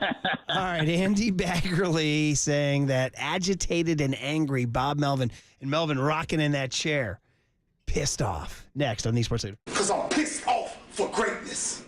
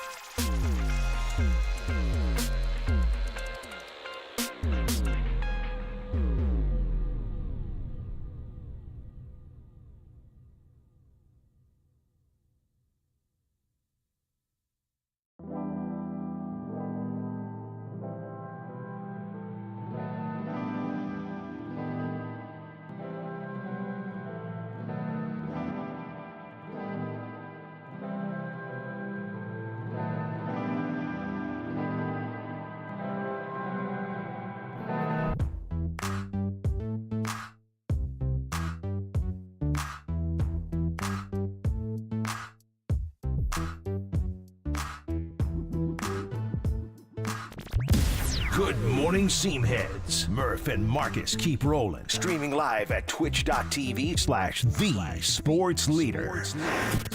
From the diamond to the dugout to the clubhouse to the front office, The Athletic's Andrew Baggerly brings his Giants coverage to KNBR. It's Murph, Marcus, and Extra Bags on The Sports Leader. All right, Andy Baggerly, and this segment brought to you by Marin Health with top physicians, surgeons, and clinicians right here in the North Bay. Marin Health puts you closer to your best health. World-class care, closer than you think. Giants are looking for some world-class care after last night. Bob Melvin, the words were agitated and angry in Andy Baggerly's story. The headline writer went farther and said, fuming Bob Melvin. Let's start there, Andy. And first of all, good morning. Good to have you. And day game today, 12:40. First pitch, 11:40 pregame. The Jordans, Jordan Hicks versus Jordan Montgomery. It's the finale in Arizona before an off day Thursday and at Texas Friday. So, Andy, let's start in the postgame. It was the lead of your story. It was to you of note that Bob Melvin had the mood he had after the game, huh? Morning, Bags. Well, yeah, I think we could have asked him anything. We could have asked him what his favorite color was when we walked in that room, and he was going to be dialed up to say what he said. And, anytime that, the manager is addressing the team post-game, he's not going to go in detail everything that he says. But, I've learned over the years with Bruce Bochy, and everyone's different, but a lot of managers just kind of give you the sanitized version of what they told the players when they sort of have it teed up to say what they want to say to the press as they do their post game. And I got to imagine what Bob said was probably pretty similar to what he said to us, which was, this is not acceptable. We're better than this. And, let's straighten this out. Obviously you have games where you play well and lose. And I feel like the Giants have had a few of those, in the first 5 games in a row they lost. And, they had obviously the one that got away from them from Camilo on the mound in New York and Soto hitting the homer. And that one you see out most of the time. But, I think it's one thing to play pretty decent and maybe just not do quite enough to win, and then have a game where you just, basically just it's self-inflicted. And this one was totally self-inflicted. It's hard for them to give away outs and make the starting pitcher work harder when you're already under a little bit of duress to get that starting pitcher through 6 innings. And he's, also a 22-year-old young guy who's got a finite number of innings this season, and you don't want to tax him. And it just leads one problem into the next, and that's what happens when a team's going bad. So, it doesn't mean it can't be turned around, and obviously, a good starting pitching performance is the best way to sort of set a baseline for a better result today. But, yeah, you lose 6 in a row, you're not going to be happy regardless, especially when you lose like you lost the way the Giants did last night. Yeah, and it seems like Bob Melvin was upset with that defensive effort yesterday. And I don't want to single out anybody at shortstop because we knew the game plan this year was to bring in Nick Ahmed to replace Brandon Crawford. But, Bags, we're at the point where we've seen 5 different shortstops this year for the Giants. How would you evaluate Farhan's process of replacing Brandon Crawford? Well, I think that they hope that Marco Luciano could sort of be the guy, and I think that maybe those were kind of lofty hopes, given that he really hadn't had a lot of time above Double-A, and was coming off a rough winter ball. But I'll tell you what, before Luciano got hurt, his at-bat quality was just night and day better, and that's the most important thing, because this guy's the whole ticket for him to be a big leaguer was the bat all along, and being shortstop was just a way to play up his value, I think, a little bit, that he could play that in a premium spot. But, it obviously was a problem for him. I think it got in his head a little bit, maybe making some of the defensive mistakes he made, especially late in games on the previous road trip. Schmidt is a guy who has a lot of arm. He's got a lot of physical gifts, hasn't played a lot of short. He said, I don't want to use that as an excuse. The turf here is very, very fast. It can gobble you up. And I think the one guy who's really looked the best at short has been, Brett Wisely. I think he's got a lot of arm. Center fielders' arms are playing that position. And, it'll be interesting to see. We'll find out very, very shortly, because there's another lefty, as you mentioned, on the mound. If he goes with the left-handed matchup and just picks Wisely to pick short today, I wouldn't be surprised if he does, just because he's been the guy who can seem to handle the routine play with the most consistency. But, Ahmed had a little bit of a wrist setback, and so he's not right around the corner, but I don't expect he's going to be, gone for too much longer. It just goes to show how important that sort of stability in the middle of the field is. But this whole thing is this team is supposed to win by catching and pitching, and they got a 4.44 ERA, which ranks 26th in the major leagues. There are only 30 teams, so that's not good. And it's just hard to imagine that this is going to be a team that's got the kind of offense that can, sustain a playoff run when the pitchers have a 4.5 ERA. So that's got to get figured out. It's up to Brian Price. It's up to everybody on the coaching staff. It's up to the pitchers to find a way to make this work, because right now a 4.44 ERA is not going to get it done. Yeah, for sure. Andy Bagley, who, of course, sponsored by Marin Health. Marin Health, world-class care, closer than you think. 12:40 today, first pitch, 11:40 pregame on KNBR. It's the Jordans, Jordan Hicks versus Jordan Montgomery. Giants try to end a 6-game losing streak, which you pointed out was the sort of the death knell last September for Gabe Kapler when they skidded out of the race. And so this is where it feels like this is sort of water under the bridge, but just kind of worth kicking around in terms of big picture. Over the winter, when you said Luciano was the guy, there were also rumors, a lot of rumors, that the Giants would make a trade for a shortstop. We saw Willie Adames' name. We saw Hassan Kim's name. From what you knew at like winter meetings and things like that and just chatting to guys, was that realistic? Was that something, and is that something maybe Giants fans would lament now that didn't happen? Well, I think with Adames, he's with Milwaukee, and you have to go back a long way to find the last time Milwaukee had a guy who was coming up on free agency that they didn't deal away, preemptively. I mean, basically, it was Prince Fielder, and so you thought, well, Adames is in his last year. He's a little more expensive now. All these teams are going through all of these regional sports network crises with not knowing where their revenue is going to come from. Maybe there's an opportunity there. And it turns out, Willie Adames is still a Brewer, and the Brewers are playing really well. So maybe that opportunity really didn't exist at all, and it was just sort of something that we thought about, maybe as, I guess, kind of a thought exercise. But in Hassan Kim, the Padres, you never know what they're going to do. They're buying, they're selling, they're doing everything in between. I think there's a lot of people who know that, Bob Melvin thinks a lot of Kim, and there's a lot of ways that he might fit the Giants potentially next season. But, I think if he'd been on the block, the Padres probably would have moved him to another club by now. So, it's tough when you're out there and you're a team and you have a need and everyone knows you have a need. You can be in a negative leverage position when it comes to acquiring a player, and that goes for trades and free agents. And frankly, you look at what happened with J.D. Davis, and he got done pretty dirty in terms of getting cut and having the Giants only pay out about like a quarter of his salary. But if they don't have him under contract and ready to be the everyday third baseman, they probably don't get Matt Chapman at the kind of salary terms that they got him at. And so, it's a big part of transactions is when you have a need and everyone knows you have a need, you're going to get squeezed. And, I think the Giants, probably with Nick Ahmed, thinking that they had enough length in their lineup, enough talent in their lineup that they could have a guy who's a glove-first shortstop, hitting ninth. It wasn't the worst thought in the world, and it may even still work out. And, Ahmed's even come through with a couple hits here and there, and with runners on base before he got hurt. So, it's not a bad plan to lean into pitching and defense when you've got a single ball staff. But obviously they're sitting there, like we mentioned, with a 4.44 staff ERA. So that plan ain't working so well. Couple more minutes here on the UMA guest line with Andrew Bagley and Bags. I wanted to get a couple updates on the Giants starting rotation. First of all, if there's been any updates on the MRI of Blake Snell and what his timeline looks like. And second of all, what the timeline looks like for guys like Keaton Wynn and Robbie Ray, who both threw in Arizona yesterday. Yeah, they did not give us any update on Snell's MRI. He was supposed to have it yesterday.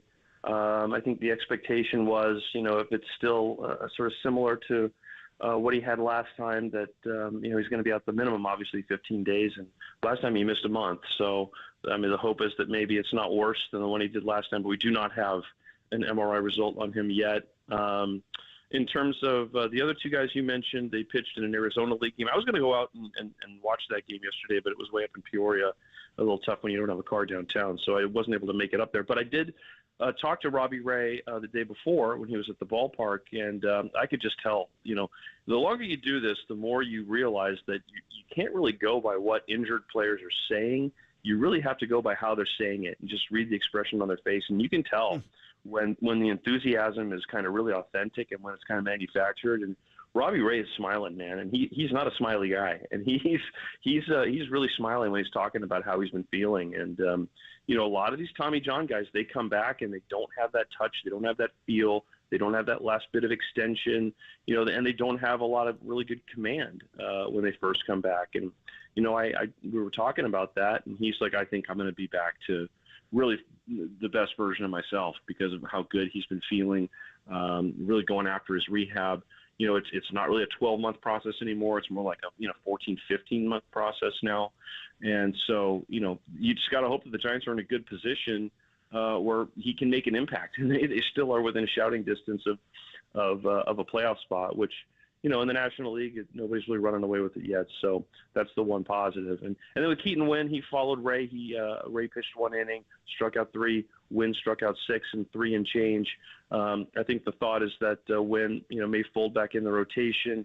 If they put him in on regular rest and treat this one as a start yesterday, then he would pitch Sunday in Texas, and they could figure out one other start from there. So that's kind of where they're at. I think there's a lot of temptation in the organization to push ahead Ray's timeline, but they all kind of know, hey, look, this is not the prudent thing to do. We got to let this thing play out the way that it's supposed to. So tough thing to do, to be disciplined like that when obviously the rotation has a big time need, but that's kind of where they are. Well, it's just an interesting time because, they make the big change, the big overhaul with Melvin and Matty Williams and Brian Price and Pat Burrell, and they change the infield with Matt Chapman and everything. And then here they are looking almost exactly like sort of last year's team. Doesn't it sort of feel that way? The final note, Andrew, just kind of there's that feel that it kind of looks the same. I mean, it's not totally different, and it hurt who's losing Jung-Hoo Lee. I think he was a guy that was just starting to tap into kind of some of that dynamism. And a fun guy to watch. And, it really does hurt that Soler has not really been an RBI force on this team. And that everyone's rooting for him to get it going, trying not to put too much pressure on him. But he knows that he's not getting it done. And, and a lot, even some of the little smaller things, like they signed Tom Murphy so that Patrick Bailey could really, hit mostly left-handed, wouldn't have to worry about the right side, take something off his plate. And Murphy was a guy who could crush lefties and really be a plus in the lineup on those days, and he's hurt and hasn't really caught very well, to be honest, and wasn't really doing much outside of spring training. So now you have Bailey catching, yesterday with a lefty on the mound, and he nearly grounds into 3 double plays, which no Giant has done since 1966. So, it's just when things don't go right and the plans start going awry, then some of the pieces that you thought would fit don't quite fit, and you just got to figure it out. And that's basically where the Giants are right now. They just got to figure out a way to win a ball game and go into the off day and then try to reset. Oh, man. All right. 1966. Nice. That was evocative. I'm thinking the Beatles' Rubber Soul. That's what I'm thinking there. 1966. Yeah, I was shocked when I looked it up. I'm like, because Bailey hit into double plays in his first 2 at-bats. And I thought, when's the last time a Giant hit into 3 double plays in a game? And through the magic of the Baseball Reference Play Index, I called it up. And I actually had to check my work to make sure I didn't enter anything wrong because it gave me 3 games in all-time franchise history. And the only one in the San Francisco era was Jesus Alou in a game in 1966, game 2 of a doubleheader at Forbes Field in Pittsburgh. That's how long ago it was. And I thought, wow, that's the last time a Giant has grounded into 3 double plays in a game. So Bailey, a fielder's choice in the 9th. He came close. They need a win like a baby needs their mama. My gosh. All right, Andy. Well, thanks for the time. We appreciate it big time, and we'll look forward to reading you, and enjoy the game today. Yeah, thanks, Bags. Thank you, guys. Have a good day. Appreciate it. There it is, man. I remember after an A's game, I was covering the A's, and we came in, and Art House said, well, I used to coach in Mexico. And my assistant Art used to say, Papi, we needed that win like a baby needs their mama. And that's the Giants right now. That's a phenomenal line. You should have seen John Joe Curley's face light up when you said that. It was an Art House special. I remember it was like a Saturday day game. They were on a skid and they got one, and he just opened up the presser. But he used to sit behind his desk and lean back and say that. All right, guys. The Giants Sutter Health Report. I don't know if the young Tony learned anything today, but we certainly can get into some of his hometown discussion too. I don't know. We'll figure it out. And then Papa and Lund. Woof! What a day. On KNBR 104.5 and 680 Sports Leader.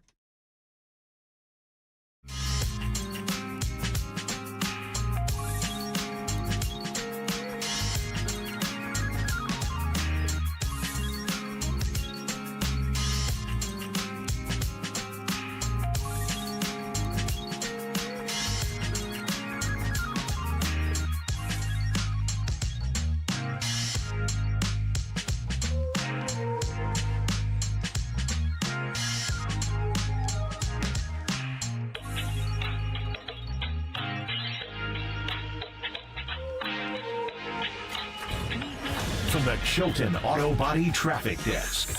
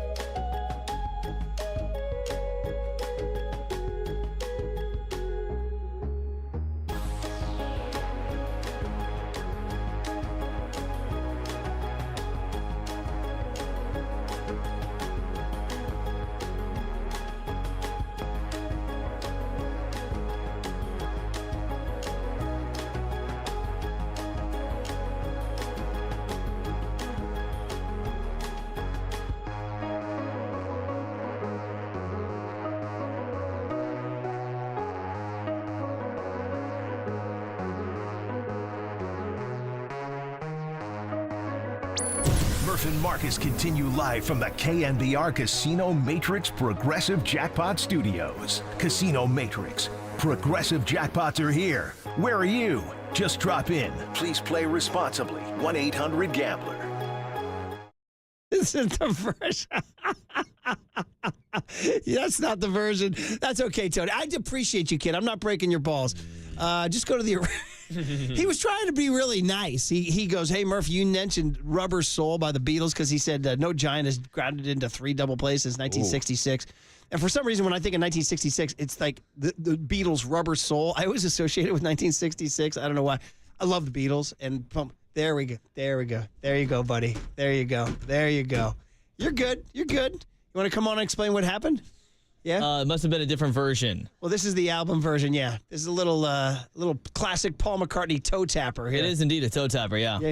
Yeah. We're going Rubber Soul here. Rubber Soul's a great album. Okay. I was going to say, he asked what would be the best rejoin for Rubber Soul. I said, well, if Pat Bailey hit into 3 double plays, Nowhere Man is on there, but it's not really a great rejoin. This is a little more McCartney, classic Paul McCartney little vibe here. Listen, here we go. A little mid-60s sound, you know what I mean? It's Young Tony. You ever heard of the Beatles? Dog. Now, the real question is, Young Tony, would you say that Drake has more slaps than the Beatles? No. Yeah. Thank you. Thank you, Tony. Oh, Mib came like, that's inarguable. He said, inarguable. I think that was Mib on the text line. You asked, does anybody think Drake won the rap battle between him and Kendrick Lamar? And we had one guy said, oh, Waterboy doesn't know what he's talking about. Drizzy is still the king. No. Not out here on the West Coast. I can tell you it's all K-Dot. That's hilarious. But you did me up with this Rubber Soul rejoin. I'm looking through you, McCartney and all that. That's the Beatles, and I was trying to think, I'm looking through the Giants. Give me a win, baby. Give me a win. McCartney could write a little ditty. That's what he could do. All right, buddy. Okay, and from the 1966 reference to a 2024 reference, health-wise. Time now for your Giants Health Report, sponsored by Sutter Health. Well, Murph, we just had Andrew Baggerly on, who said there's no update on the MRI status of a Blake Snell, but he did give us an update on Keaton Wynn, who threw yesterday in the Giants-Arizona League, following up after Robbie Ray, and it sounds like Keaton Wynn could possibly rejoin the rotation this weekend against the Texas Rangers. And then with Keaton Wynn, he followed Ray. Ray pitched 1 inning, struck out 3. Wynn struck out 6 and 3 and change. I think the thought is that Wynn, may fold back in the rotation. If they put him in on regular rest and treat this one as a start yesterday, then he would pitch Sunday in Texas, and they could figure out one other start from there. Giants are looking for a win today, but possibly be looking for a Keaton Wynn on Sunday. Stay tuned for more updates on Keaton Wynn and the entire Giants roster. And that Sutter Health update is brought to you from the doctors who never stop answering your questions, the cardiac specialty centers that never stop helping hearts. Sutter is more than 220 hospitals and clinics that never stop caring for Californians. SutterHealth.org.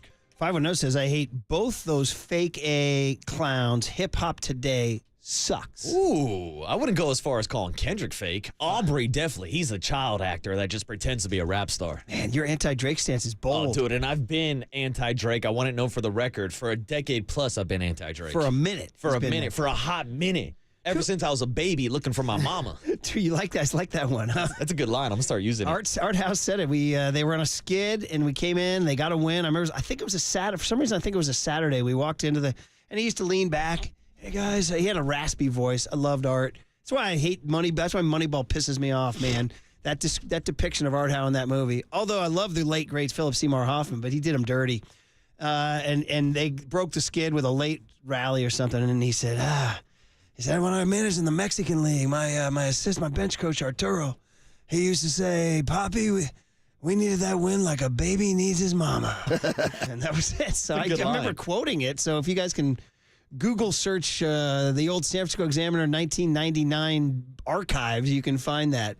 Because I used it in the game story, as I recall. The Giants need to win badly today. Jordan versus Jordan. Hicks versus Montgomery. Montgomery, another guy who struggled this season in that same Blake Snell kind of sit out, hold out, and has not been the same. Yeah. Maybe Jordan Hicks and the Giants end the streak today. Papa and Lund will give you the lineup when it comes out soon. 209 ends it with a really good text. He says, Giants just don't look like a team yet. They look like a collection of parts. I agree with that 100%. Oh, finally, that's what happens when you go thrift shopping. yeah, pops. We used to play that. Were you on the show? We used to play the pop the tags. We're gonna pop some tags. Yeah, we used to say. And then just young Tony, real quick. I think this is a short one here today. Marcus want to know, what did young Tony learn today? Well, so the joke is he's very, very young and innocent. Hey, I know that now. Okay. Well, I think actually it just kind of came at the end. He learned about the great album Rubber Soul. I would highly recommend it.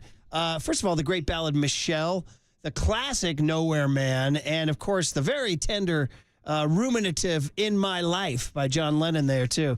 There are places I remember. You know that one. All my life, though some have changed. Yeah. Do they get enough run these days, though? The Beatles? Well, you're talking to the wrong guy here, buddy. Dude, you're talking about Gen Z who says they're done with the 90s. Don't even ask about their opinions on the 60s. We had that Declan Murphy at the dinner table the other night. Just said, he goes, I don't know, maybe LeBron. Out of nowhere. We were talking about like something else, like a school assignment. He goes, I don't know, maybe LeBron is the GOAT. Whoa. I go, where did this come from? Whoa. And then he said, I just have to go by eras, though. I can't compare eras. And I said, to me, Jordan and LeBron, kind of similar eras. He's like, no.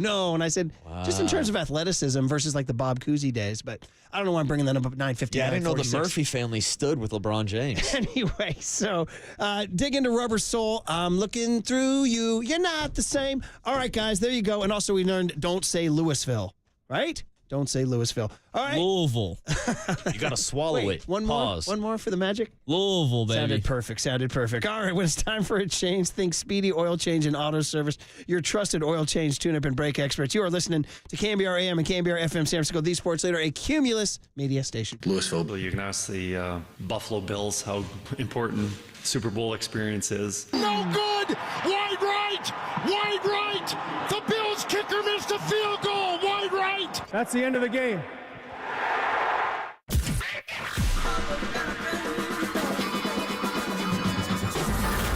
Ladies and gentlemen, Prepare yourself. prepare yourselves I love it when you call me Big Pop. for Greg Papa Sleeping Boy is Superman. San Francisco. and John Lund. It's 10 o'clock. Let's hit it. This is Papa and Lund That's right. We're getting it going. on KNBR 104.5 and 680. The Sports Leader.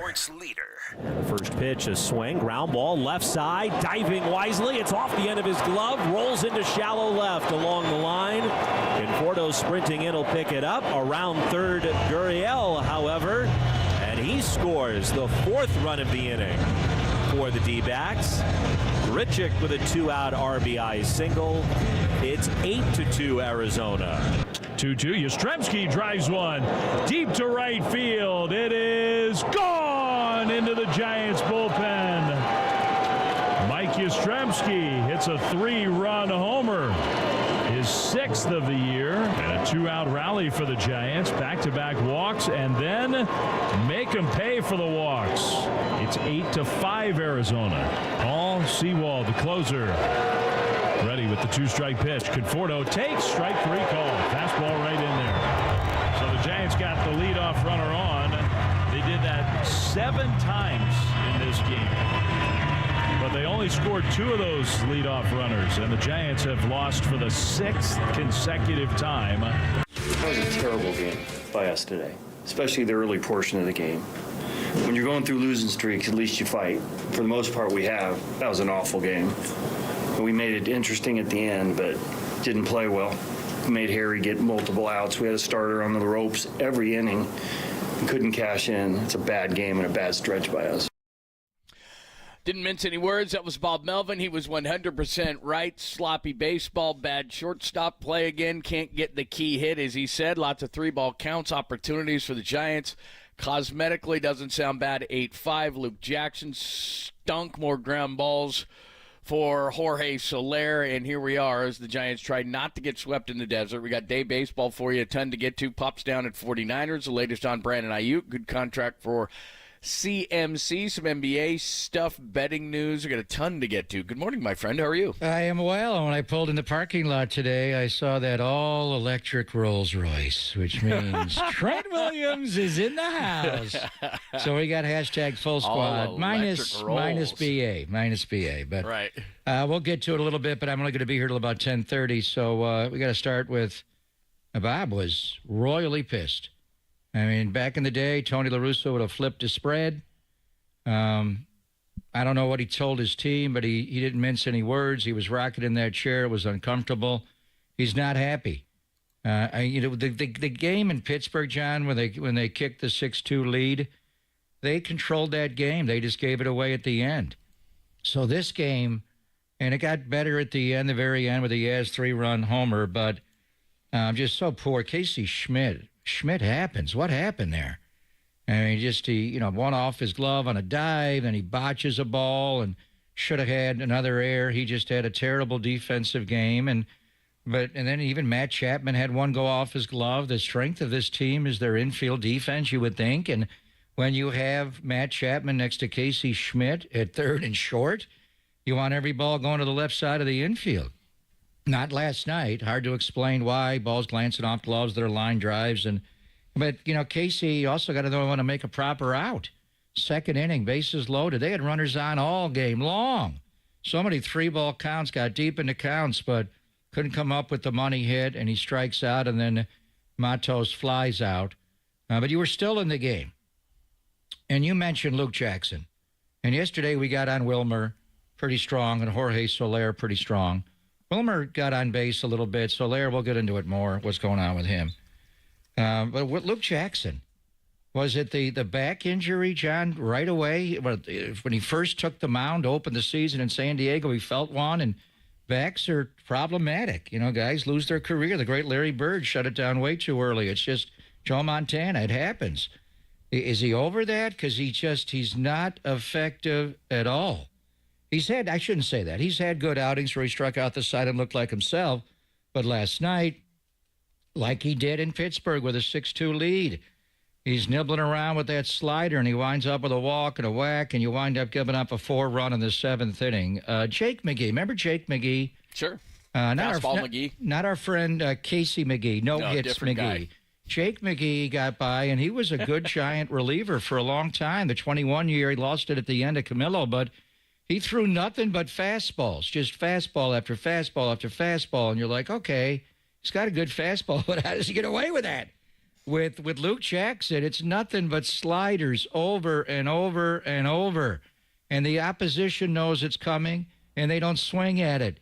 He needs to expand his assortment. It's obvious he needs to mix in more fastballs. Last night Kyle Harrison mixed in his changeup more outside of the 4-seam fastball. So Luke better start pitching well, because you got some guys in the back end of the bullpen, Rodriguez and Jelly and others, obviously Ryan Walker and the Rogers brothers. I don't want to say DFA coming up, but Luke Jackson has just not been himself, with the exception of a couple outings, and it starts opening day in San Diego when he tweaked his back, John. He has not been good this year. Yeah, I'll say it. He's got an ERA over 6, and it's too bad, but you can't use him in any kind of high leverage situation. He comes into a 4-2 ball game, and it's absolutely atrocious. And like you said, it's just slider after slider. And I think it was Kruk at the end, after he had given up all those runs and hits and everything else in that atrocious inning, and he said, he's really mad with that last slider. Well, do that at the beginning. I mean, he just doesn't have it. And he was a great reliever with the Braves. He's been okay with the Giants at times, but I think there's too many other guys that need it. And really the overriding factor of what you just described is they just can't get any consistent play out of just about anyone. The hitting comes and goes. The relievers come and go. The starters come and go. It's just they can't get it. The defense comes and goes. Casey Schmidt last night, I was just shaking my head going, he was the guy who was at least supposed to be defensively solid.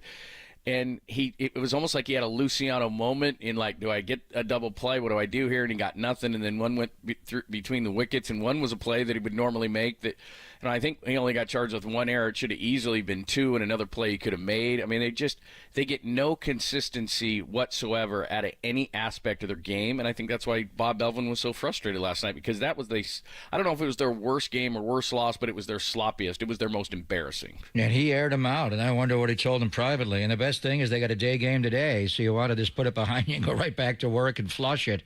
But you don't want to get swept. The desert has been unkind to them. You know, that cost Gabe Kapler his job, the way they played there like that late in the year last year. As far as Casey, he's a great defensive player. When he came up last year, I thought, wow, he's Matt Chapman. He's a third baseman who can play short. He's got range. He's got a cannon of an arm. I thought it was somewhat, I don't know what the word would be, foreshadowing in a bad way when he and Kurt Casale, you see him out there juggling with the 3-ball drill before the game. And it was 3 balls that he couldn't handle. And Casale, the catcher, was able to juggle. I remember years ago NBA players doing that and stuff. The 49ers, Fred Warner and Dre Greenlaw juggle balls on the field. So I like the drill to improve your hand-eye. He just was fumbling it all over the field when, Jeff Kuiper and Jim Lynch had the B-roll before the game and they inserted it in. And then he goes out the game and he can't juggle 3 balls and he winds up with errors. I almost think there's he physically, Casey Schmidt is a tremendous talent. Defensively, he's got to learn to slay off the pitch away, but offensively is a different story. Defensively, you want ground balls going to him every single time, but you wonder about a lack of concentration with him sometimes where he just makes sloppy mistakes he shouldn't make. Chapman got into that a little bit earlier in the year when he wasn't hitting. I think he took his bat to third base, but he's locked in now. He's still swinging and missing on fastballs a lot. But with Casey, just the physical errors, you just don't expect him to make, and you wonder, is he always locked in? I mean, that's a play he makes 99 times out of 100. Is this the one time out of 100 he's not going to make it in a big situation? So that's frustrating, but even more so, just a pure brain lock from Brett Wisely. What is he doing on that bunt play? He didn't cover second base at all. Do you think he was playing second or something and not short? I mean, that's your play. It was unbelievable. No idea. Now, he's glad there's a day game after a night game, because if there was a night game today, Matt Williams would have had about 2 in the afternoon, and they'd be going over, and I'm sure they're bringing it up. But, I mean, that's just a young player just can't make those kind of mental mistakes. You're trying to prove physically you belong here, whether it's Casey just locking in. So every play is a big play. He just makes too many routine plays he does not make. Nick Ahmed doesn't have Casey's ability, but he's got great ability. But Nick Ahmed does not make sloppy mistakes. He's just locked in all the time. So when you have young players making mental errors, you wonder, is it just too much of a grind to play Major League Baseball at this level every single day? It's hard. Yeah, and we haven't even got into the hitting side. They had Walston on the ropes a bunch of times. The first 5 innings, they had their lead batter on, and they couldn't do anything. 6 of the first 7 innings they did, and Yastrzemski's 3-run shot at the end made it a little bit closer than it was. But a 4-2 game became an 8-2 game. A late home run by Yastrzemski made it 8-5, but just an ugly game, and Bob Melvin wasn't having it last night. We'll continue that conversation as well. Plus, before Pop gets out of here and heads out, what he's going to be looking for at Niners camp today is the mandatory camp continues on, and Brandon Ayuk the only one missing, so we'll hit that real quick before he gets out of here. And when he leaves, we'll have George Contos on to try to decipher what the Giants can do from here. We know what the problems are. What are their solutions? Are there any? We'll get into that conversation with George at about 10:50. Then we got day baseball coming up. Pregame starts around 11:40 as they try to salvage one in the desert. All that to come. It's Pop and Lund only here on the Sports Leader.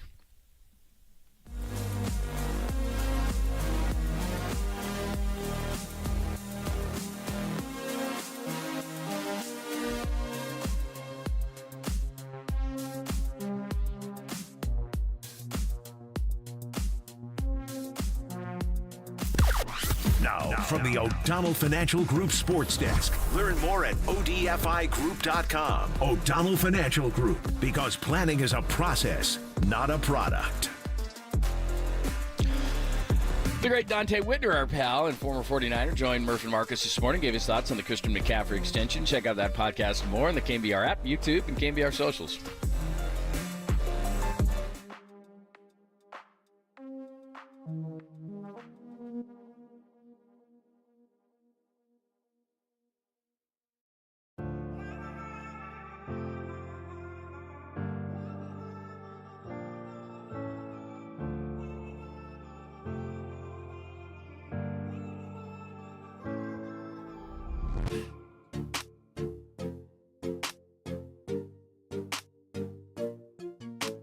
Greg Papa here, and imagine waking up this time next week and being 100% debt-free from credit cards, car loan, and personal loans. Yes, Loan Pronto's Equity Express line of credit can make it happen. Homeowners are turning their home into equity, turning their home equity into cash almost instantly.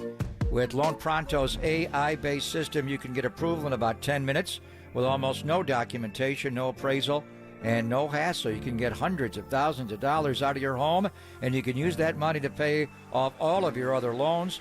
The average homeowner saves over $850 a month by doing this. As you know, your home value is going way, way up right now. You can use that money to wipe out all those credit cards, get some money for home improvement. Literally hundreds of thousands are at your fingertips, and approval is just minutes away. So call now at 415-808-5721, 415-808-5721, loanpronto.com, 415-808-5721.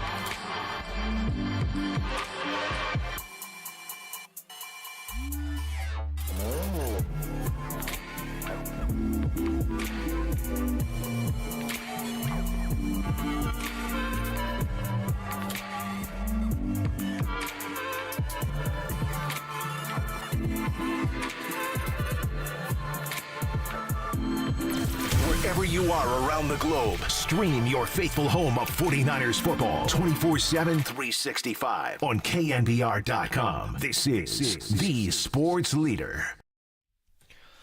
Pop and Lund, thanks for joining us. Pop's going to head off to the field as he's down at 49ers HQ at the bottom of the hour. Then George Conto's going to talk more Giants with us at 10:50. Do not miss that. Day baseball today. Chance for redemption in the desert. That coming up pregame at 11:40, and we'll get you ready for everything going on in the desert. I want to get your thoughts on the 49ers before you jump out the door, but real quick, we mentioned Jorge Soler, who seems to be now a ground ball machine. He's on pace this year for about 16 home runs. Not exactly what they thought. You and I thought he'd be a 30 home run guy even in this ballpark. So what do they do here? They're paying him. He's supposed to be the full-time DH, but I mean, I can't think of how many times, at least I feel like, he comes up in RBI situations and grounds to short or third. I mean, he's just atrocious right now as his bats are painful. Well, last night he grounded out to third, but he was able to get a run in, and he's lunging again. He's trying to pull everything. So I don't know. The Diamondbacks lineup is out. Corbin Carroll's backhand leading off against Jordan Hicks. I want to see the Giant lineup. And, Wilmer had some good at-bats and was productive day game after a night game. Maybe a DH Wilmer. It is a lefty, Jordan Montgomery going for Arizona, so we'll see. So Wilmer's had some issues with Jorge Soler, and he went on the IL. To me, he's been the biggest underachiever of the year. And Bags had the numbers. I stopped looking at him. In RBI situations, he's been up a lot this year, and he's just unable to come through with a big hit. So it's really disturbing. And I think basically what I see with him is he's trying to pull everything. And when he gets into trouble, he pulls the outside pitch, which a lot of power hitters do. It's funny, when I saw his first round of BP in spring training, he was not doing that. He was shooting everything the other way, and I was impressed. I didn't see any raw power, but I thought, this guy's got an approach. He's not just a buggy whipper, and he's not that. He's a line drive hitter with tremendous strength. But right now, he's not. When he hits the ball hard the other way is when he's locked in, and then home runs are going to come. But it seems like he's trying to hook that pitch away, and he's grounding out a lot. He is rolling over, and then the one thing, and I sent you a picture of it last night because I wasn't sure what the hell I was looking at. I mean, every single at-bat, he's got this going on his backside. So, and I, honestly, when I first looked at it, when I go out to Niner practice today, I want to see the wide receivers because a lot of them wear what they call a cut towel. I think Ayuk does, where they got a little... It's not really a towel. It's just either the side off their hip or somewhere right behind in their butt. But it doesn't like clear any moisture off. It's really thin. It's more for you want to look cool with a cut towel. So with Jorge Soler, and you got to ask Contos when he comes out. I mean, every single at bat I've seen. So when I first looked at it, now this is called an elephant ear. Yeah. And when your back pocket is out, and in the old days, guys would put sliding gloves or something in their back pockets. Now they got these, I don't even know what they have in their back pockets. They got big binders in their back pockets. Like, how do you hit Tyro Estrada with that, whatever he's got back there? It's like really large. Anyway, so I'm looking at this, and it's not like the old days with the elephant. It's so long. And I'm thinking, so I texted, I didn't know if it was like an NFL cut towel. So I texted the three guys that are on Giants pre- and post-game live to play the game. And I asked Rich Aurelia, elephant ear or towel? And he went, maybe those crappy new uniforms have extra large pockets. Maybe that's why he's struggling. Sean Estes got back and said, 100 elephant ear, and it's not working. And then he wrote back, maybe he should try the right side. And then Contos was going to join you at 10:50. He got back to me right away. Ha. That's a long-ass elephant ear. So can we start with just getting balanced Jorge Soler, trying to not always pull the outside pitch, and maybe he's overly weighted on that side, the left buttocks, John, that he's lunging too much. But first and foremost, tuck in the elephant ear and wear the uni correctly. You're driving me nuts. I laughed so hard when I got that text last night. In fact, I was watching the game with my wife, and I showed her the thing, and she thought it was like he was trying to make some kind of style statement or something like that. Well, I looked at it. I'm like, is that a cut towel or something? I mean, what's he doing with that? What do you think? Is it definitely an elephant ear, or could it be a cut towel? I mean, somebody's got to ask him about it because I think he's trying to make some kind of a weird fashion statement. I mean, is it uncomfortable that you could cut the pocket out? Like if it was something that was uncomfortable and you didn't like it, he doesn't put anything in there. Like, well, he must do it pregame and then he pulls it out. I don't know. And then just leaves Should he balance it out where both left and right buttocks are out? Or as Sean said, switch to the right side? Maybe when you're facing anything. a left-handed pitcher, you pull the left buttocks out and the righty, you go, I don't know. But whatever it is, Jorge, start to hit the ball and show the Soler power. When's he going to show up? I know. It's really, like you said, none of these guys out, Chapman's been pretty solid. I mean, it's been disastrous the way these guys have performed, but he's given Blake Snell a run for his money. I mean, like you said, it feels like every time there's an RBI opportunity, he's up there, and then it's like, you're sitting on your couch going, that's a grounder to third, and it is. I mean, he got one home last night, but it's bad. All right, before we let you out of here, because you're going to head out to the field, what are you looking at today as you head out there? This is the final, so I want to maybe get a test drive in Trent's electric rolls before he leaves, because at high noon when this is over, it is. They're rolling. You're out of here, man. And then it's like, come back in 40 days, 40 nights. Be safe. Don't do anything dumb. Hopefully in the next 40 days. They get Brandon Ayuk signed. I mean, really nothing. I don't think McCaffrey's going to work out today. Kyle said he wasn't. Will Trent do anything today? Probably very unlikely since he hasn't been here for phase 1, phase 2, phase 3, or day 1 of this mandatory minicamp. So he's probably just going to show up and avoid the $100,000 fine and be a good teammate, meet some of his new old linemen. So really nothing. I mean, it's more of just the younger guys and how they're mixing in, where Ricky Pearsall is and Cowing and Garendo and obviously Green, the cornerback, and just seeing how they're fitting it all together. I haven't seen Malik Collins yet. We saw Jordan Elliott when we were here last week, and that guy, by the way, he is just one of the strongest players you're going to see inside as far as an interior bull rusher. I mean, he is so powerful.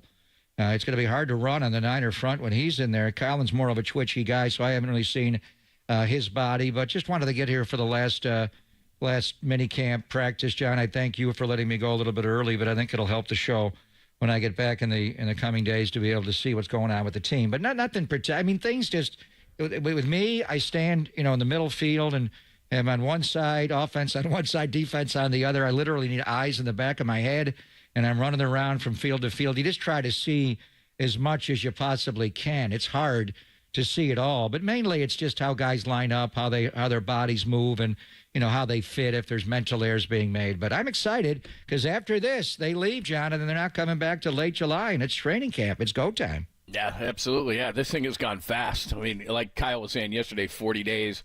And he was talking about the fact that, they're talking about in the Players Union that they just come back one time, like early to mid-June or something. And Kyle does not like that because he wants to monitor these guys, because 40 days is enough for guys to be, absent from the team. Can you imagine if it was almost an entire offseason? So anyway, he was mentioning that. So, all right, Pop, jump out. Let us know what's going on. And we will speak tomorrow after another Giants game. Poll the audience. Elephant ear or cut towel on Soler? Maybe we should have like a ceremony in the dugout where they burn the elephant ear. I know. Right? Would that be like a seance? Yeah, because baseball players are, they're so superstitious. Who was the guy in Major League, Joe Boo? Yeah. Let's do that. Dude, burn it? Should we burn it? Let's burn it. Yes. Just anything to change his life. Light his pants on fire. Exactly. And get him. You see the lineup today? Gomel has not posted a lineup yet. Torey Lovello already has. So he's. I'm not going to say in baseball you got to win, but this is one of the Niners would call not a must-win, but a gotta-have-it game. The Giants got to have this game today. All right, man. Enjoy out there. We'll get your report on tomorrow as we get day baseball today, so I'll pop back tomorrow. George Contos is going to join us at 10:50. Love to get you involved in this whole thing. We are solution-based, and I really racked my brain today because they're really having problems game to game with everything. Hitting at times, pitching at times, relieving at times, defense last night. That's where I think the frustration came from, Bob, is they really can't hang their hat anywhere right now. Is there a solution in your mind? I know there's injuries and everybody can identify that, but solution-based, if you're the Giants right now, what are the solutions? What do you do? Do you bench Jorge Soler? What are the solutions to you? Offense, I think, is the main thing, because I do think the pitching is going to come around. I do think the relievers, I would like, I've seen enough Luke Jackson. I've seen enough Soler, but what do you do here if you're Bob Melvin and you're the brain trust of the Giants? Is there something that you would do that they're not doing? 415-808-5627, 415-808 KNBR. That is Golden State Lumber and Building Materials text line and call-in line. Give us your thoughts, and then we'll have George Contos to talk about it at about 10:50, and then we got day baseball coming up as well. It's Pop and Lund, only here on the Sports Theater.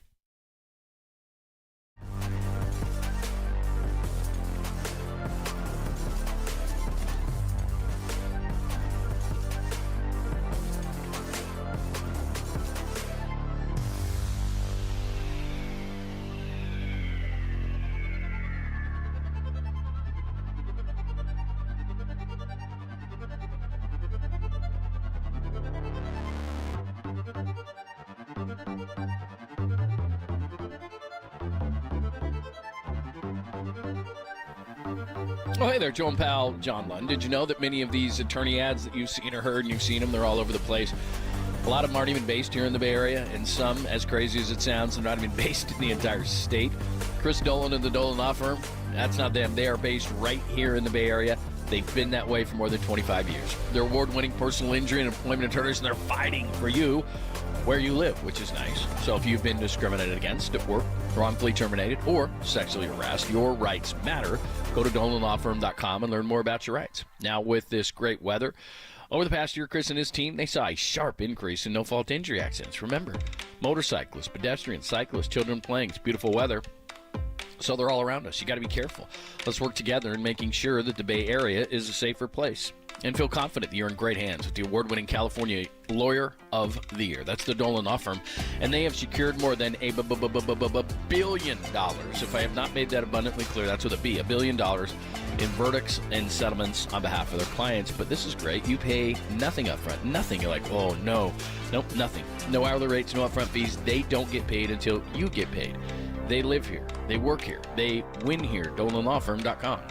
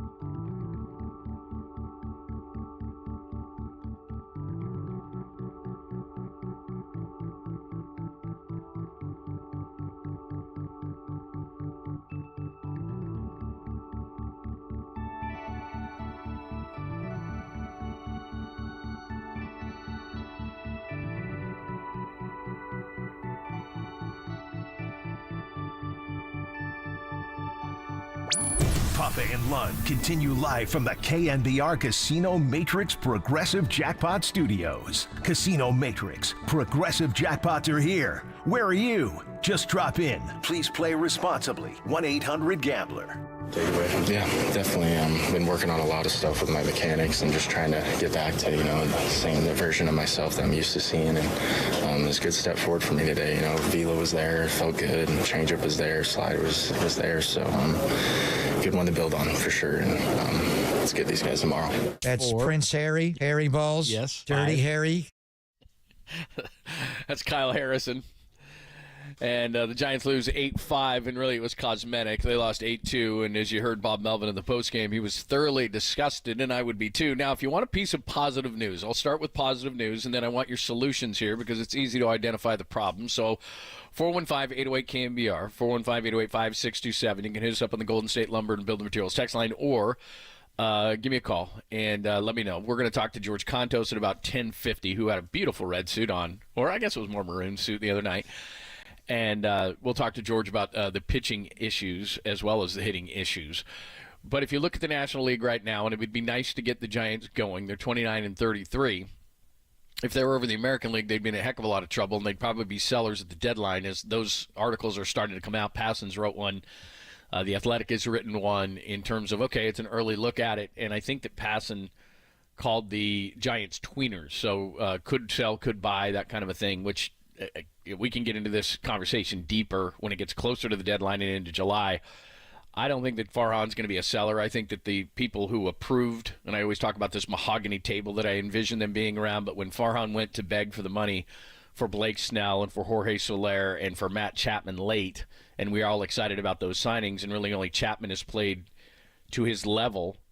Soler and Snell have been atrocious, awful, that if he has to try to sell at the deadline, he's going to get kicked out the door. And then conversely, if he tries to buy at the deadline and try to get them to loosen up the purse strings again, I just think they'll throw him out. So I don't know what kind of position he is in. But the positive side of this is the only teams in the National League playing plus 500 baseball are the Phillies, Dodgers, Brewers, and Braves. The Padres are 32-32. So they're a game and a half out of the wild card as bad as they are. Now, I know what you're saying, probably driving around. Yes, but they're playing horrible. I mean, they're minus 34 as far as the run differential, which is a big Billy Bean thing. So if you're into that, that's not great. But they're not out of this thing, and if they could somehow come together, they could do something. But my issue is not – I still believe – I don't know if I believe in Soler anymore. I'm starting to not. But it's a long season. But it's not early anymore. Will Blake Snell come around? I don't expect the Blake Snell that was the Cy Young Award winner, but I am sick and tired of hearing that he's a slow starter.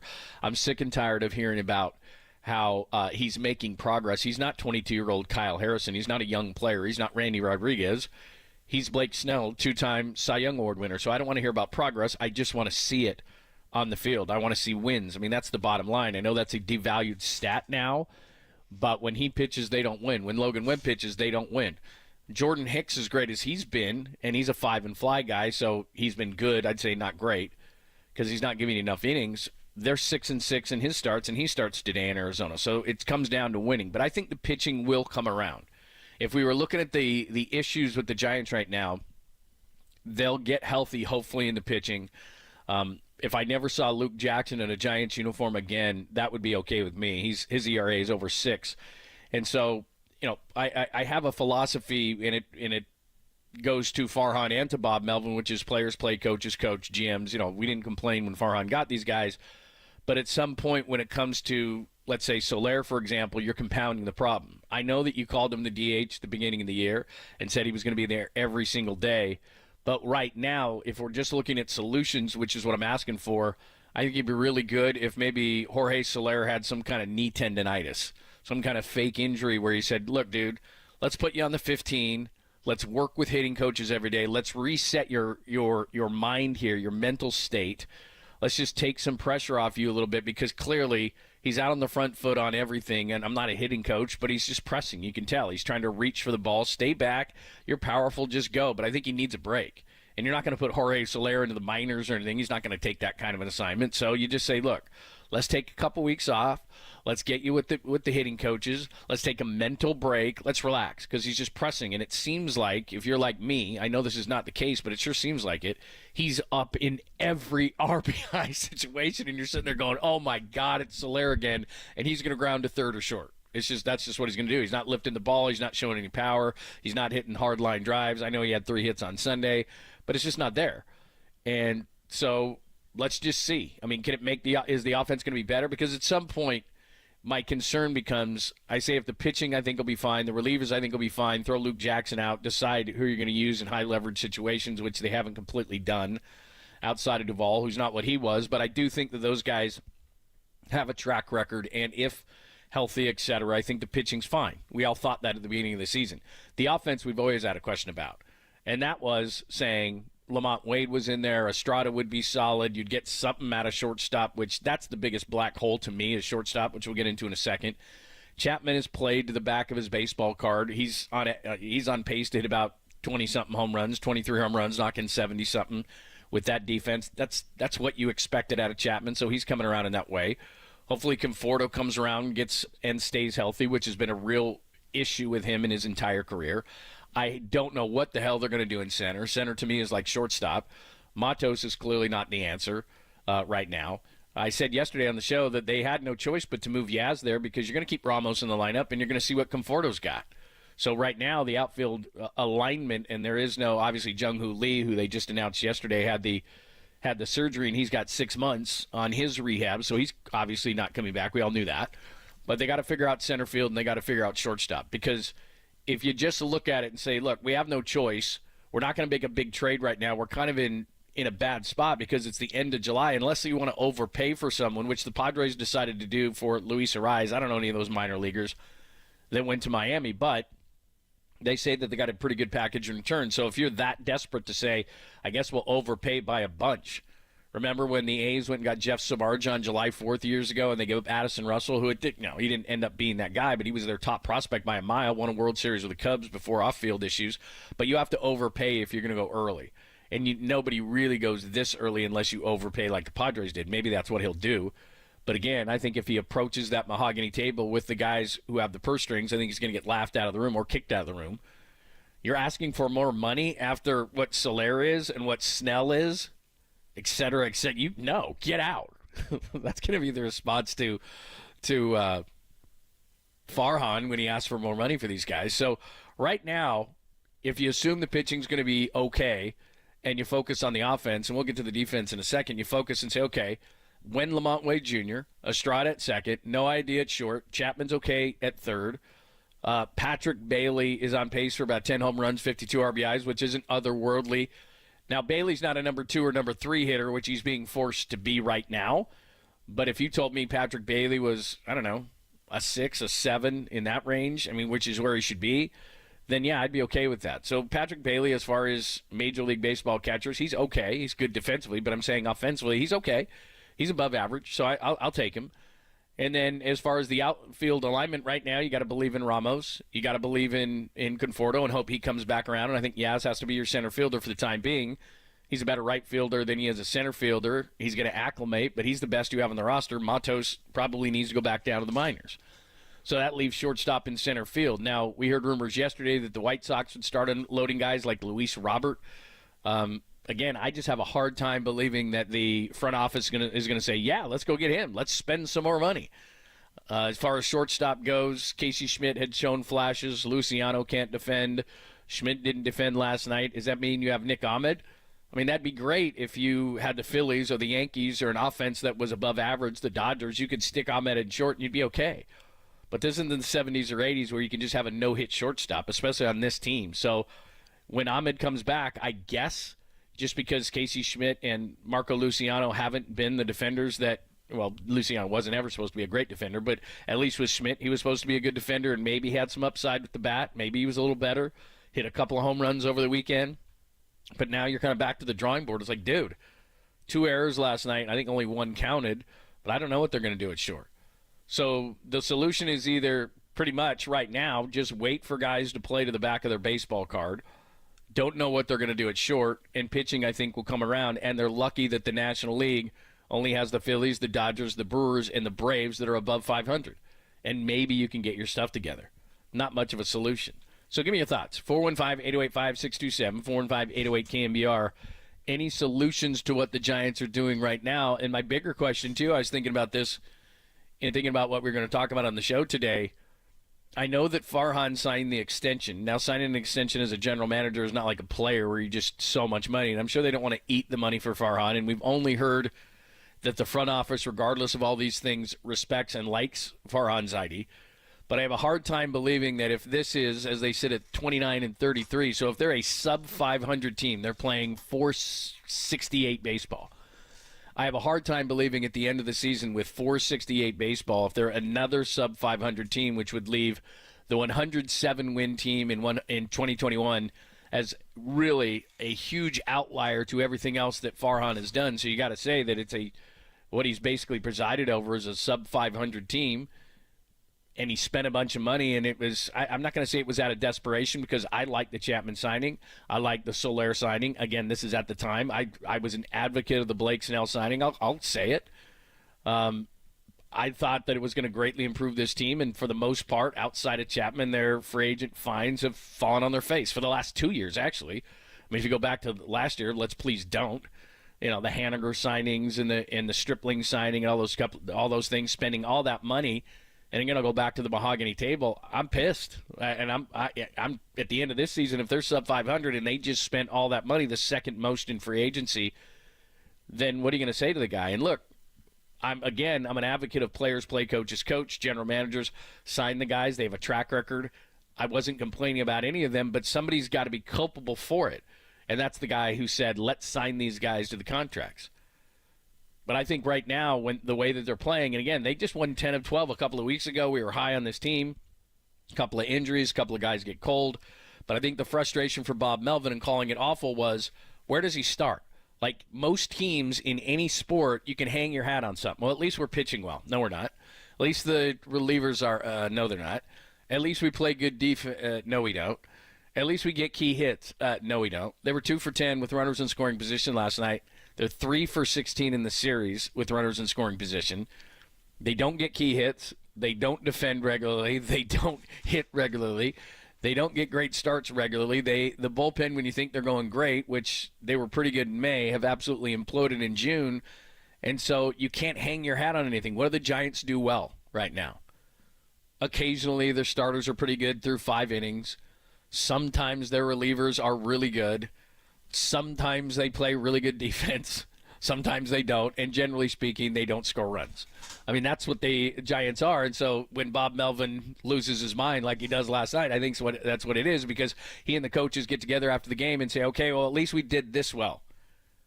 What did they do well last night? I mean, it was an 8-2 game with a cosmetic 3-run homer at the end. That's what happened. Luke Jackson imploded. Defense had problems. 2 for 10 with runners in scoring position. Brett Wisely doesn't cover second base on a bunt. Luke Jackson turns around. There's no one there, so he has to go to first. Like, what did they do well? What is Bob Melvin and the Giants, what are they hanging their hat on right now? It was a pathetic performance. It was terrible. I don't know if it's a worst loss, most embarrassing loss, whatever you would call it, but certainly that's as mad as I've seen Bob Melvin after a game this year.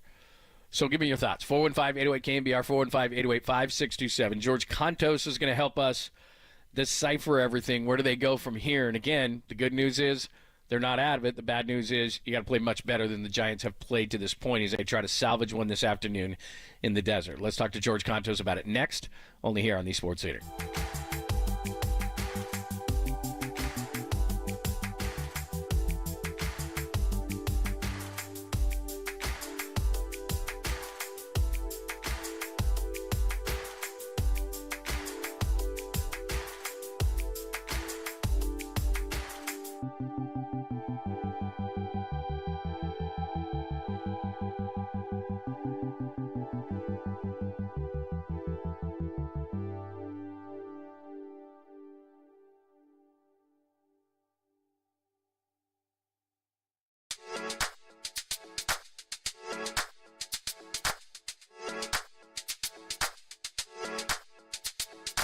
Good morning. Greg Papa here, and making the transition from work life to retirement can be jarring. I'm willing to try that out, by the way, and disorienting, but it doesn't have to be, because Greg O'Donnell, the team at the O'Donnell Financial Group, are dedicated to achieving a smooth transition into retirement life, and we can help you prepare to retire at a time that works for you sooner than you'd think. You may have an entirely different lifestyle, but it doesn't have to be in one giant leap. The experts at O'Donnell Financial Group will help you craft a plan tailored to your desired timeline. You can transition into retirement confidently and on your own terms. Don't wait. Contact Greg O'Donnell, CEO and founder of O'Donnell Financial Group, for a free review of your financial situation today. The number, 866-496-2300, 866-496-2300, or visit us online at odfigroup.com. That's odfigroup.com.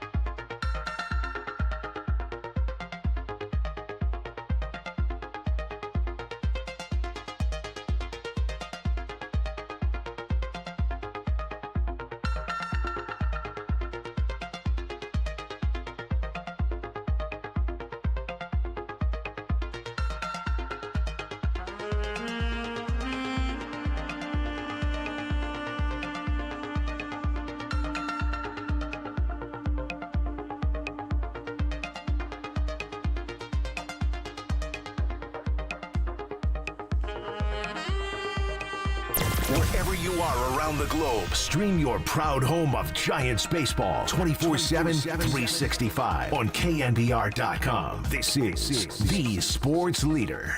That was a terrible game by us today, especially the early portion of the game. When you're going through losing streaks, at least you fight. For the most part, we have. That was an awful game. And we made it interesting at the end, but didn't play well. Made Harry get multiple outs. We had a starter on the ropes every inning. Couldn't cash in. It's a bad game and a bad stretch by us. Bob Melvin frustrated as the Giants try to get one in the desert this afternoon. You're going to see George Contos, who joins us courtesy of the UMA guest line. Does a great job with NBC Sports Bay Area, of course, World Series champion with the Giants. How are you? I'm good. Good morning. How are you doing? Yeah, I'm doing all right, man. I mean, you saw that live. What Bob just explain his disgust there and why he's so frustrated with this team right now. Yeah, I mean, look, whenever a manager comes out and says things like that, I think that there was probably a closed-door discussion amongst the team where Bob probably, voiced his displeasure about what was going on. I mean, when you're losing games in general, it's frustrating. And when you've lost 6 in a row and then they've lost 7 straight at Chase Field, things start to compound. And when you play a sloppy game and the offense, I mean, runners in scoring position, they were 1 for 9 until Yaz hit that home run, with Arizona giving them, I think, 10 free passes with walks and hits batsmen in the game. And the Giants weren't able to capitalize, obviously. I thought Harrison did a pretty good job there. He scuffled just a little bit early, and scuffle might be a little bit too aggressive of a word, but he settled in nicely, went 6 innings and threw 95 pitches. The defense at shortstop, I think, was something that was a little bit eyebrow-raising, and obviously, all in all, it wasn't a very well-played game. And when you have all of the things compounding and you've lost your 6 straight and going for potentially another getting swept of series, I think the frustration finally just comes out a little bit. George Contos is joining us. We're talking Giants. They lose 8-5 to the Diamondbacks, and Luke Jackson struggled, and you just mentioned Casey Schmidt. We'll get into that whole thing as well. But I guess that's where Bob was so frustrated is I'm thinking to myself, what does this team hang its hat on? Because it's been so inconsistent. The starting pitching at times will look really good, then not. The bullpen will look really good, then not. The defense, which early in the season when they had Nick Ahmed was really solid, and then last night you just don't expect that out of Casey Schmidt or Brett Wisely not covering second base. And And you just mentioned the runners in scoring position. They're now 3 for 16 in this series, and Jorge Soler continues to struggle. Was that it with Bob, where it's just maybe you don't know where to start because this team has just been so inconsistent in every area of the game? Outside of who they're going to throw in the fifth starting spot, I think the rotation has been pretty solid throughout the course of the year. I mean, I do worry about the bullpen. They thrown the second most innings as of entering yesterday's game in the big leagues, and that's something that, being a former reliever, obviously you worry about. You have 3 or 4 guys that are going to hit well into 80s appearances this season, which is definitely eye-opening. You want to try and protect the health of the guys at the bullpen at the end of the bullpen, because if you're going to be going for a postseason run come August and September, you're going to need those guys to be fresh, and if they're running on fumes, it just makes it a little bit more difficult. What you couldn't have really predicted or seen coming is all these injuries, and that's something that's a huge part of why the Giants aren't playing at full strength right now. I mean, they have 13 guys, I believe, on the IL, 5 of whom were in the starting lineup on opening day. I mean, we heard it during the Yankee series where Alex Pavlovich spoke with Bob Melvin, and he said that we're starting 5 guys who started the season in SAC in our lineup tonight. And that's not a knock against anybody who is in the lineup from Sacramento. It's just that's not the lineup that they envisioned going into this season with, and it's unfortunate that they're in this position, but you got to make do. It's that next man up mentality, and you got to come in and contribute as best as you can. Offensively, because I'm with you. I think the rotation, I still believe in Blake Snell, that he's going to come around. They've got too much talent, and hopefully at some point Cobb, Ray, et cetera. I think the starters will be fine. I think the bullpen's going to be fine, like you said, if they're not overtaxed. But offensively, at least until Lamont Wade Jr. can get back, is there anything they can do? I mean, obviously we're not trading. The trade deadline's a long way away, but do you just give Flores run at first base and hope he's comes out of it? What do you do with Soler? What can they do offensively to jumpstart this thing? Well, you're seeing Matt Chapman starting to get into a nice groove. I mean, he's got the 3rd longest on-base streak of his career going, so it's nice that he's kind of getting going. But the one thing with Soler, he's a guy who's too good. He's a former World Series MVP not to get going eventually. I think that everybody would have liked to have seen him hit the ground running right out of the gate. He was he's that new shiny object that everyone was expecting to go out and hit 30 homers because he's got that kind of pop, and he can do it year over year if he's healthy and swinging it well.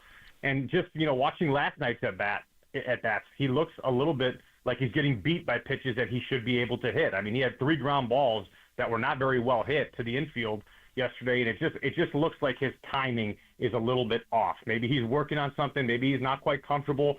I know sometimes when you're in a new environment, you go to a new organization, it can take a little bit of time to get acclimated to your new surroundings.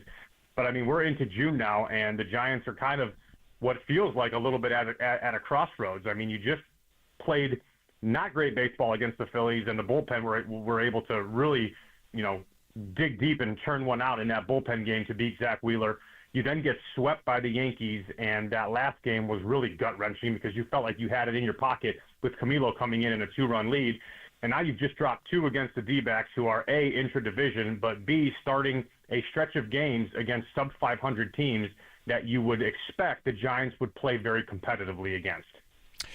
George, Papa is obsessed with this elephant ear thing with Soler. Do you have an opinion? Like, he was sending me texts last night. Like, I've seen Jorge Soler's butt like about 8 times. He keeps sending me, and I'm like, I get it. Like, it's a big pocket. I don't know why he does it. I mean, is it a fashion statement? What is it? And not why. I don't know why he's obsessed, but he is. Yeah, it's funny. He actually sent me the picture of it. He's like, elephant ear or towel this morning, and I was like, I don't know, man. Like, why are you so infatuated with it? But maybe when he's grabbing all the stuff out of his pocket, he doesn't really take the time to stuff it back in there. That's something that for me is like a non-even observational thing that I'm watching when I'm watching his at bats. So move on, Papa. There are more important things. Yeah, he's obsessed. I don't know why he's so obsessed with it, but he is. I mean, at this point, offensively, you just have. Well, I guess the one position where I'm scratching my head, I don't know what they're going to do, is shortstop, because, like you said, Schmidt at least would give you defense, and he struggled last night, and Wisely's been tried there, and I guess maybe when he comes back, that Ahmed's going to come back just because he gives you solid defense, but then he's got a 546 OPS. I mean, what do they do at shortstop this year? Do they just wait for Ahmed to come back and get some steadiness out of him? Well, look, I mean, the guy, Ahmed's a 3-time Gold Glove winner, so when he comes back and he's willing and he's ready to go, I would imagine he will be back there playing, shortstop. But Brett Wisely, we wouldn't even be talking about him today if he didn't have that play yesterday where on the bunt he didn't cover second base, because he's played a pretty good shortstop, I think, and his at-bats overall from watching them have been competitive. He looks like he's putting better swings when he's in the batter's box. He's gotten a few hits. He looks a lot more comfortable now. Obviously, look, when you make errors like Casey Schmidt did last night, for example, he went to his left and he muffled one of those balls. I know it was a semi-decently hard-hit ball that he just misplayed on that short hop.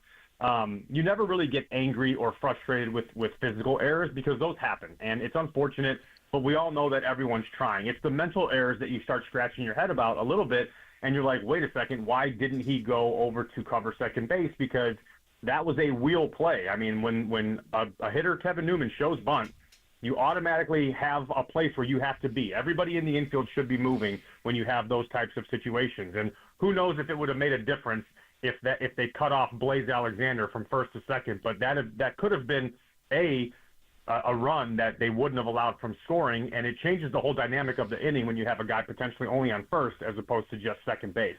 So it's those mental errors that you really want to try to limit.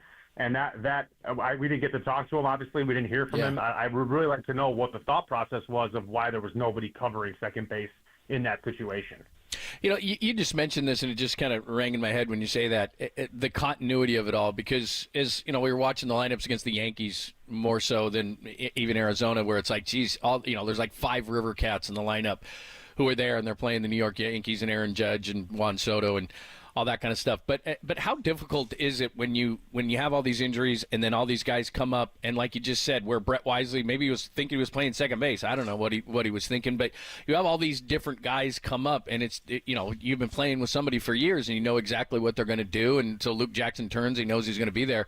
How is it hard when you got all these new faces coming in and out, and just kind of trying to get continuity in a game like that is going to inevitably happen, like you saw last night? I don't know if hard is the right word, but it definitely changes the dynamic a little bit because it doesn't allow people to get comfortable in positions where they're expected to be and play. And I mean that on the offensive side of the ball and on the defensive side of it, because when you have your full lineup, and obviously injuries happen and players struggle at different times, those are the ebbs and the flows throughout the course of the season that every team goes through, except if you're the Yankees or Phillies this year, it seems like. But when you have guys that you can plug in, like a Jung-Hoo Lee, who you knew was going to play center field and lead off for 150 games, then you would have Lamont Wade Jr. hitting in the 2-hole. Then you have, Matt Chapman. When you have that continuity in the lineup, what it does is it allows people to get really comfortable in where they're going to be in the lineup and in the field. And when you have that same routine, it allows you to feel better about yourself and feel confident. I mean, that's what we talked about or I've talked about it for years, just in bullpen roles. When guys know when they're going to pitch or when they're expected to pitch and the situations they're going to be in, it allows you to be a lot more mentally prepared. And I think that works universally throughout the game, on defense, in the lineup, and in pitching. All right, I got to ask you some fashion things. First of all, the suit the other night, was it the red suit or the maroon? That was a good look. Yeah. That's not an easy one to pull off. That was nice. I really liked it. Oh, I appreciate it. I'm wearing it again today. It's good. That's a good look. And then how about they were talking about this last night, and they mentioned you during the game, and Walston, the pitcher for Arizona, had the Jordans on, and a lot of guys will go that. Fernando Tatis Jr. does that. Was that because it's not that long ago that you stopped playing? Was that not a thing when you played? Were there Jordans, the spikes when you played? No, the spikes were not. The Jordan 1 spikes were not still around. They were maybe a year or two after I had already decided to hang them up. But if they were around, I would have absolutely rocked and customized them. What I did was there was a group from Chicago called Soul Revival. The owner of it's a buddy of mine, and he would always be like, George, before every year, give me 4 pairs of spikes, and I'm just going to deck them out. And I was always a Nike, contracted athlete, so I would send 4 pairs of spikes, and he would do 2 pairs of home and 2 pairs of away for me. So all my spikes, probably 15, 16, and 17, all had like these paintings and drawings on them. And, my nickname was Spartan because of my Greek heritage and where my family's from. So there was always, some significant, Spartan, King Leonidas on them. It was really cool. And they got a little bit of attention then. But if there was Jordan capable spikes back then, I would have rocked every color, and it would have been for sure a fashion statement. Yeah, well, that's what I was thinking, because even before they said it, I was like, he's wearing Jordans, and especially with that uniform, that sand-colored uniform, their City Connects, they really pop out. The first thing I thought of was you, thinking, oh my God, if you were around and they had Jordans out, I mean, you would, because you got a great collection. You lined pop up with a pair and everything, and it was like, man, you would have been looking good. I mean, those are sweet. I like those, man. Yeah, it's definitely something that I would have accessorized, and some people like it. I've always been a shoe guy. A kid growing up in Chicago, watching the Bulls of the '90s and Michael Jordan. I mean, I remember when I got my first pair when I was 6 or 7 years old for Christmas. It was like a kid in a candy store, and my life was forever changed. That's awesome, man. Very cool. All right, man. Keep up the great work. It's always good to catch up with you, man. We appreciate it. We'll talk to you soon. All right, sounds good. Lund. Thanks, man. Later. Yeah, see ya. All right, that is the great George Contos. See him before and after Giants today, and he said he's rocking the red suit again today. There's just not many people could pull it off. He looks good, looks really good, and his shoe collection is top notch. They were talking about him last night. Yeah, Walston, who they had on the ropes, by the way, as Melvin said 1,000,000 times. Last night they had their leadoff hitter on their first 5 innings and 6 of the first 7.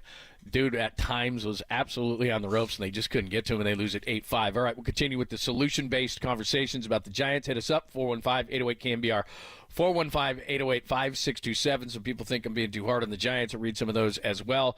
And before we get out of here at about 11:40, 11:45, we'll make sure, too, that we get into a little conversation about what Pop is doing. He's out on the field with the 49ers, and obviously more news on Brandon Ayuk, and Christian McCaffrey gets that extension, so we'll talk about it. But one quick thing, before we get out of here, we will play a sounder for you, because Ice Cube's Big 3 basketball is back in Oakland, and that is coming up Saturday, June 15th, Father's Day at Oakland Arena. You can see all sorts of Bay Area legends like Rick Barry, Gary Payton, Hall of Fame coaches like Lisa Leslie, Nancy Lieberman. Of course, Stack Jack is going to be there as well, and many, many more. So make sure that you check it out, and you'll have an opportunity to win tickets on the 15th, Father's Day weekend. So look for their Father's Day ticket offer as well. Buy one, get one free for Dad. Check it out at big3.com/tickets, big3.com/tickets. You have an opportunity to win. So listen for that sounder before we get out of here for Giants baseball. Do we have a sounder? Here's the sounder right here. Is Ice Cube a nice guy in real life? Yeah, sometimes they call me Nice Cube. It depends if you owe me money. If you owe me money, I'm not that nice. So that's the sounder. Do not call now, but when you hear the sounder, please call, and you'll have an opportunity to win tickets before we get out of here. And the number is 415-896-KNBR.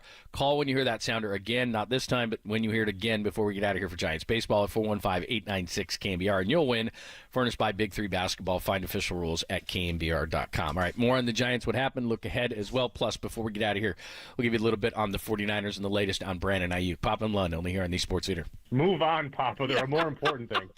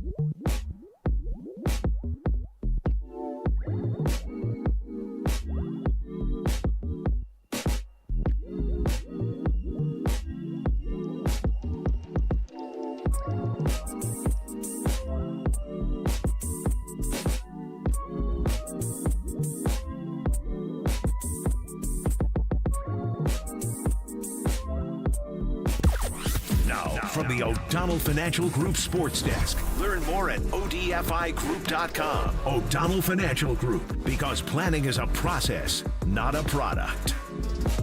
Former Diamondbacks World Series winner Luis Gonzalez joined Tolbert and Coach yesterday, discussed his playing days with the D-backs and what it was like facing off against the Giants. Check out that podcast and more on the KNBR app, YouTube, and KNBR socials.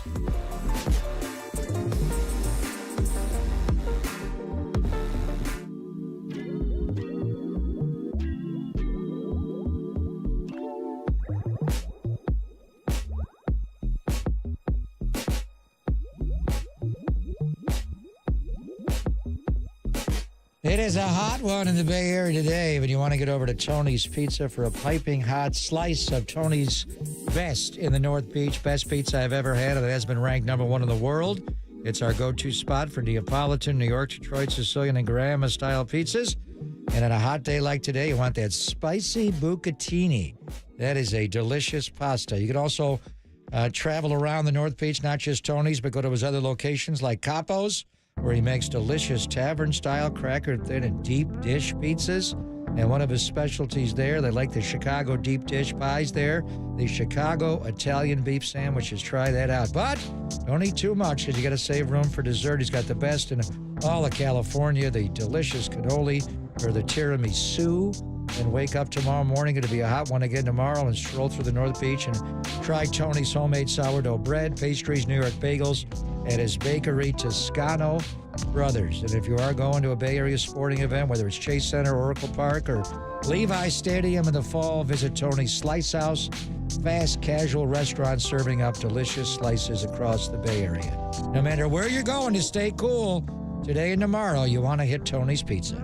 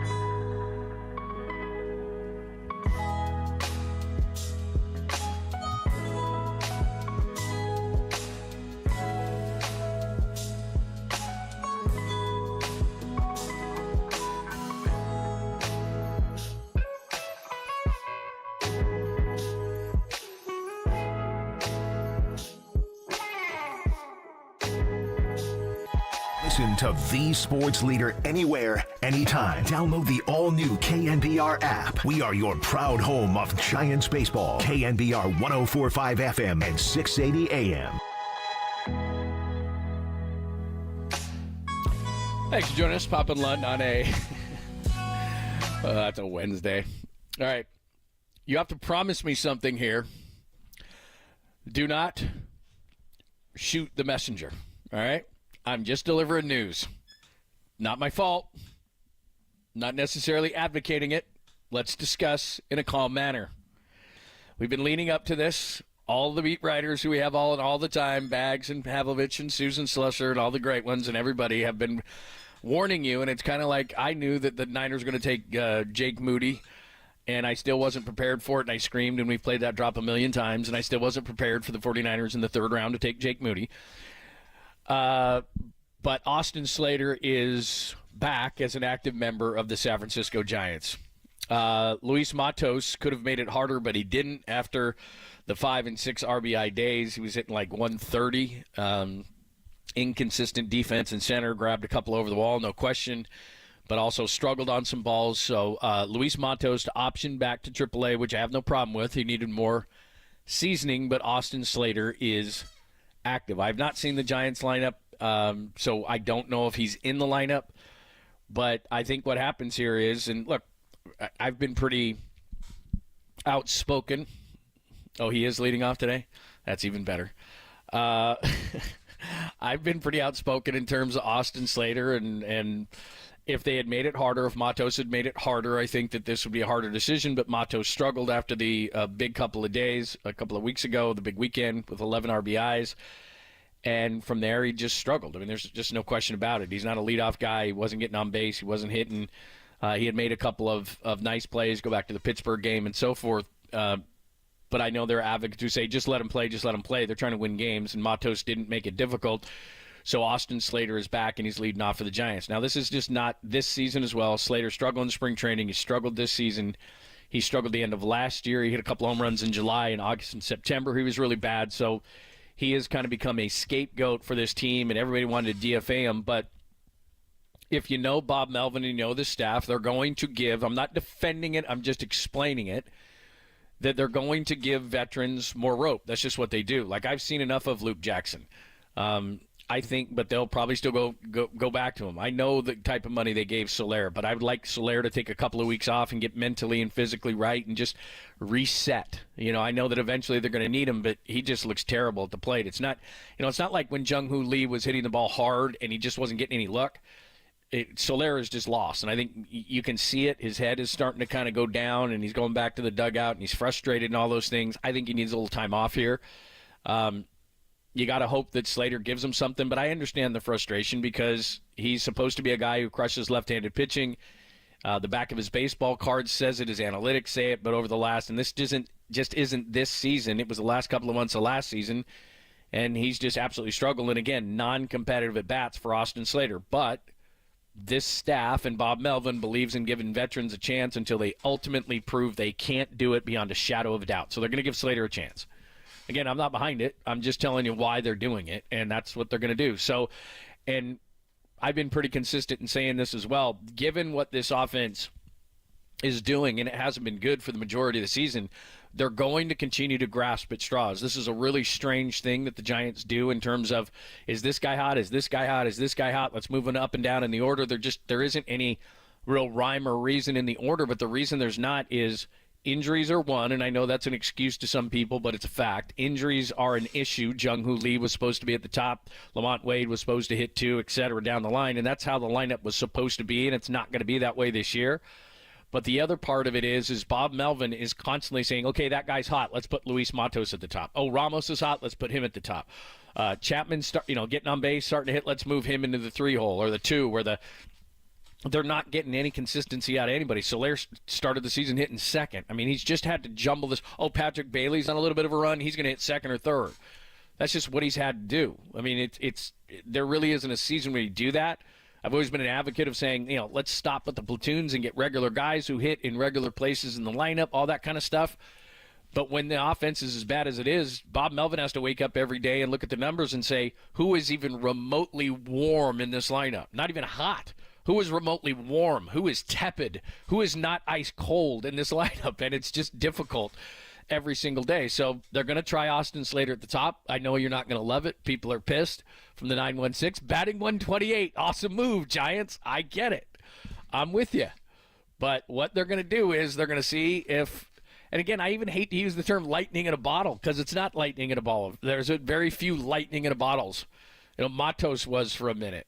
Ramos has been. And I give Ramos, a ton of credit. He's been a different player. And so, he's going to stay at the top of the lineup. I mean, maybe not today, but, he's going to stay up there for a while because you just can't even take a lukewarm bat out of the lineup right now if you're the Giants. And he's just going to keep trying to do this all season long until they get some consistency. Or in the case of like a Lamont Wade Jr., he comes back. Or Michael Conforto has a few games under his belt and he starts swinging it like they hope he can swing it. Because right now, the abyss that they find themselves in is it's June 5th. You want to go this morning, Jeff Passan had a piece that talked, hey, the White Sox are going to make Luis Robert available. Well, great. That would be wonderful, but what are you going to give the White Sox? They're going to want the moon for him because it's June 5th and trade deadline is July 31st. I mean, if we're looking at solutions, because I said we'd be solution-based today, yeah, a solution would be, if you're a fan, go out and trade for somebody. But right now, teams don't want to trade.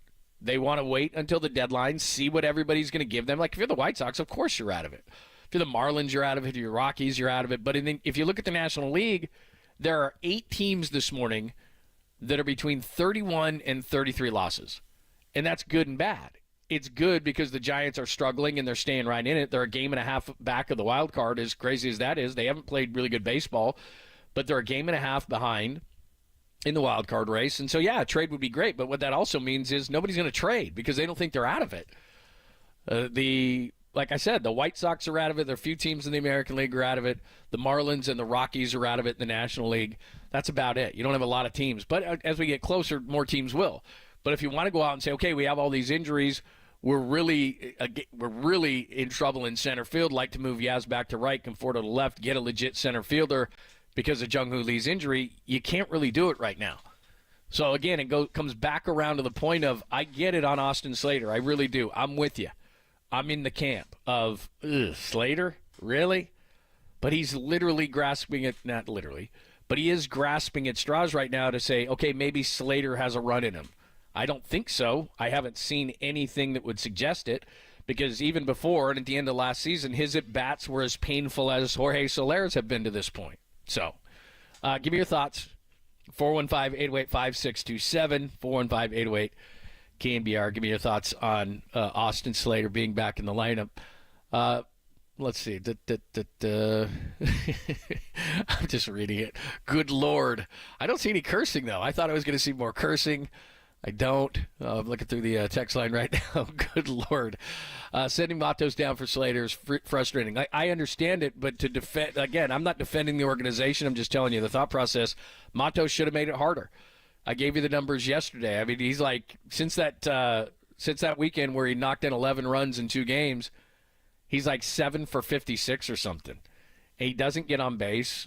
He's inconsistent defensively. I mean, would you rather have Matos than Slater? I understand why you would. But what I'm saying is that they're going to, because of this is just this staff, they're going to stay with veterans as long as they possibly can until they unequivocally show you they just cannot do it. And maybe Slater's to that point to you, and I get it. And I think you would have to admit that Matos right now isn't ready. Got off to a great start, but not ready. He's not the answer in center field, even though, what was it, about 10 days or 2 weeks ago, it all runs together. Didn't Bob say that he's going to get an extended run? But you can't get an extended run for a guy who's hitting like over his last 50 at bats like $130. Now I know what you're saying. That's what Austin Slater's doing, but they're just gonna keep moving the puzzle pieces around and seeing if somebody can be hot. So again, don't shoot the messenger. I'm just telling you that Austin Slater is back and batting leadoff. So just a couple of deep breaths, and that would be nice. To just address something last segment, some people were saying I was being too hard on the Giants. I don't think I am, because did you hear Bob Melvin last night? Did you hear the frustration in his voice? He called the game awful. I mean, if you watched the game last night, and I get it, you're watching sometimes with orange lenses, there's no way to say that last night's game was acceptable by Major League standards. Casey Schmidt's supposed to be a good defender. He made an error, probably 2, and a third that he probably would have made. The inability to do anything to a young pitcher, that's a 22-year-old pitcher last night who absolutely was struggling. You got your leadoff hitter on 5 times in 6 of the first 7 innings and couldn't do anything. And Luke Jackson was terrible at the end, and it kind of just encapsulated the Giants' season at this point, where it's like They went 2 for 10 with runners in scoring position, and they're 3 for 16 with runners in scoring position in the series. It's frustrating to watch that. I think Bob Melvin was frustrated. He saw a pitcher. If last night was like a boxing match instead of a baseball game, Kyle Harrison was actually out pitching the Diamondback starter, the young Diamondback starter, early in the game, and I think it was something like through 3 innings or something. It was like 50 pitches to 16. Harrison only had 16 pitches. He was cruising along, and then all of a sudden he hits a tough inning, and the Diamondbacks come through. At one point they were 6 for 14 with runners in scoring position. I don't know what they ended up with, but the Diamondbacks were making the most of their opportunities. The Giants weren't.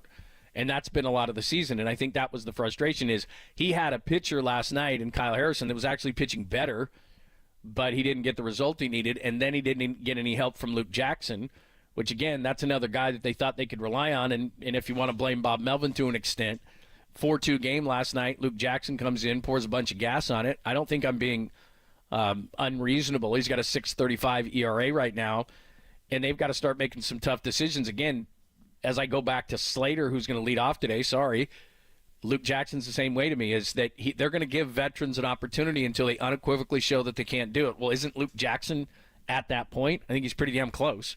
I certainly wouldn't be using him in high-leverage situations. Is there anybody down in Sacramento that can do a better job? And, again, a lot of these young guys that I really, really like, and I think they're going to come through, but we've talked about the guys, the position players, like Randy Rodriguez about a week or 2 weeks ago, or 10 days or whatever it was. I was like, this guy I think is ready for more high-leverage situations. I jinxed him. He is struggling right now. So, again, where sometimes we're looking at the lineup and we're saying, geez, somebody's got to give him a spark, and they just keep trying to shuffle through guys to see who's hot on a particular day. It seems like at times that's what the bullpen does as well, and that is now extending even back to Duvall. And they're not going to not have him close games. He's still your closer. He's the anchor of your bullpen. But then to lead to him sometimes, you're going, geez, who has it today and who doesn't?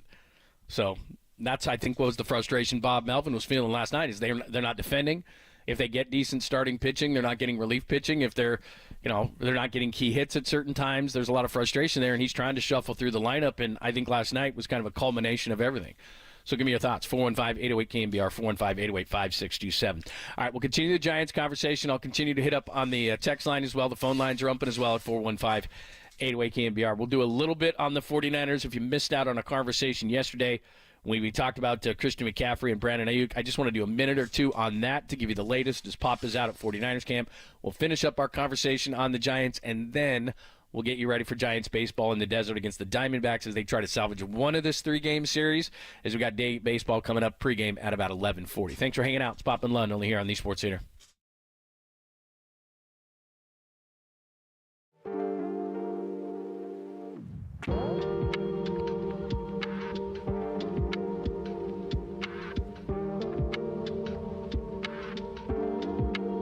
Oh, hey there, Joe and pal John Lund. Did you know that many of these attorney ads that you've seen or heard, and you've seen them, they're all over the place. A lot of them aren't even based here in the Bay Area, and some, as crazy as it sounds, they're not even based in the entire state. Chris Dolan and the Dolan Law Firm, that's not them. They are based right here in the Bay Area. They've been that way for more than 25 years. They're award-winning personal injury and employment attorneys, and they're fighting for you where you live, which is nice. So if you've been discriminated against at work, wrongfully terminated, or sexually harassed, your rights matter. Go to DolanLawFirm.com and learn more about your rights. Now, with this great weather, over the past year, Chris and his team, they saw a sharp increase in no-fault injury accidents. Remember, motorcyclists, pedestrians, cyclists, children playing. It's beautiful weather. So they're all around us. You got to be careful. Let's work together in making sure that the Bay Area is a safer place. And feel confident that you're in great hands with the award-winning California Lawyer of the Year. That's the Dolan Law Firm. And they have secured more than a $1 billion. If I have not made that abundantly clear, that's with a B, $1 billion in verdicts and settlements on behalf of their clients. But this is great. You pay nothing up front. Nothing. You're like, oh, no. Nope, nothing. No hourly rates, no upfront fees. They don't get paid until you get paid. They live here. They work here. They win here. DolanLawFirm.com. Is Ice Cube a nice guy in real life? Yeah, sometimes they call me Nice Cube. It depends if you owe me money. If you owe me money, I'm not that nice.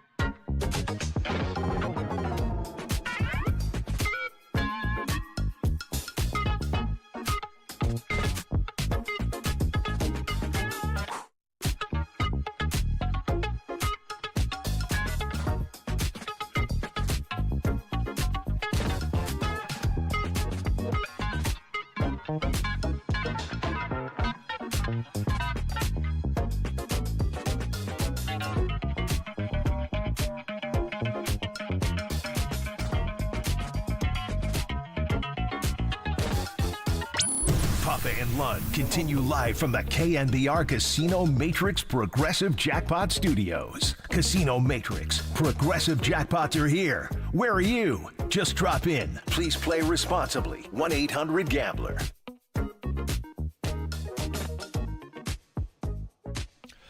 Hey, what's happening? Thanks for joining us. Day Baseball in 9 minutes for your pregame, including award-winning Diamond Notes. And we've been told we're going to talk to Dave Fleming, which is always fun in the desert, so make sure you stay tuned for that. Try to get one of the remaining games against Arizona, so we'll get into that conversation. Give me your thoughts on the Giants. Frustration from Bob Melvin is mounting. If you want to be a half-full guy today or person today, only a few teams in the National League are above 500, and as much as we look at the Giants and say, boy, that was ugly last night, the 8-5 loss, and really worse with the mental mistakes, physical mistakes, not hitting with runners in scoring position, continued frustration with Jorge Soler, Luke Jackson struggling, and ladies and gentlemen, boys and girls of all ages, Austin Slater is back and leading off, which I'm sure makes you happy.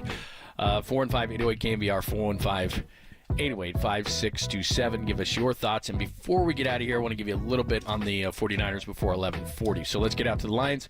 Hex leads us off on I-80. Hi, Hex. Welcome. Hey, Goo, I love you. Been listening to you for years. And FP, I just have to say how courageous I think you were when you came out and admitted about the PEDs. I guess he cut off, but he may think I'm FP. Is that what we got out of that call? Do I sound like FP? I don't know. Maybe that happened. I have no idea. I don't. Yeah, nice job, Walter. I don't think that I've ever been accused or taken PEDs. I'll double check on that, but I don't think I have. But someone might have been confused. I don't know, and he was driving. That's probably a major issue. By the way, lineup today, I said Ramos will stay in. Slater's going to lead off. Ramos, Estrada, Chapman, Soler, Flores, Yastrzemski, Fitzgerald is going to get his opportunity, and Casali is going to be in there for Patrick Bailey, and Hicks is going to pitch today. So that is your Giants lineup. And again, we'll give you some more and get you ready for day baseball in about 7 minutes. In regards to the 49ers, real quick, and you can still hit me up on the Giants. We're going to talk a lot about it in the pregame show and Diamond Notes, and we'll talk with Dave in a few minutes as well. But as far as the situation with Brandon Ayuk is this is getting interesting. And I was listening and watching all the national stuff. We talked about it a lot yesterday. Good news is Christian McCaffrey's going to be around for 4 more years. He gets extended. They raise a few more bucks on the underpaid running backs. I said this yesterday. Only 4 running backs in the NFL, 5 running backs, I should say, in the NFL are going to make over $10 million. And with the wide receivers now approaching and exceeding $30 million, I think it's now 4 wide receivers that are exceeding $30 million. So a bunch of guys, when Debo a couple of years ago got $23.8 million, we're thinking, oh my gosh, $25 million for a receiver. And now the Eagles have 2 $25+ million receivers. The Dolphins have 2 $25+ million receivers. Tyreek Hill is making 30, and Jalen Waddle's making 20.5. So they almost have 2 $30 million guys. I was listening to Charvarius Ward, who at the end of this season, he's up. And so as we are talking probably too much finance for most people's tastes, it's just like, look, I just want to hear about the 49ers. But the reason why people keep bringing up this fact of, they're gonna owe Brock all this money, and can they sign Ayuk? And then you're looking at Ward and Demo at the end of this season, and Debo could be gone, and Kittle could be gone, and all these different things that are going on.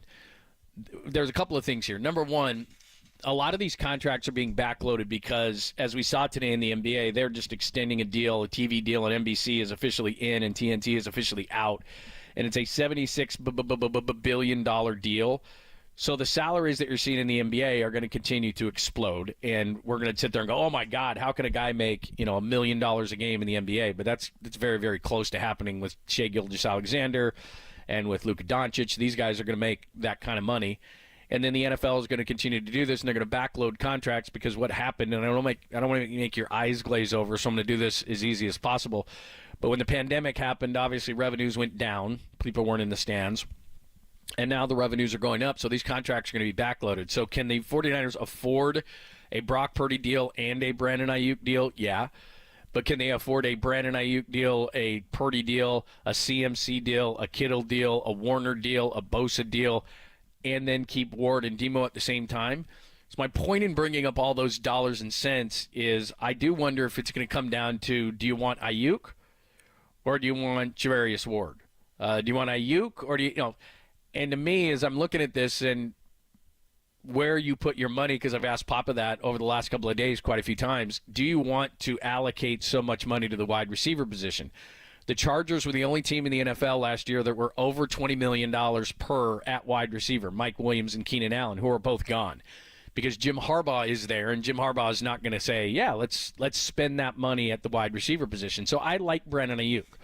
And I think if you listen to this show with any regularity, I've said through the entire process, they're going to sign him, they're going to sign him, they're going to sign him, they're going to sign him.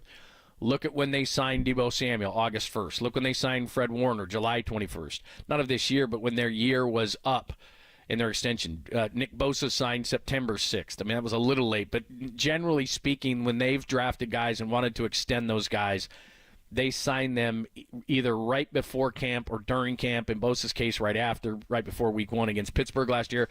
But they've gotten the deal done.